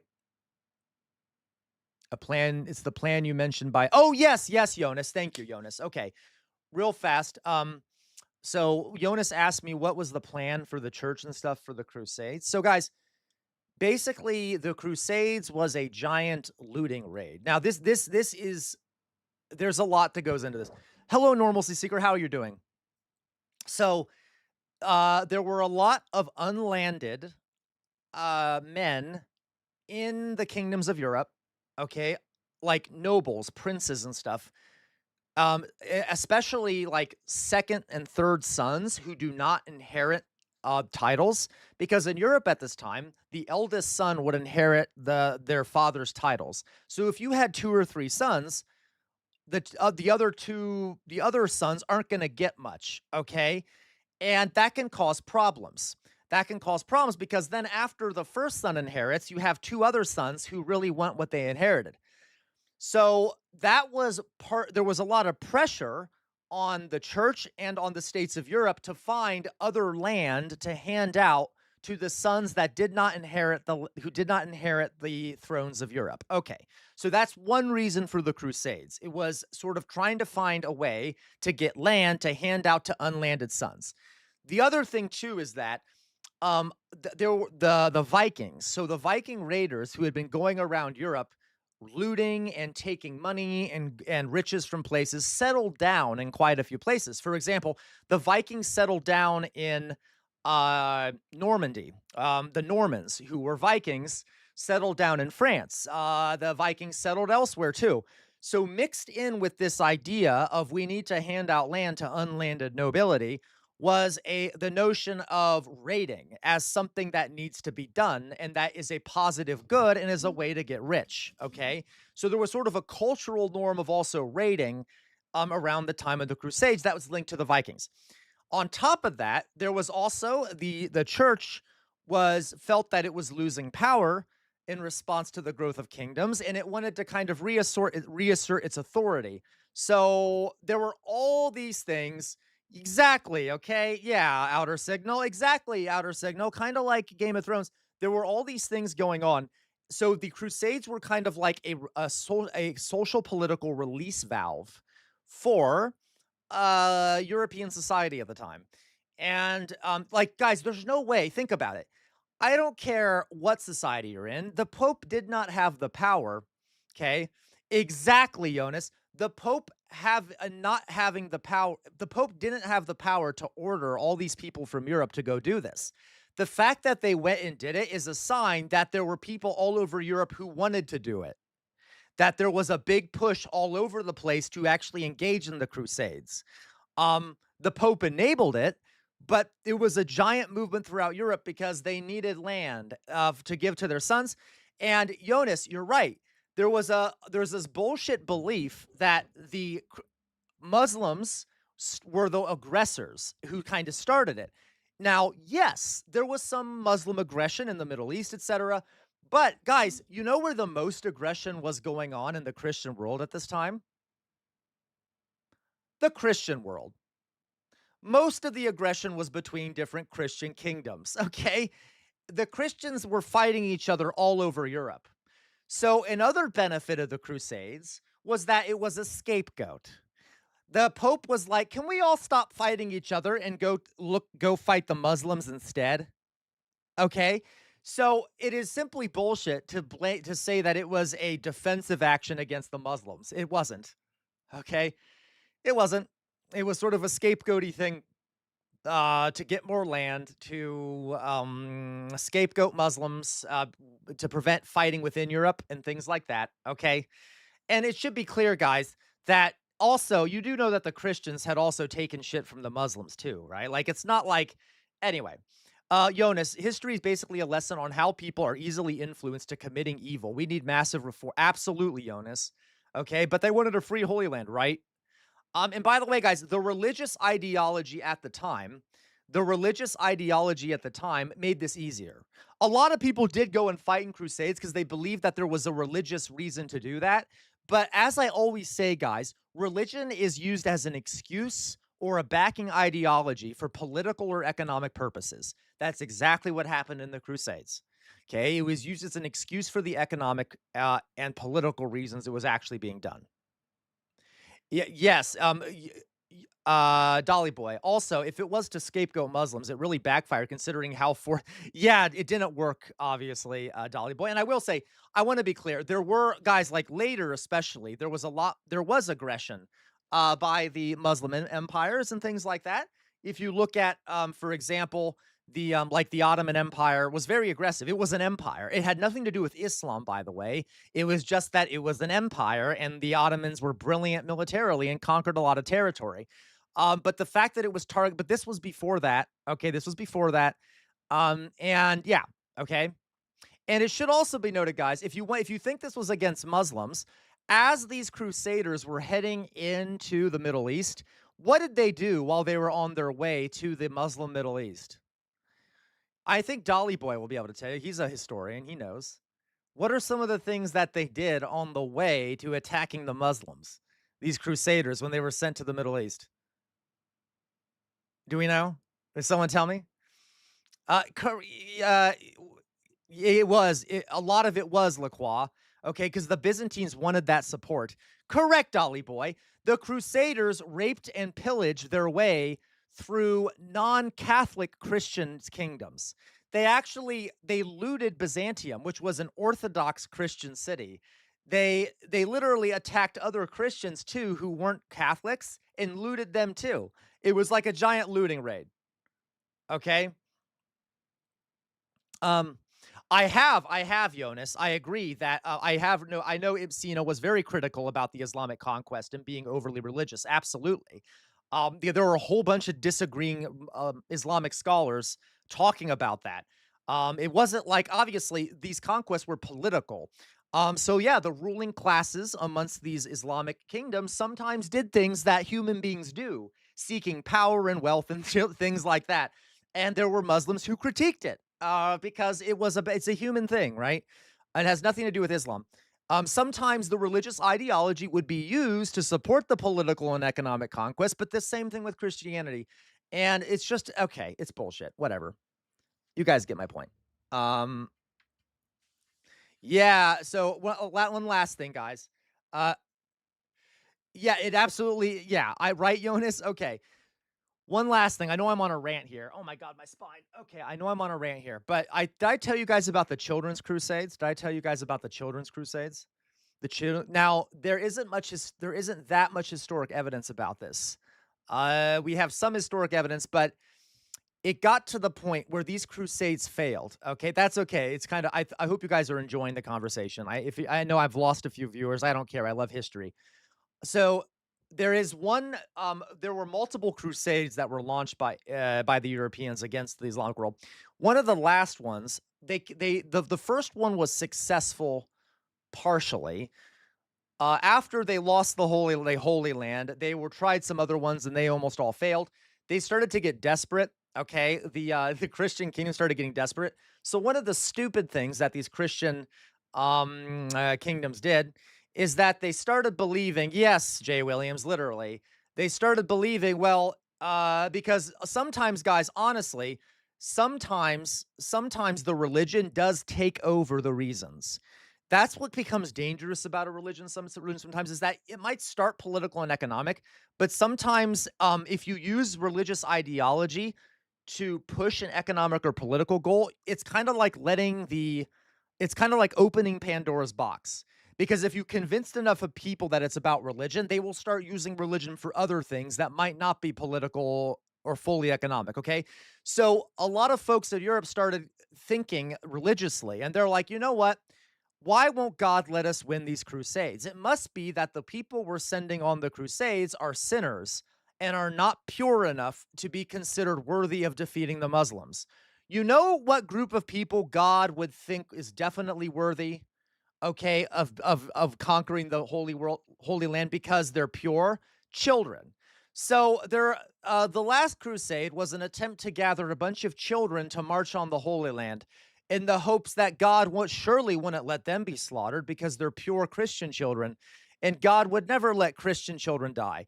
So what's funny is, of course, they tried to do this, and it didn't go so well. So they tried to get together a bunch of children. Very quickly, the children got lost. A lot of them got enslaved on the high seas trying to get to the Middle East, and a lot more were slaughtered, mainly on the way there. Most of them just got lost.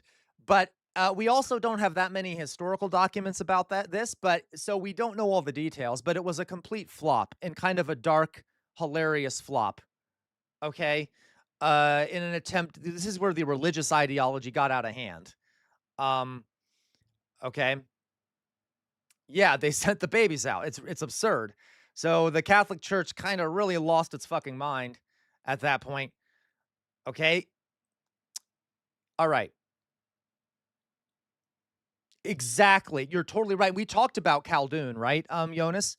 Khaldun was a genius, way ahead of his time, great Islamic scholar. Okay, we got it. All right, so there you go. That's the story of the Crusades. I'll shut up now. All right, let's go on to something else. I'm going to put up my face here for a second, folks. Probably, Drusilla.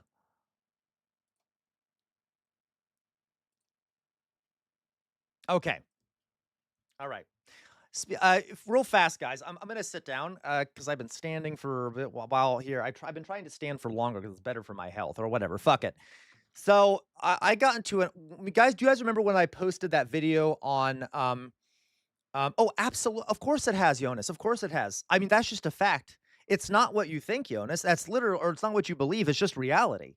Of course, no one cares about real history, Jonas. So Jonas said, I genuinely believe Western influence in the Middle East has prevented an opportunity for an enlightenment. Of course it has. Of course it has. Okay. I'm not making fun of you, Jonas, but it bothers me because that everyone should know that. And it's obvious. Alas, we don't learn it that way. You know, we view the Middle East as backwards and Islam as backwards and have no, thank you, Mars of Power, have no sense of historical context and why it is the way it is. Also, I will say just one little change there, Jonas. It also wasn't completely the West. It was the Mongols also had a role in this, but it was mainly the West, okay? Yeah, okay. Moving on. All right, so I'm going to let me sit down, guys. I'm getting tired standing. Give me 1 second.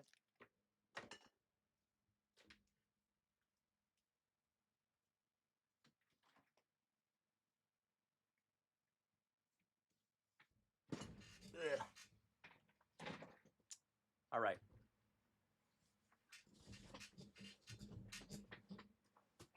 All right, guys.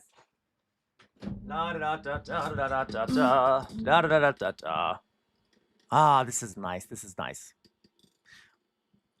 One last thing about this history bit, okay? We did everything bad ever. Just you, Drizilla. Just you did, okay? Just you did. Yeah, I know, right, Jonas? When the Mongols destroyed Baghdad, that is like so. It makes me so sad. Like just thinking about all that knowledge that was destroyed in Baghdad by the Mongols really crushes my soul. Okay. All right. 1 second, guys. I'm just gonna take another bite here. So one last thing I wanted to talk about in regards to everything we're talking, because I'm on a roll. Just give me one last thing I wanted to talk about. 1 second, Atomic. I think we might not now, Atomic. I've gotten off track. Okay. 1 second. Okay. Do you guys remember when I made that video near the beginning of my streaming career? Okay, near the beginning of my streaming career, about I reacted to that video about Christopher Columbus. Okay, I'm sorry, Atomic. I reacted to that video about Christopher Columbus.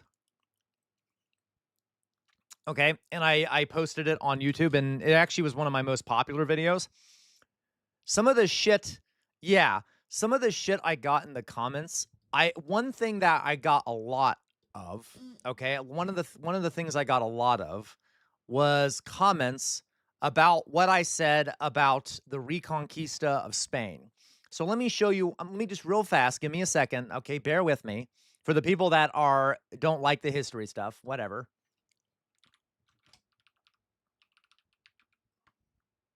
All right. Okay.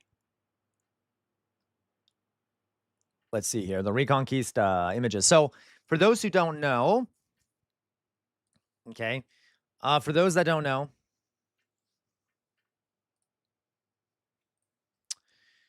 there was, so the, a Muslim empire actually controlled, yes, people defending the Reconquista. But let me explain something. Okay. So this is Spain, right? And Spain for a long time was occupied by Muslims, okay? Especially all the way up to, you see, like all of this used to be up until, you see this yellow thing? This yellow area up here? That was the only area that wasn't completely occupied by a Muslim empire. And over time, Christians reconquered Spain. Christian kingdoms reconquered Spain from what is it, Andalusia? Why am I having a mind blank? Is that what the name of the Muslim kingdom was there? Andalusia? Why can't I think of it? Okay. And this area, by the way, when the Muslims owned Spain, when these Muslim kingdoms owned Spain, um, uh, Andalusia, yes. It was one of the most advanced places in the world, okay? It was home to libraries, beautiful architecture. I can even show you, so yeah, Alhambra. I'll show you an image of some of the things the Muslims built in Spain. Alhambra. Okay. Beautiful architecture like this. This is Alhambra, which is a Spanish, Muslim constructed palace in Spain. You can go see. Look at that. Absolutely gorgeous. With look at that. Oh my God. It like blows my mind whenever I see it. Okay. So the Muslims conquered Spain, which people at the time did, right? The first university was created there by a woman named Fatima, as Jonas just said. It was a thriving civilization that was beautiful, and it was artistic and had cultural exceptionalism, was culturally exceptional. It was home to Jewish people, to Christian people, to Muslim people. It was multicultural, multi-ethnic, multi-religious. Now, obviously, it was mainly Muslim, but there were a bunch of multiple groups there. And they had these massive libraries that stored books that the rest of Europe didn't even have, like Arabic translations of Aristotle, Plato, okay, other Greek philosophers that became the foundations of Western civilization, okay? And you're right, and they also brought scholars from elsewhere, Jonas. A lot of it, Lacroix, there's still a lot of this Islamic architecture on the continent, okay? And you can go and visit some of these places still, and they're beautiful. They're honestly some of my favorite architecture on the planet, okay? It's subtle. It's look at this. I don't know, something about it. And they have all these like beautiful bodies of water and stuff. Alhambra, by the way, is considered, I think, one of the wonders of the world. It's very, yeah, go to Seville. Beautiful architecture. Look at this. Gorgeous. Now, why am I talking about this? Because I want to show you something. I made a comment on my video about Christopher Columbus because one of the reasons the Christians ended up, where did I just do? I messed something up. Where did I put that image I had up? Somewhere here's the image I had. There we go. One of the reasons why the Muslims, let me take a step back. So as the Muslims were expanding up into Spain, there was a very famous battle called the Battle of Tours, which happened up in France. Yes, the Muslims actually took an army up into France and may have conquered France. They were defeated at a battle called Tours by a guy named Charles Martel. Charles Martel was kind of cool. I don't like him as a political figure, but he was cool. He was like 6'5" and had a battle axe, like a massive battle axe that he would swing around. Okay, regardless, yeah, the white supremacists love him. He's a monster. He was just kind of a cool figure and like this. You imagine this 6'5" guy with a battle axe. Anyway, he defeated the Muslims. That kind of stopped the push north. Regardless, over time, the Christians started pushing back into Spain and conquering land from them. And, yeah, Dolly boy, white supremacists love the battle too. You know what, Jonas? I didn't say it, but I think you're partially true there, Jonas, right? Okay, so if we, now, here's the thing. Notice the date of the Reconquista. So the Muslims owned Spain in 1914, and they only reconquered the whole peninsula in 1492. That's 500 years. That is almost 500 years where Muslims controlled the Spanish peninsula. Now,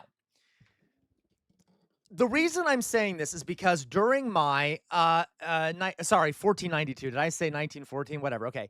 The reason I'm saying this is because when I made that Christopher Columbus video, there were all these weirdos because I said in the video that the Spanish, one of the reasons why they did the Reconquista, and it was a looting expedition. They were looting the Muslim kingdom that was down there, and they used the money from the looting during the reconquest of Spain to fund things like Christopher Columbus, okay? And it's not a coincidence that notice what was the year that Christopher Columbus set sail? What year did Christopher Columbus set sail? Someone tell me. 1492. And what year did the Reconquest end? Where they finally conquered all of Spain, the Christians? 1492. That is not a coincidence. The Spanish Empire thrived off looting. That is basically how it existed. It was not a particularly rich peninsula. It's very rocky. It's not great for growing stuff. They survived off of looting the Muslims, okay? And when they ran out of places to loot, they're like, let's go loot elsewhere. And they sent out Christopher Columbus. We need to find other places to loot to keep our kingdom going. And when the Spanish Empire stopped being able to loot, it started going bankrupt, and it started failing miserably, okay? Now, taking a step back, he was. Taking a step back here, okay? Totally, Jonas. So I said this in that Christopher Columbus video, and I got so many people that got so mad at me and were saying things like, what do you mean it was a reconquest? The Muslims were the aggressors. It was just them the Christians taking it back from the evil Muslim empire. Blah, blah, blah, blah, blah. So guys, here's my question for you. And I've said this before. How long do people need to have owned and live in an area until it's not fair to remove them from that area? Because the Muslims owned Spain for 500 years. Are we gonna say that it's fair to take Spain back after that people have been living there for 500 years? Like, this argument drives me crazy, and you hear it all the time. Or like the same argument is used when it comes to Israel. Okay, the same argument is used when it comes to Israel. Well, the Jewish people lived there like 1,000 years ago, so they need to take back the land. Yeah, but for 1,000 years, there were other people living there. When do we just say enough is enough? The whole point is that my whole philosophy here, guys, is if people live in a place, okay, don't remove them. I don't care. Even if they were brought there by colonization, and there are exceptions to this, right? If you're recent colonizers, I think you can be fairly removed. But ethnic cleansing is ethnic cleansing. If you've lived there for 500 years, it is evil and immoral to remove you. It's not your fault you were born there and that's where you live. You see what I mean? So I love when people got mad at me and they're yelling to me about this. And I would just say in the chat, yeah, and how many years ago was it that it was run by Christians? 500 years. So yeah, they lived there for 500 years. They deserve to be there. So this conquest was bad, okay? And I would say the same thing today. Let's say by some magic, Muslims decided to take Spain back.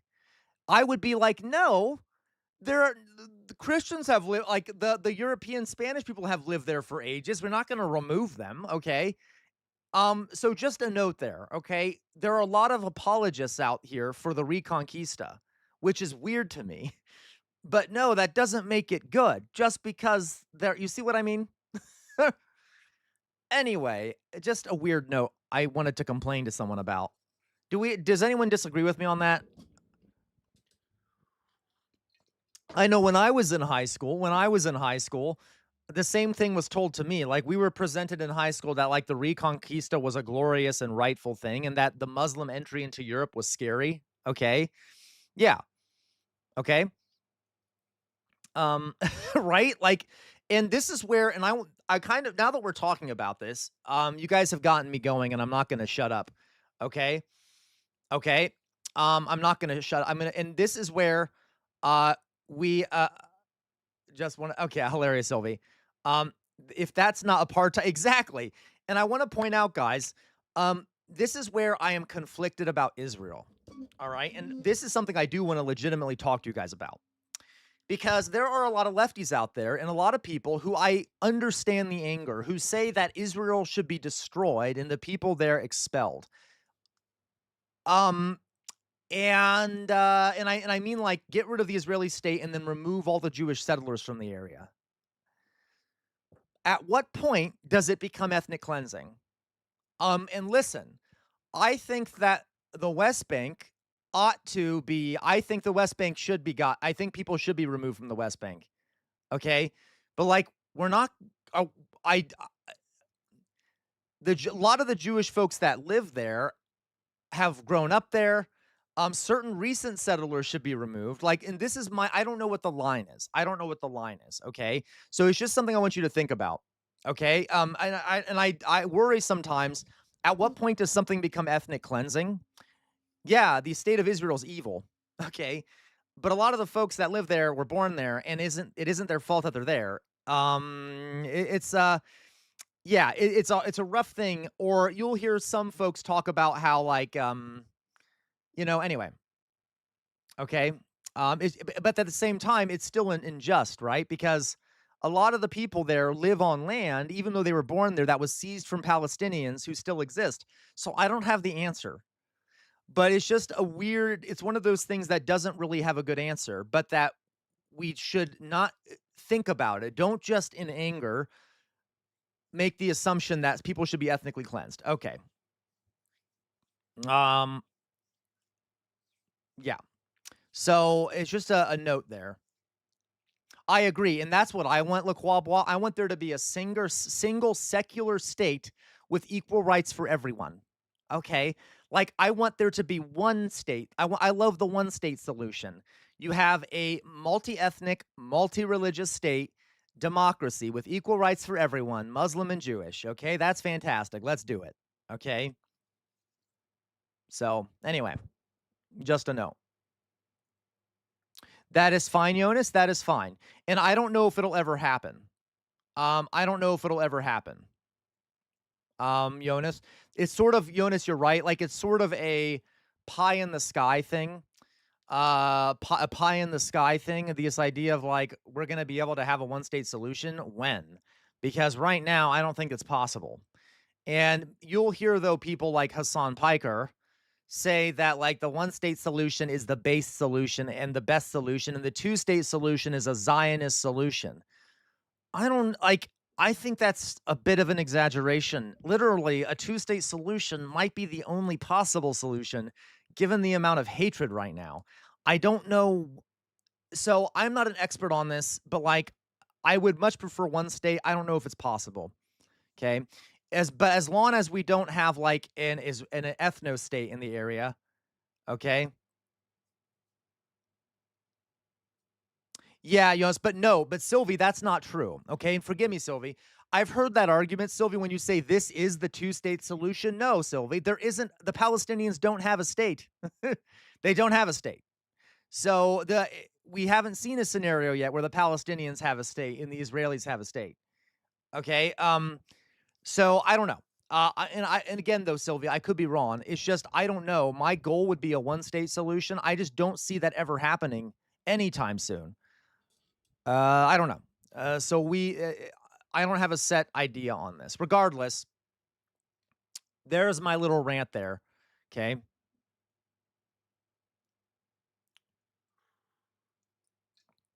Correct, Sylvie. Yeah. Okay. But again, though, Sylvie, but Israel will never let there be a one-state solution either, right? You could say the same thing about a one-state solution. Yeah, Le Quabois. Yes, I did, Jonas. We talked about it yesterday, how Bibi's saying that the IDF is going to occupy 70% of Gaza. Insane. Yeah. So, SoCal, where do we stand on movie night? We currently have $23. So we need 37 more to do a movie night tonight. Okay. All right. Anyway, guys. Exactly. Me too, Sylvie. And that's why I'm like pragmatic. Okay, look, we're losing viewers. Regardless, so just something to think about. I hope that all I hope that all connected in some weird way. I know it connected in my head, but there's some history for you. I'm going to put up my face, guys, here for a second. I feel like I just ranted for a while. All right. Okay. Give me 1 second, guys. I just got a message, an important message. Give me 1 second. Oh, where is this shit?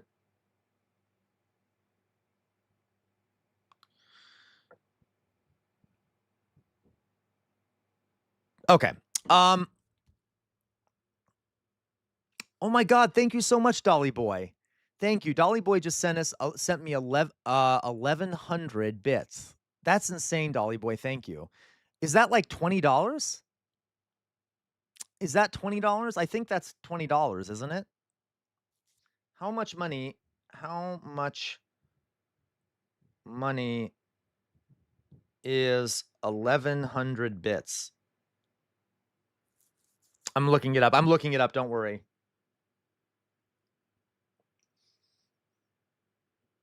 I like never remember this shit.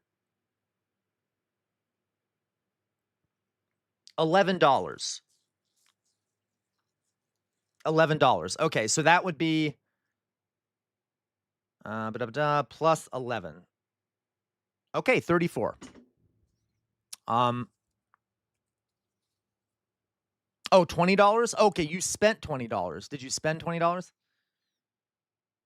Because it's on my phone. It's saying that that's not that it's not the case. It's saying $10. Oh, $15. Okay, it's actually 15. It's not 20. So I will add plus 10 plus 5 more.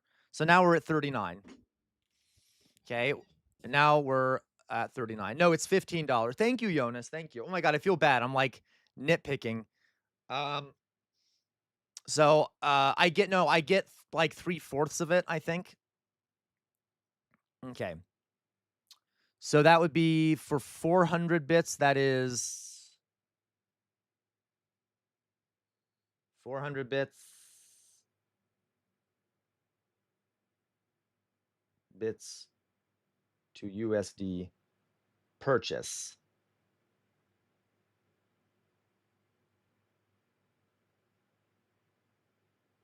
All right. Bump it up, bump it up. All right. So that would be, I'm sorry, guys. I'm just trying to calculate. I'm so bad at the calculating shit. Good God. Twitch bits, it's 400. I need to figure out a better way of doing this. So that's $4, right? That's what it says. It says $4. 100 bits on Twitch is exactly $1 worth. Okay. All right. So we'll do $4 there.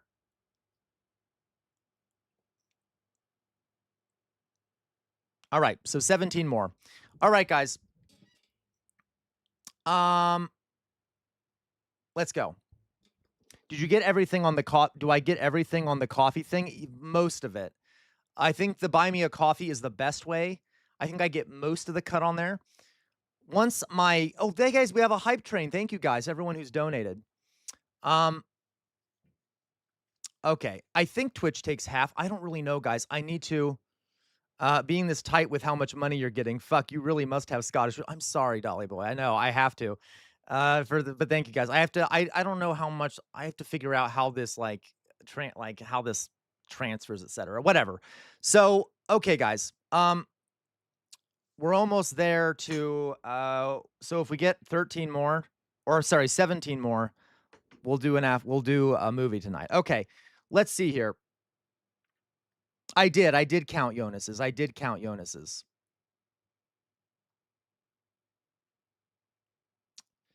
No, guys, I'm counting it from the amount. I got you. Thank you, LaCroix. Okay, because I feel like I'm an asshole. That is 400 bits. How much did that cost you? See here. How much does 400 bits cost?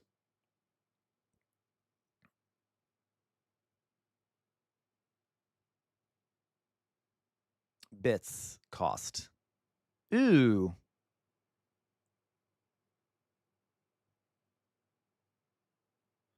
About $5. So So that makes we're actually closer than I thought. That actually means I'm closer than I thought. So this would be 5 plus 5. So how about this? Okay. I will say, guys, oh my God, thank you, sweet summer. Okay, guys, we got it. We got it. We're done. We're going to do it tonight. Thank you. Really, guys. Thank you. Thank you, guys. Thank you, sweet summer child. Okay. We've raised enough. I feel like an asshole. Thank you, guys. I feel like such an asshole. Okay, guys, thank you. We will do a movie tonight, okay? So we'll have a movie night. Thank you so much, guys. Thank you so much, Summer Child. That is really nice of you. Thank you, okay? Why I feel like an asshole because I'm sitting here like calculating how much you're sending me. Like trying to milk you for all the money you have. That's how it feels. Guys, I'm not good at doing the money raising thing. I just feel like an asshole when I do it, but I do have to survive, mind you. I'm just, okay. Thank you guys for that. So for those that donated, all right.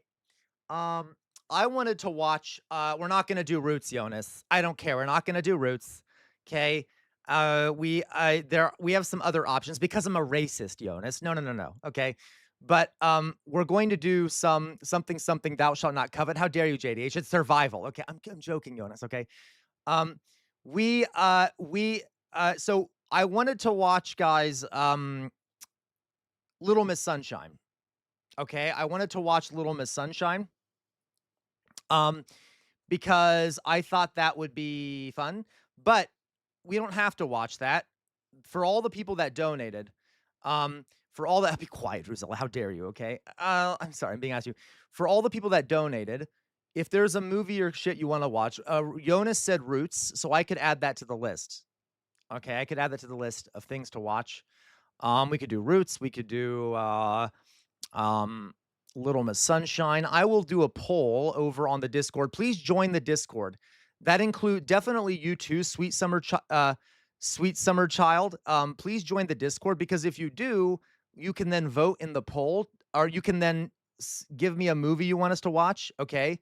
For anyone who donated, you can give me a movie to watch. Okay. Okay. Thank you, Dolly Boy. I know. Guys, I have to get used to it. I have to get used to not complaining about or not feeling bad about the donations. Okay. So I will set up a thing over on the Discord to choose a movie. Okay. All right. All right. So if you have any movies you want us to watch, let us know. Matt Saigeyer, you're there. You should also send me movies you want me to watch. My tooth is hurting for some reason.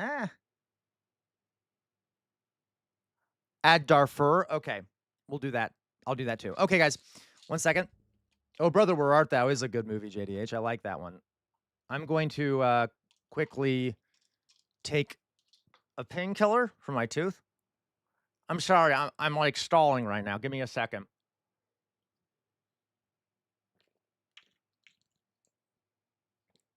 And we could also watch Glory if you guys want to.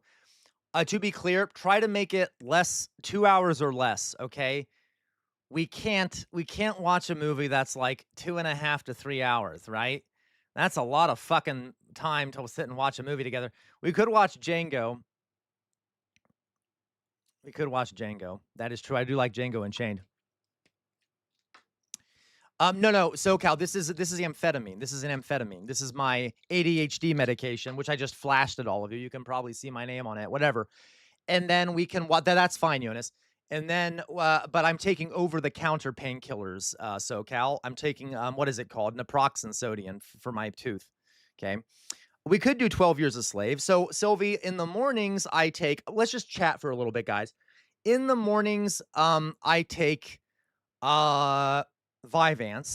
And in the afternoons, I take a small dose of amphetamines, of Adderall. Okay.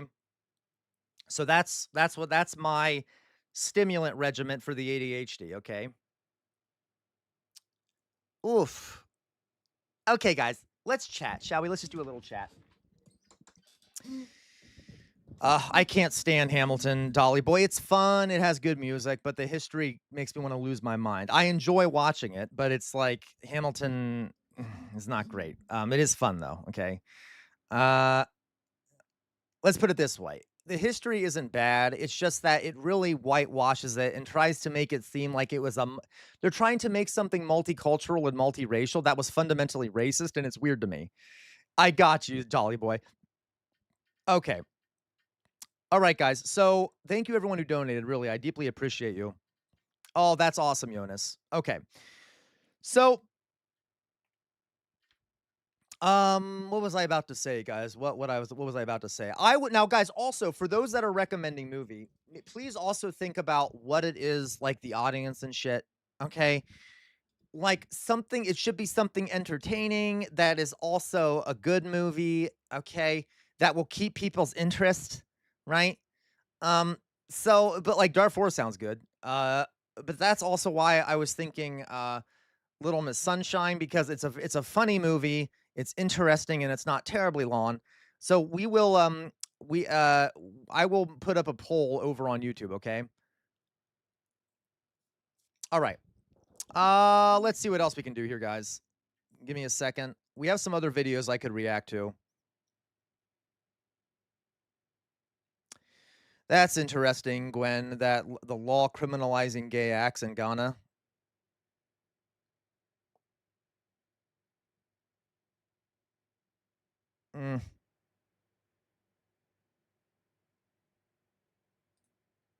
That looks funny. Oh, that's 2 hours long. I can't watch that, Doug. I was about to watch the one, Doug, that's teaching Nick Shirley how socialism works, but it's 2 hours. Sorry, Doug. What else we got here? Zionism debunked. Let's watch this. This was sent to us by Gwen. When are the Israelis supposed to defend themselves? How can they do that? Well, wait a second, Mimi. Let me just... All right.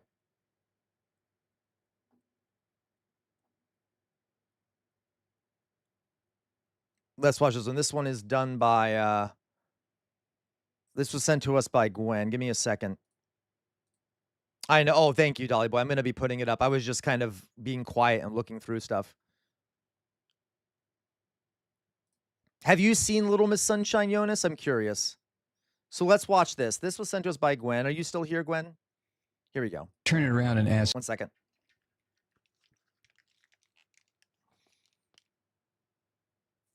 Ask you something. When are the Israelis supposed to defend themselves? How can they do that? Well, wait. Oh, fucking hell. Oh, my God. Okay. Thank God. Wait a second, Mimi. Let me just turn it around and ask you something. You have lived in St. Paul, Minnesota for probably, let's say, 100 years. And all of a sudden, I show up on your doorstep, literally on your doorstep. And I say to you, Mimi, get out of this house. This is my house. Let me tell you why it's my house. It's my house because my religion says it's my house. Now get out. Now, I happen to be standing on your doorstep with a gun pointed at your head, and I order you and your family out of your house. No, guys, they left voluntarily. That's the talking point you hear from Zionists. Well, the people the people that got pushed out during the Nakba, they left voluntarily. And it was Arabs who asked them to leave. That's not how that worked, guys. If you're told to leave and there's a guy with a gun telling you to leave, the implication there is you're going to leave. You understand what I mean? And I tell you that it's my house, not your house. And the reason it's my house... Yeah, Philly cheese. A lot of them do still have their house keys because they thought they'd be coming back. My block and my neighborhood is because my religious belief says it's mine. And you sit there and you say, well, no. Hilarious. Yeah, that's so stupid, sweet summer child. You said, yeah, they acquired the land in a defensive war. What do you mean? Who you mean the Israelis acquired it in a quote-unquote defensive war? Okay, hilarious, sweet summer child. No. What are you talking about? We've been here 100 years. I'm sorry. Get out, Mimi. So you leave. And the reason you leave is because you know if you don't, I'm going to blow up your house and probably blow up your families. Which a lot of the Israeli groups, okay, got you, sweet summer child. Okay, a lot of the Zionist supremacist groups, Jewish supremacist terrorist groups like the Irgun, and what's the other one called? I always forget the name of the other terrorist group that was in the Middle East at the time. The Jewish terrorist group, there was the Irgun, and then there was the Oh shit, what's the other one? What's the other fucking one? They literally had done violence and killed people. A lot of people. Crap, I can't believe I can't remember it. I can't remember. I can't remember. Don't remember it. So you leave and you move down the street. And for the next 60 years, you sit there and you get very, very angry because I came into your house and told you to get out. So what you do, Mimi, you decide, well, I know what I'll do. I'm going to. That is actually a, yeah, those were groups that preceded the IDF, Dolly Boy. Okay. And a lot of them got integrated into the IDF. Anyway, so SoCal. I'm sorry, not SoCal. He's right, okay? A lot of these folks got pushed off their land and then were forced to sit there and get angry. But it's actually not telling the full story, okay? It was more than just they got pushed off their land and then had to sit around getting angry. While they were sitting around, they were being bombed, executed, demonized. Their children were being killed. They were being told every day they were living in an apartheid state. They were systematically deprived of access to water and food. Their lives were controlled. They were humiliated every day when they had to move around the region that they were originally from by having to stop at checkpoints and be strip searched and shit like that. So it's more than just over time they sat around and got angry, okay? Having your home stolen would make you angry enough, but all the other stuff on top of having your home stolen, there's more to it than just having your home stolen, okay? Just to be clear. Start throwing rocks at what used to be my house, and it'll break the windows. That'll make that damn Malloy move. So you start throwing rocks. And then I come outside and I say, Mimi, were you throwing rocks? And you look at me rather sheepishly. And that's when I level an RPG at you and your family and your house. And I pull the trigger. Jonas, and hilarious, hilarious. All of a sudden. Honestly, Jonas, though, like, whenever, I know you're joking. Of course you're joking, Jonas. But, like, even when I see that in joke, it makes my blood pressure spike, because that is literally what people say, right? And so it's like almost beyond parody at this point. It was almost beyond parody. Whoosh! You're all gone. Now, which of us is the terrorist? You tell me. Yeah, sweet summer child, they are. So Arabs are Semitic peoples. Honestly, though, so this isn't like, I'm not criticizing you, Sweet Summer Child. I get kind of frustrated with, some people will be like, well, that's not even true because anti-Semitism also includes Arabs.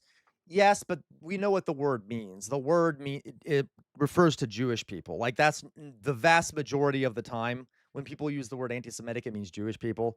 So yeah, you're right. Technically, the original meaning of the word means any kind of Semite. But yeah, it's just an easy way of I wish there was a better word for like being anti-Muslim other than Islamophobia, because it's more than that. Like Islamophobia makes it sound like a fear as opposed to like, I don't know, hatred, Islamic bigotry. Okay. You see what I mean? All right. But by the way, Sweet Summer Child, I know you know all that. I'm just kind of, I've heard people have actually, when I'm talking about this too, think that that is a like point that will, I know I got you, Sweet Summer Child, but you have to understand, I literally hear people say that. It's happened before in the chat. They'll be like, well, that doesn't, like, well, even the word is like, that includes, so how is, I'm like, what's besides the point? It's besides the point. Okay. That's why I'm saying a lot. Yeah. Okay, everyone. I mean no offense to you, Sweet Summer Child, but you have to understand, like, you know that it's almost beyond parody. Like I just said to Jonas, because people do actually say this shit, right? So I'm sorry, and I don't know you well enough. An Aqua Brewing Company parking lot. Everybody say hi. Hello. Hello. And there's a police force around our place right now. Let's take a look. Okay, I don't know. Oopsie. Okay. Anyway, so that's dark. All right.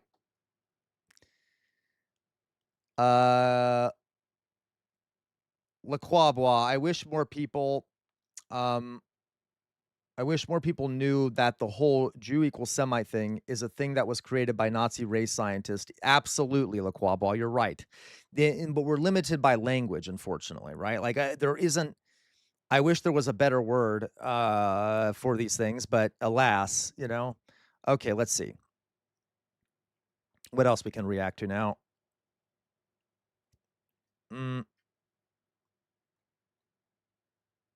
Okay, what Doug sent us this.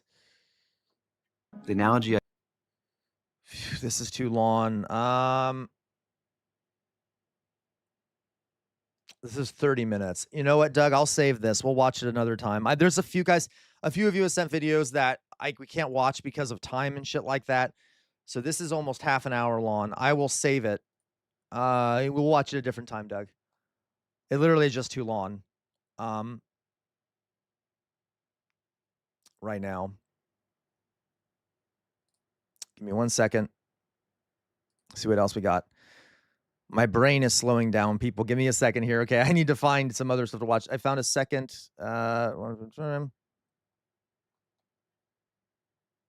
What's this? This was Shy Snow Leopard. This is a short. This is a short that was sent to us by Shy Snow Leopard. Okay.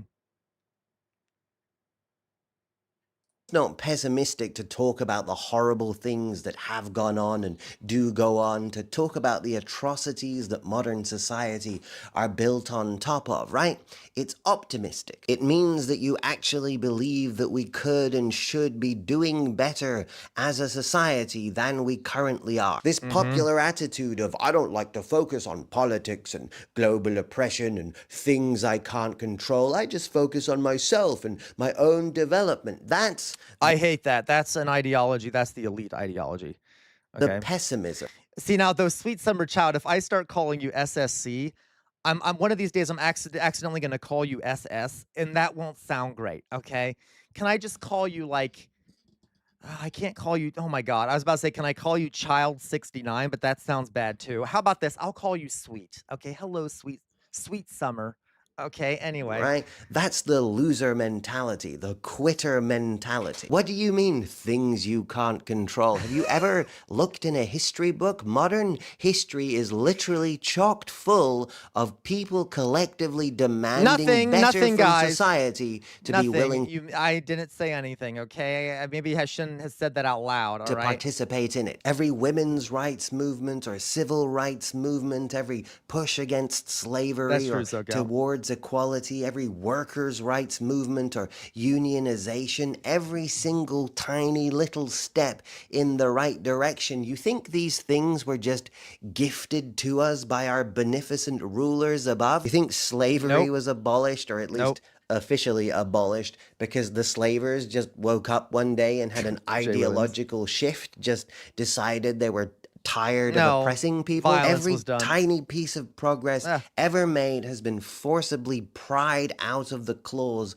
of the ruling elite. People fought for these things. People died for these things because they believed that they had the power to affect change. They believed that people had the power to collectively control our own destiny. Belief is the key ingredient. Society is whatever we collectively believe it to be, as bad as we are collectively willing to allow it to become before we're moved to act. That's why the tone of the people in power always has like a note of inevitability to it. AI and surveillance are just inevitable. Human redundancy is just inevitable. Increased wealth inequality is just inevitable. War is just inevitable. Oppression and violence and murder and theft, these things are just inevitable. Guys, this is what I said about lib thinking. Yeah, okay. If you view the system you're in as stagnant, you know, your options are, well, all this shit is just inevitable because that's what the system produces. Maybe you need a different system. Okay, of course, Jonas. Oh, absolutely, Fede. You're right. This is also a reason I get so upset on Memorial Day when people piss on the graves of people who gave everything for us. Right. So much apathy. I agree. Okay. Yeah. Inevitable. Don't be so naive. These things are not inevitable. They're hard. They're expensive. They take energy. They take Dolly boy. Just trust the system. We can vote our way out of this, right? We vote for the worst choice. Correct. They take resources, they take labor. They are the painstaking efforts taken that give the people in power the power they have, and they are completely reliant. Look at the background. He has, oh my God, I kind of want to show you guys that now. In the back, he has a, so guys, every epoch of history, right, or every era has a sort of power structure to it. Like right now in America, the power structure is that the politicians are actually not the most powerful people. It's the elites, many of whom are politicians, who control basically everything. And then the president and all the other powerful people are below them anyway.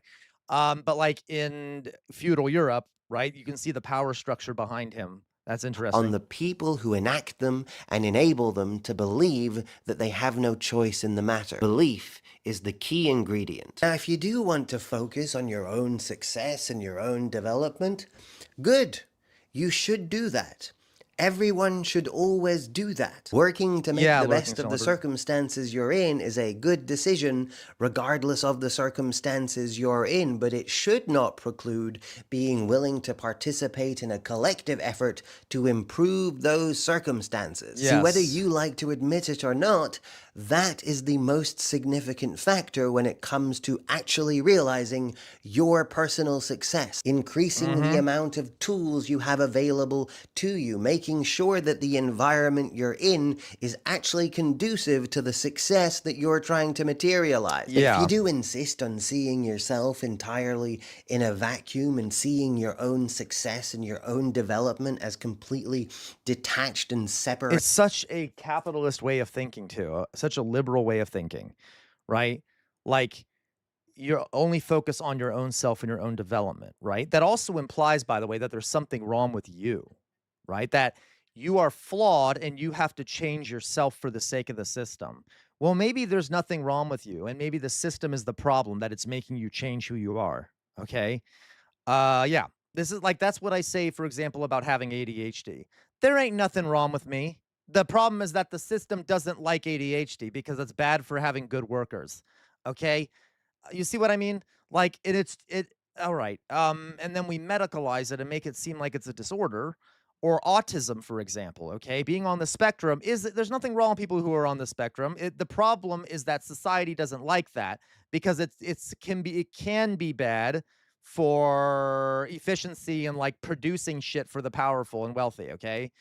Anyway, so then they medicalize it. From the well-being of the society around you, then please keep your beta bit. Yeah, it's hard, Jonas, to convince the middle class. The middle class are basically bribed by the elites to be their enforcers. If you compare capitalist society to like slave-owning society, exactly, Louise. If you compare capitalist society to slave-owning society, the middle class would be like the overseers on the plantations, technically working class, but then put in positions of power over the working class, so that they don't have the same interests. Right? I'm not saying, by the way, that that's the same thing, by the way. If you're in the middle class and you have a middle class job, that doesn't mean you're like a slave owner, okay? Because some folks in the middle class are also professionals, like lawyers and stuff. But you can see how that makes it harder than to convince the middle class to work with the lower classes against the elites. Anyway.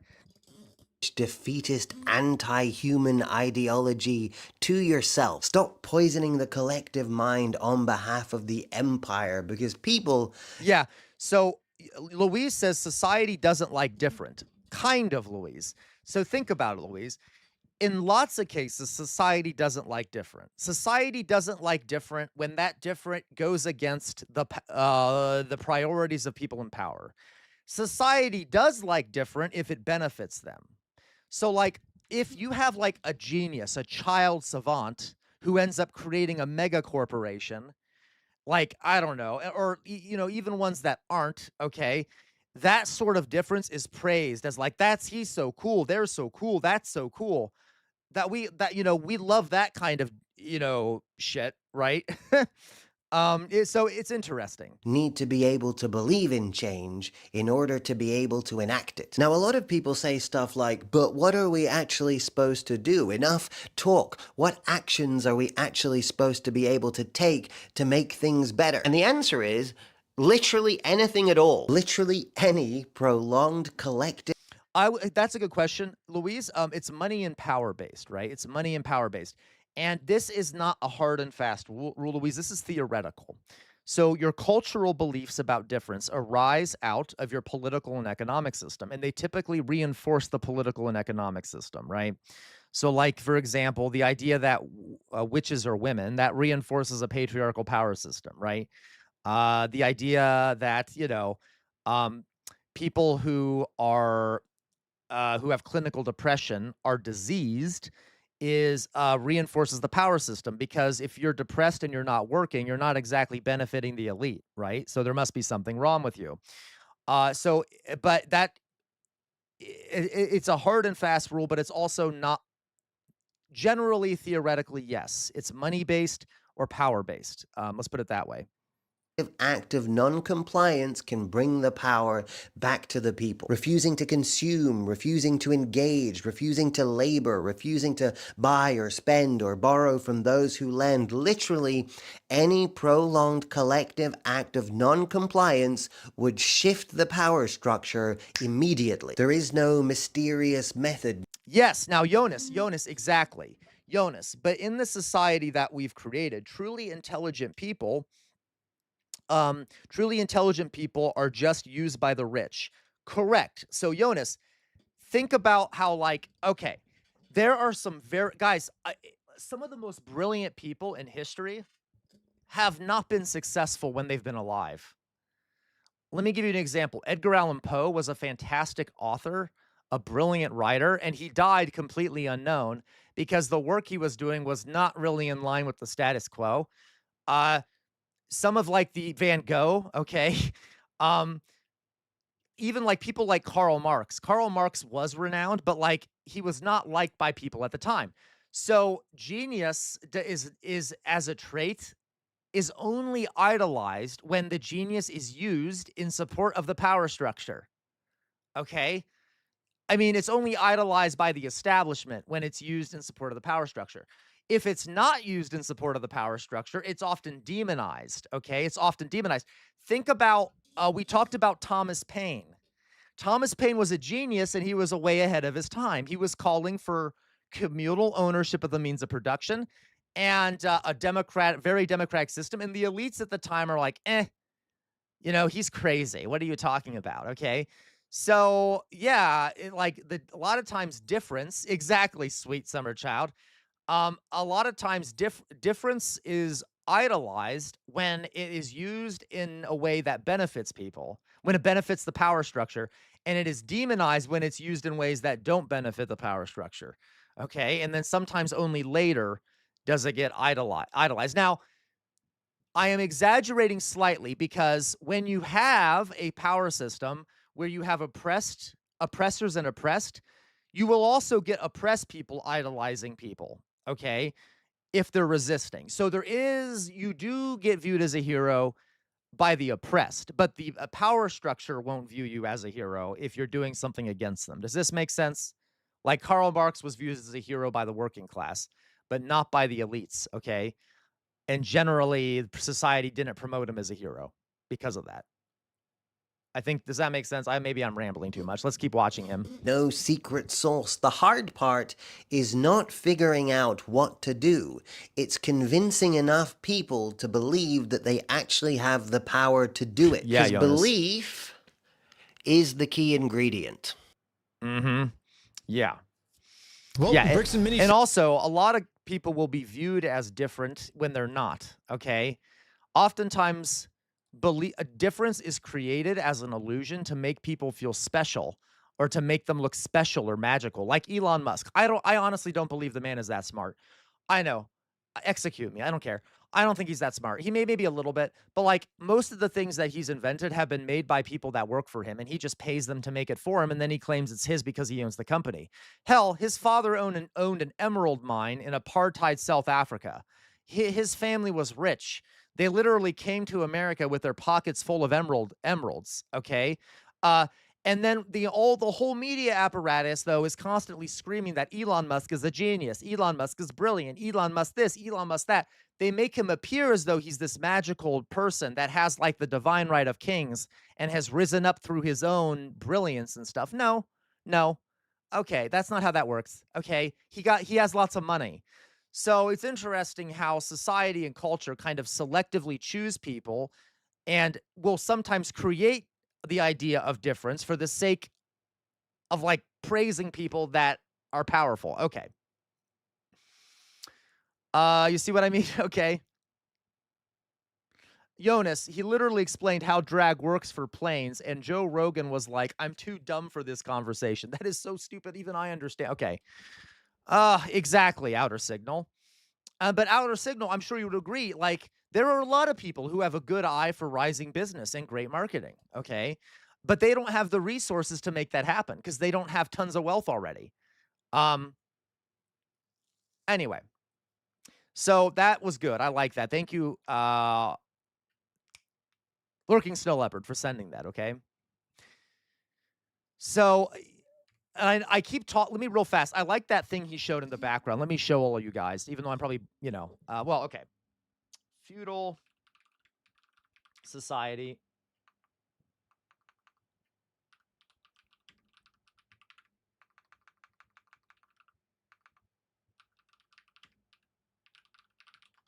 Okay. So feudal society in Europe, okay, and yes, I know I'm once again being Eurocentric, forgive me, looked something like this, right? This is way oversimplified, but for the sake of simplicity, okay? There were also merchants and things like that were kind of separate from this system, so it's kind of confusing. So you had something that looked like this, right? At the top, you had the king, and then you had the nobility, you had knights, and you had peasants at the bottom. So all power systems have an ideology that go along with them and reinforce that ideology, okay? So if you were to ask a peasant at the time, the average peasant at the time of the feudal Europe, why was the king in power? Why was the king in power? If you were to ask a peasant, why is this king ruling over you? What would they say? Someone tell me. God willed it. Correct. The idea of divine right of kings. This was the dominant ideology. Now, if you look historically, that's not true. That's not true. Okay? Historically, most of these kings of Europe were just conquerors who came from elsewhere, conquered the local area, and then established themselves in perpetuity as rulers, okay? That's not God. That's that you had a good force of arms and you had a charismatic ancestor who led people into battle and then were able to convince people to rule them, okay? But later, suddenly, everyone in these societies is thinking, oh, it must be because God put him there, okay? Okay. Now, then if you go down, like, further, let's put it this way. So, okay, if you were to ask someone in America, an average worker in America today, why is the president in power? What would they say? What would they say? What would they say if they were asked, why is the current president in power? Hilarious, Jonas. The opposite, right? People voted them in. It's democracy. Because people want him there, right? Because we live in a democracy and it's the will of the people that God put him there, okay? Right? So if the average person were asked, okay, you're right, Louise, right? But we have our own ideology for why our current leader is in power. Is it true?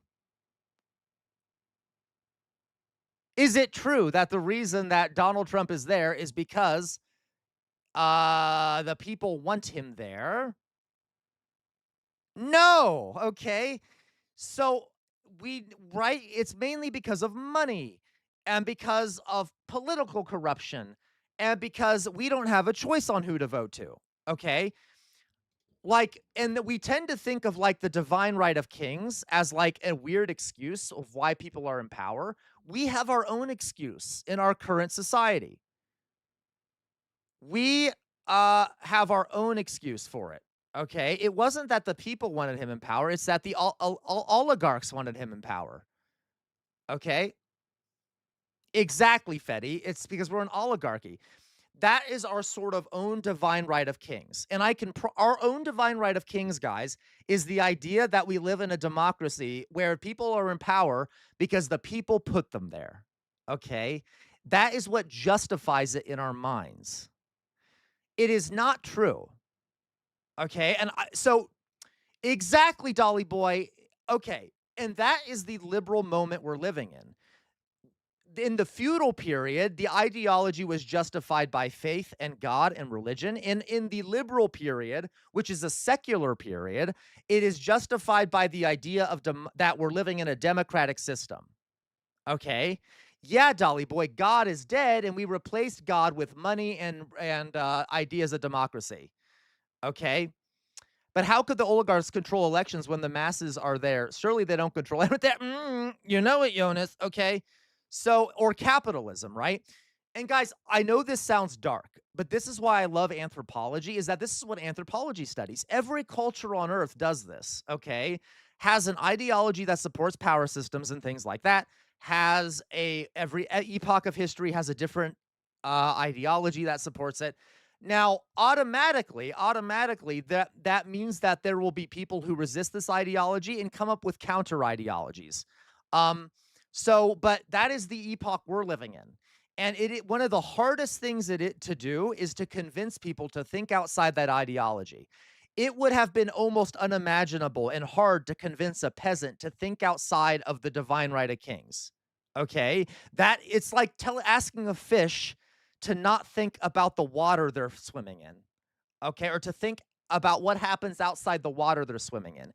Because that is the society you're in. It's like, and I bet even when I'm saying this, a lot of people out there are in your minds. It's like, it's hard to process that, okay? Because that is what everyone is being taught and learns their whole lives.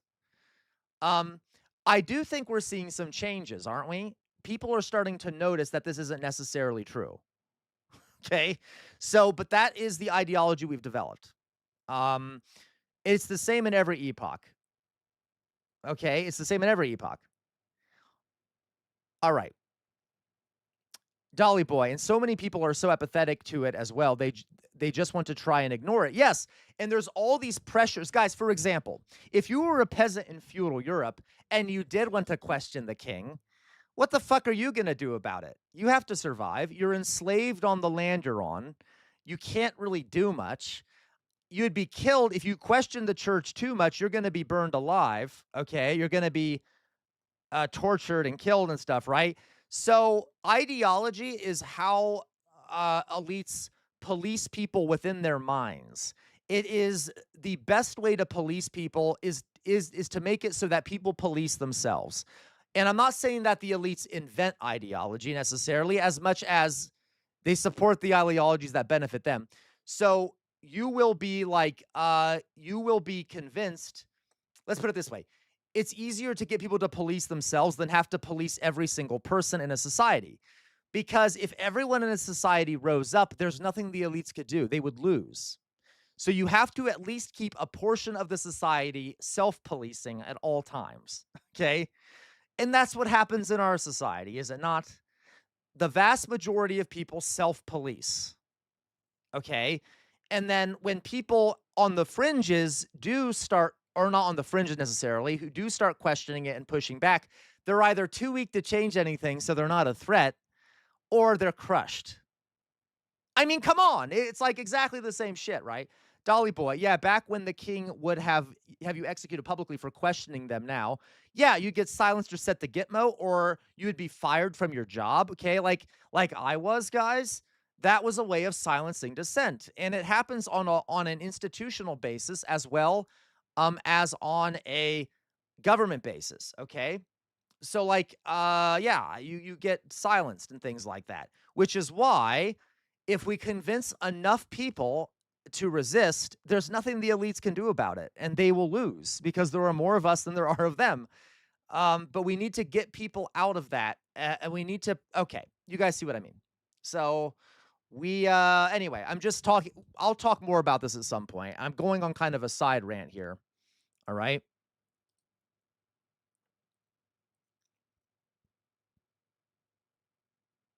Put my face back up. All right, guys.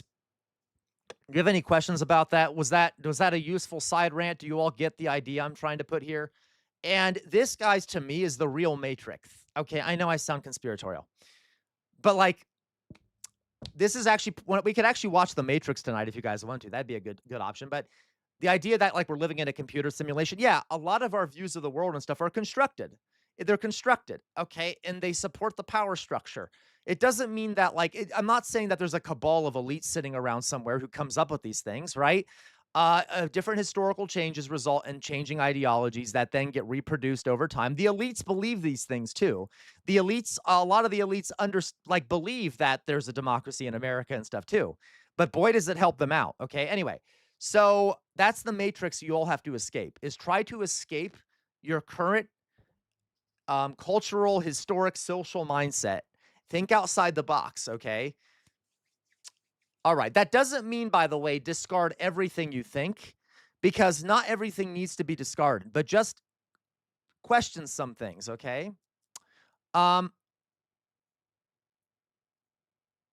know, Sylvie, there is, okay? All right, guys. So, all right. Any last questions before I abandon all of you so I can go eat and stuff before our movie night? Okay. It totally is. It is, Jonas. It's revolving ideologies and individuals, okay? Question some things. Yeah, okay. Now, I will say, guys, now, there are some people who will disagree with me on this, especially postmodernists, but I think they're wrong. We have improved over time. Like, different systems over time have been better for humanity in terms of, in my opinion, how people are treated in some ways, not in every way. Like, I'd much rather be in a capitalist society than a feudal society. I'd much rather be in a capitalist society than a slavery society, mainly because the chances of having a good life are better than in one of those societies. Like, there are still people in our society that are treated as badly as slaves, but you're less likely to be one of those people because there are fewer people treated that way. Does that make sense? Okay. So these ideologies, I mean, over time, these systems can get better, but it's still a system of power and it still can be better, right? In some ways, all right? Like, we have more freedom than a feudal serf did, okay? But, it's still not great. Anyway, let's go on, guys. I'm going to go now. I'm going to send you guys to someone over on Twitch. Okay, I'm going to send you over to someone on Twitch. Yeah, more freedom, but less days off. And you're right, LaCroix, and that's actually a fair point. It is true, guys. LaCroix is right. Feudal serfs actually worked less than we do. They had lots of days off, lots of church holidays and things like that.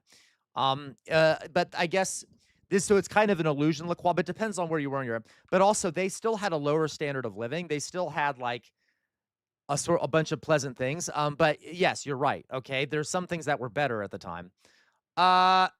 Okay, so guys, Jay Williams, are you going to watch the movie later? You don't have to if you don't want to. You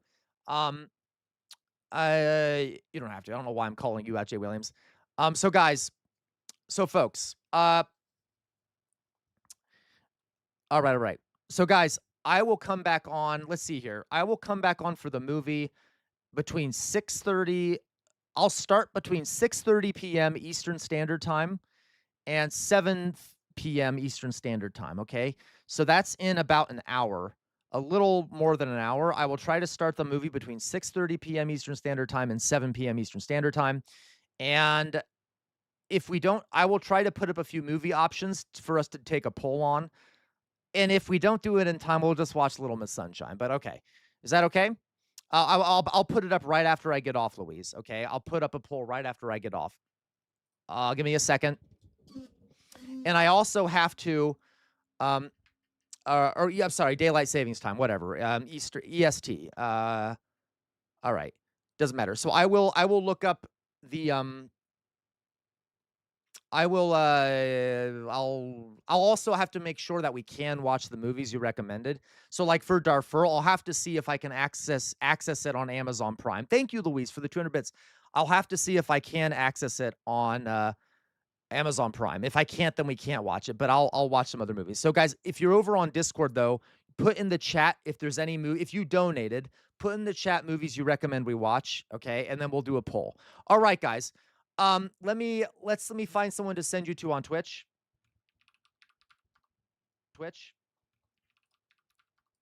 Twitch. Oops, sorry. You have to hear me saying Twitch over and over again. Okay. I'm going to send you to... I'm going to send you to Gust. So they're not even bothering to fight it. And there was this mass censorship campaign. And oh, no. Where's Rich? Rich isn't on right now. Rich is not on right now. I will actually send you guys to Zach App again. Why not Zach App? I haven't sent you to Zach App for a while. Genuine right-wing critique of monopolies. And I like Zach App, so I'll send you guys to Zach App. I think he's doing some education stuff. Okay. Right wingers don't talk economic. Like, all right. It's culture war. That's why, because they just have to. Okay, quiet. There we go. I have heard of Hassan, unfortunately. Okay, and I know. You're fitting right in, sweet summer child. How dare you? Okay. Okay, so let's raid Zach App. You all know what I'm about to say, don't you guys? What am I about to say? What's the first thing I'm gonna say? What's the first thing I'm gonna say? How dare you, Lily Cheese? What's the first thing I'm gonna say here? Free Palestine. Okay, no, okay. Free Palestine, guys. Free Palestine, free Sudan, free Ukraine, free Iran, free Cuba. Oh my God, why the fuck is my country? Okay, anyway. Free all these people. Second of all, never stop resisting. The easiest way to resist is to question authority figures. Don't blindly believe authority figures. Don't blindly believe me just because I'm on the other side of a screen, okay? Question. Okay, see what other people are saying and don't get caught in an information silo. I get things wrong, folks. I'm not perfect. I'm a human. So is everyone online. Be careful out there, okay? We're living in a fascist moment in this country. Fascism thrives in an environment where people have lost faith in their democratic institutions. We need major reforms in this country or revolutionary change. You cannot stand in the center against fascists. If you do, they'll walk all over you. Don't be a slug. Do not be a slug. Fight back against fascism and imperialism. On the wall behind me is a sword. It's been passed down in my family since the Civil War, and it is thought to have been responsible for the death of 7 slave owners. Why do I have it back there? I have it back there to remind everyone that our ancestors have made some major sacrifices for some of the things we have today, some of the rights we have, and some of the freedoms we have. We cannot let their sacrifice go to waste, folks. Don't forget the Massachusetts 54th. Please, please, please do not let their sacrifice go to waste, and always, always, always fight for a better future, folks. And on that note, folks, I will be back on between 6:30 p.m. Eastern Standard Time and 7 p.m. Eastern Standard Time. We'll watch a movie. Join Discord. It's linked at the top of the Twitch and the bottom of the YouTube chat. I will put some options up over there of movies we can watch that are on Amazon Prime. Keep an eye out for that. I will see you guys later. Have a great night. Bye-bye. Bye. Oh, wait. I have to raid. The raid is beginning. Okay, go ahead and go do the raid on Twitch, guys. Everyone getting in the raid? Everyone getting in the raid? We'll raid Zach App. Everyone ready who wants to join the raid to Zach App? Everyone ready? Everyone ready for the raid? Everyone ready for the raid? Let's go. 1, 2, 3, 4, 5. Raid! Okay, guys. I'll see you all later. 6:30 p.m., 7:30 p.m. Eastern Standard Time. Bye-bye.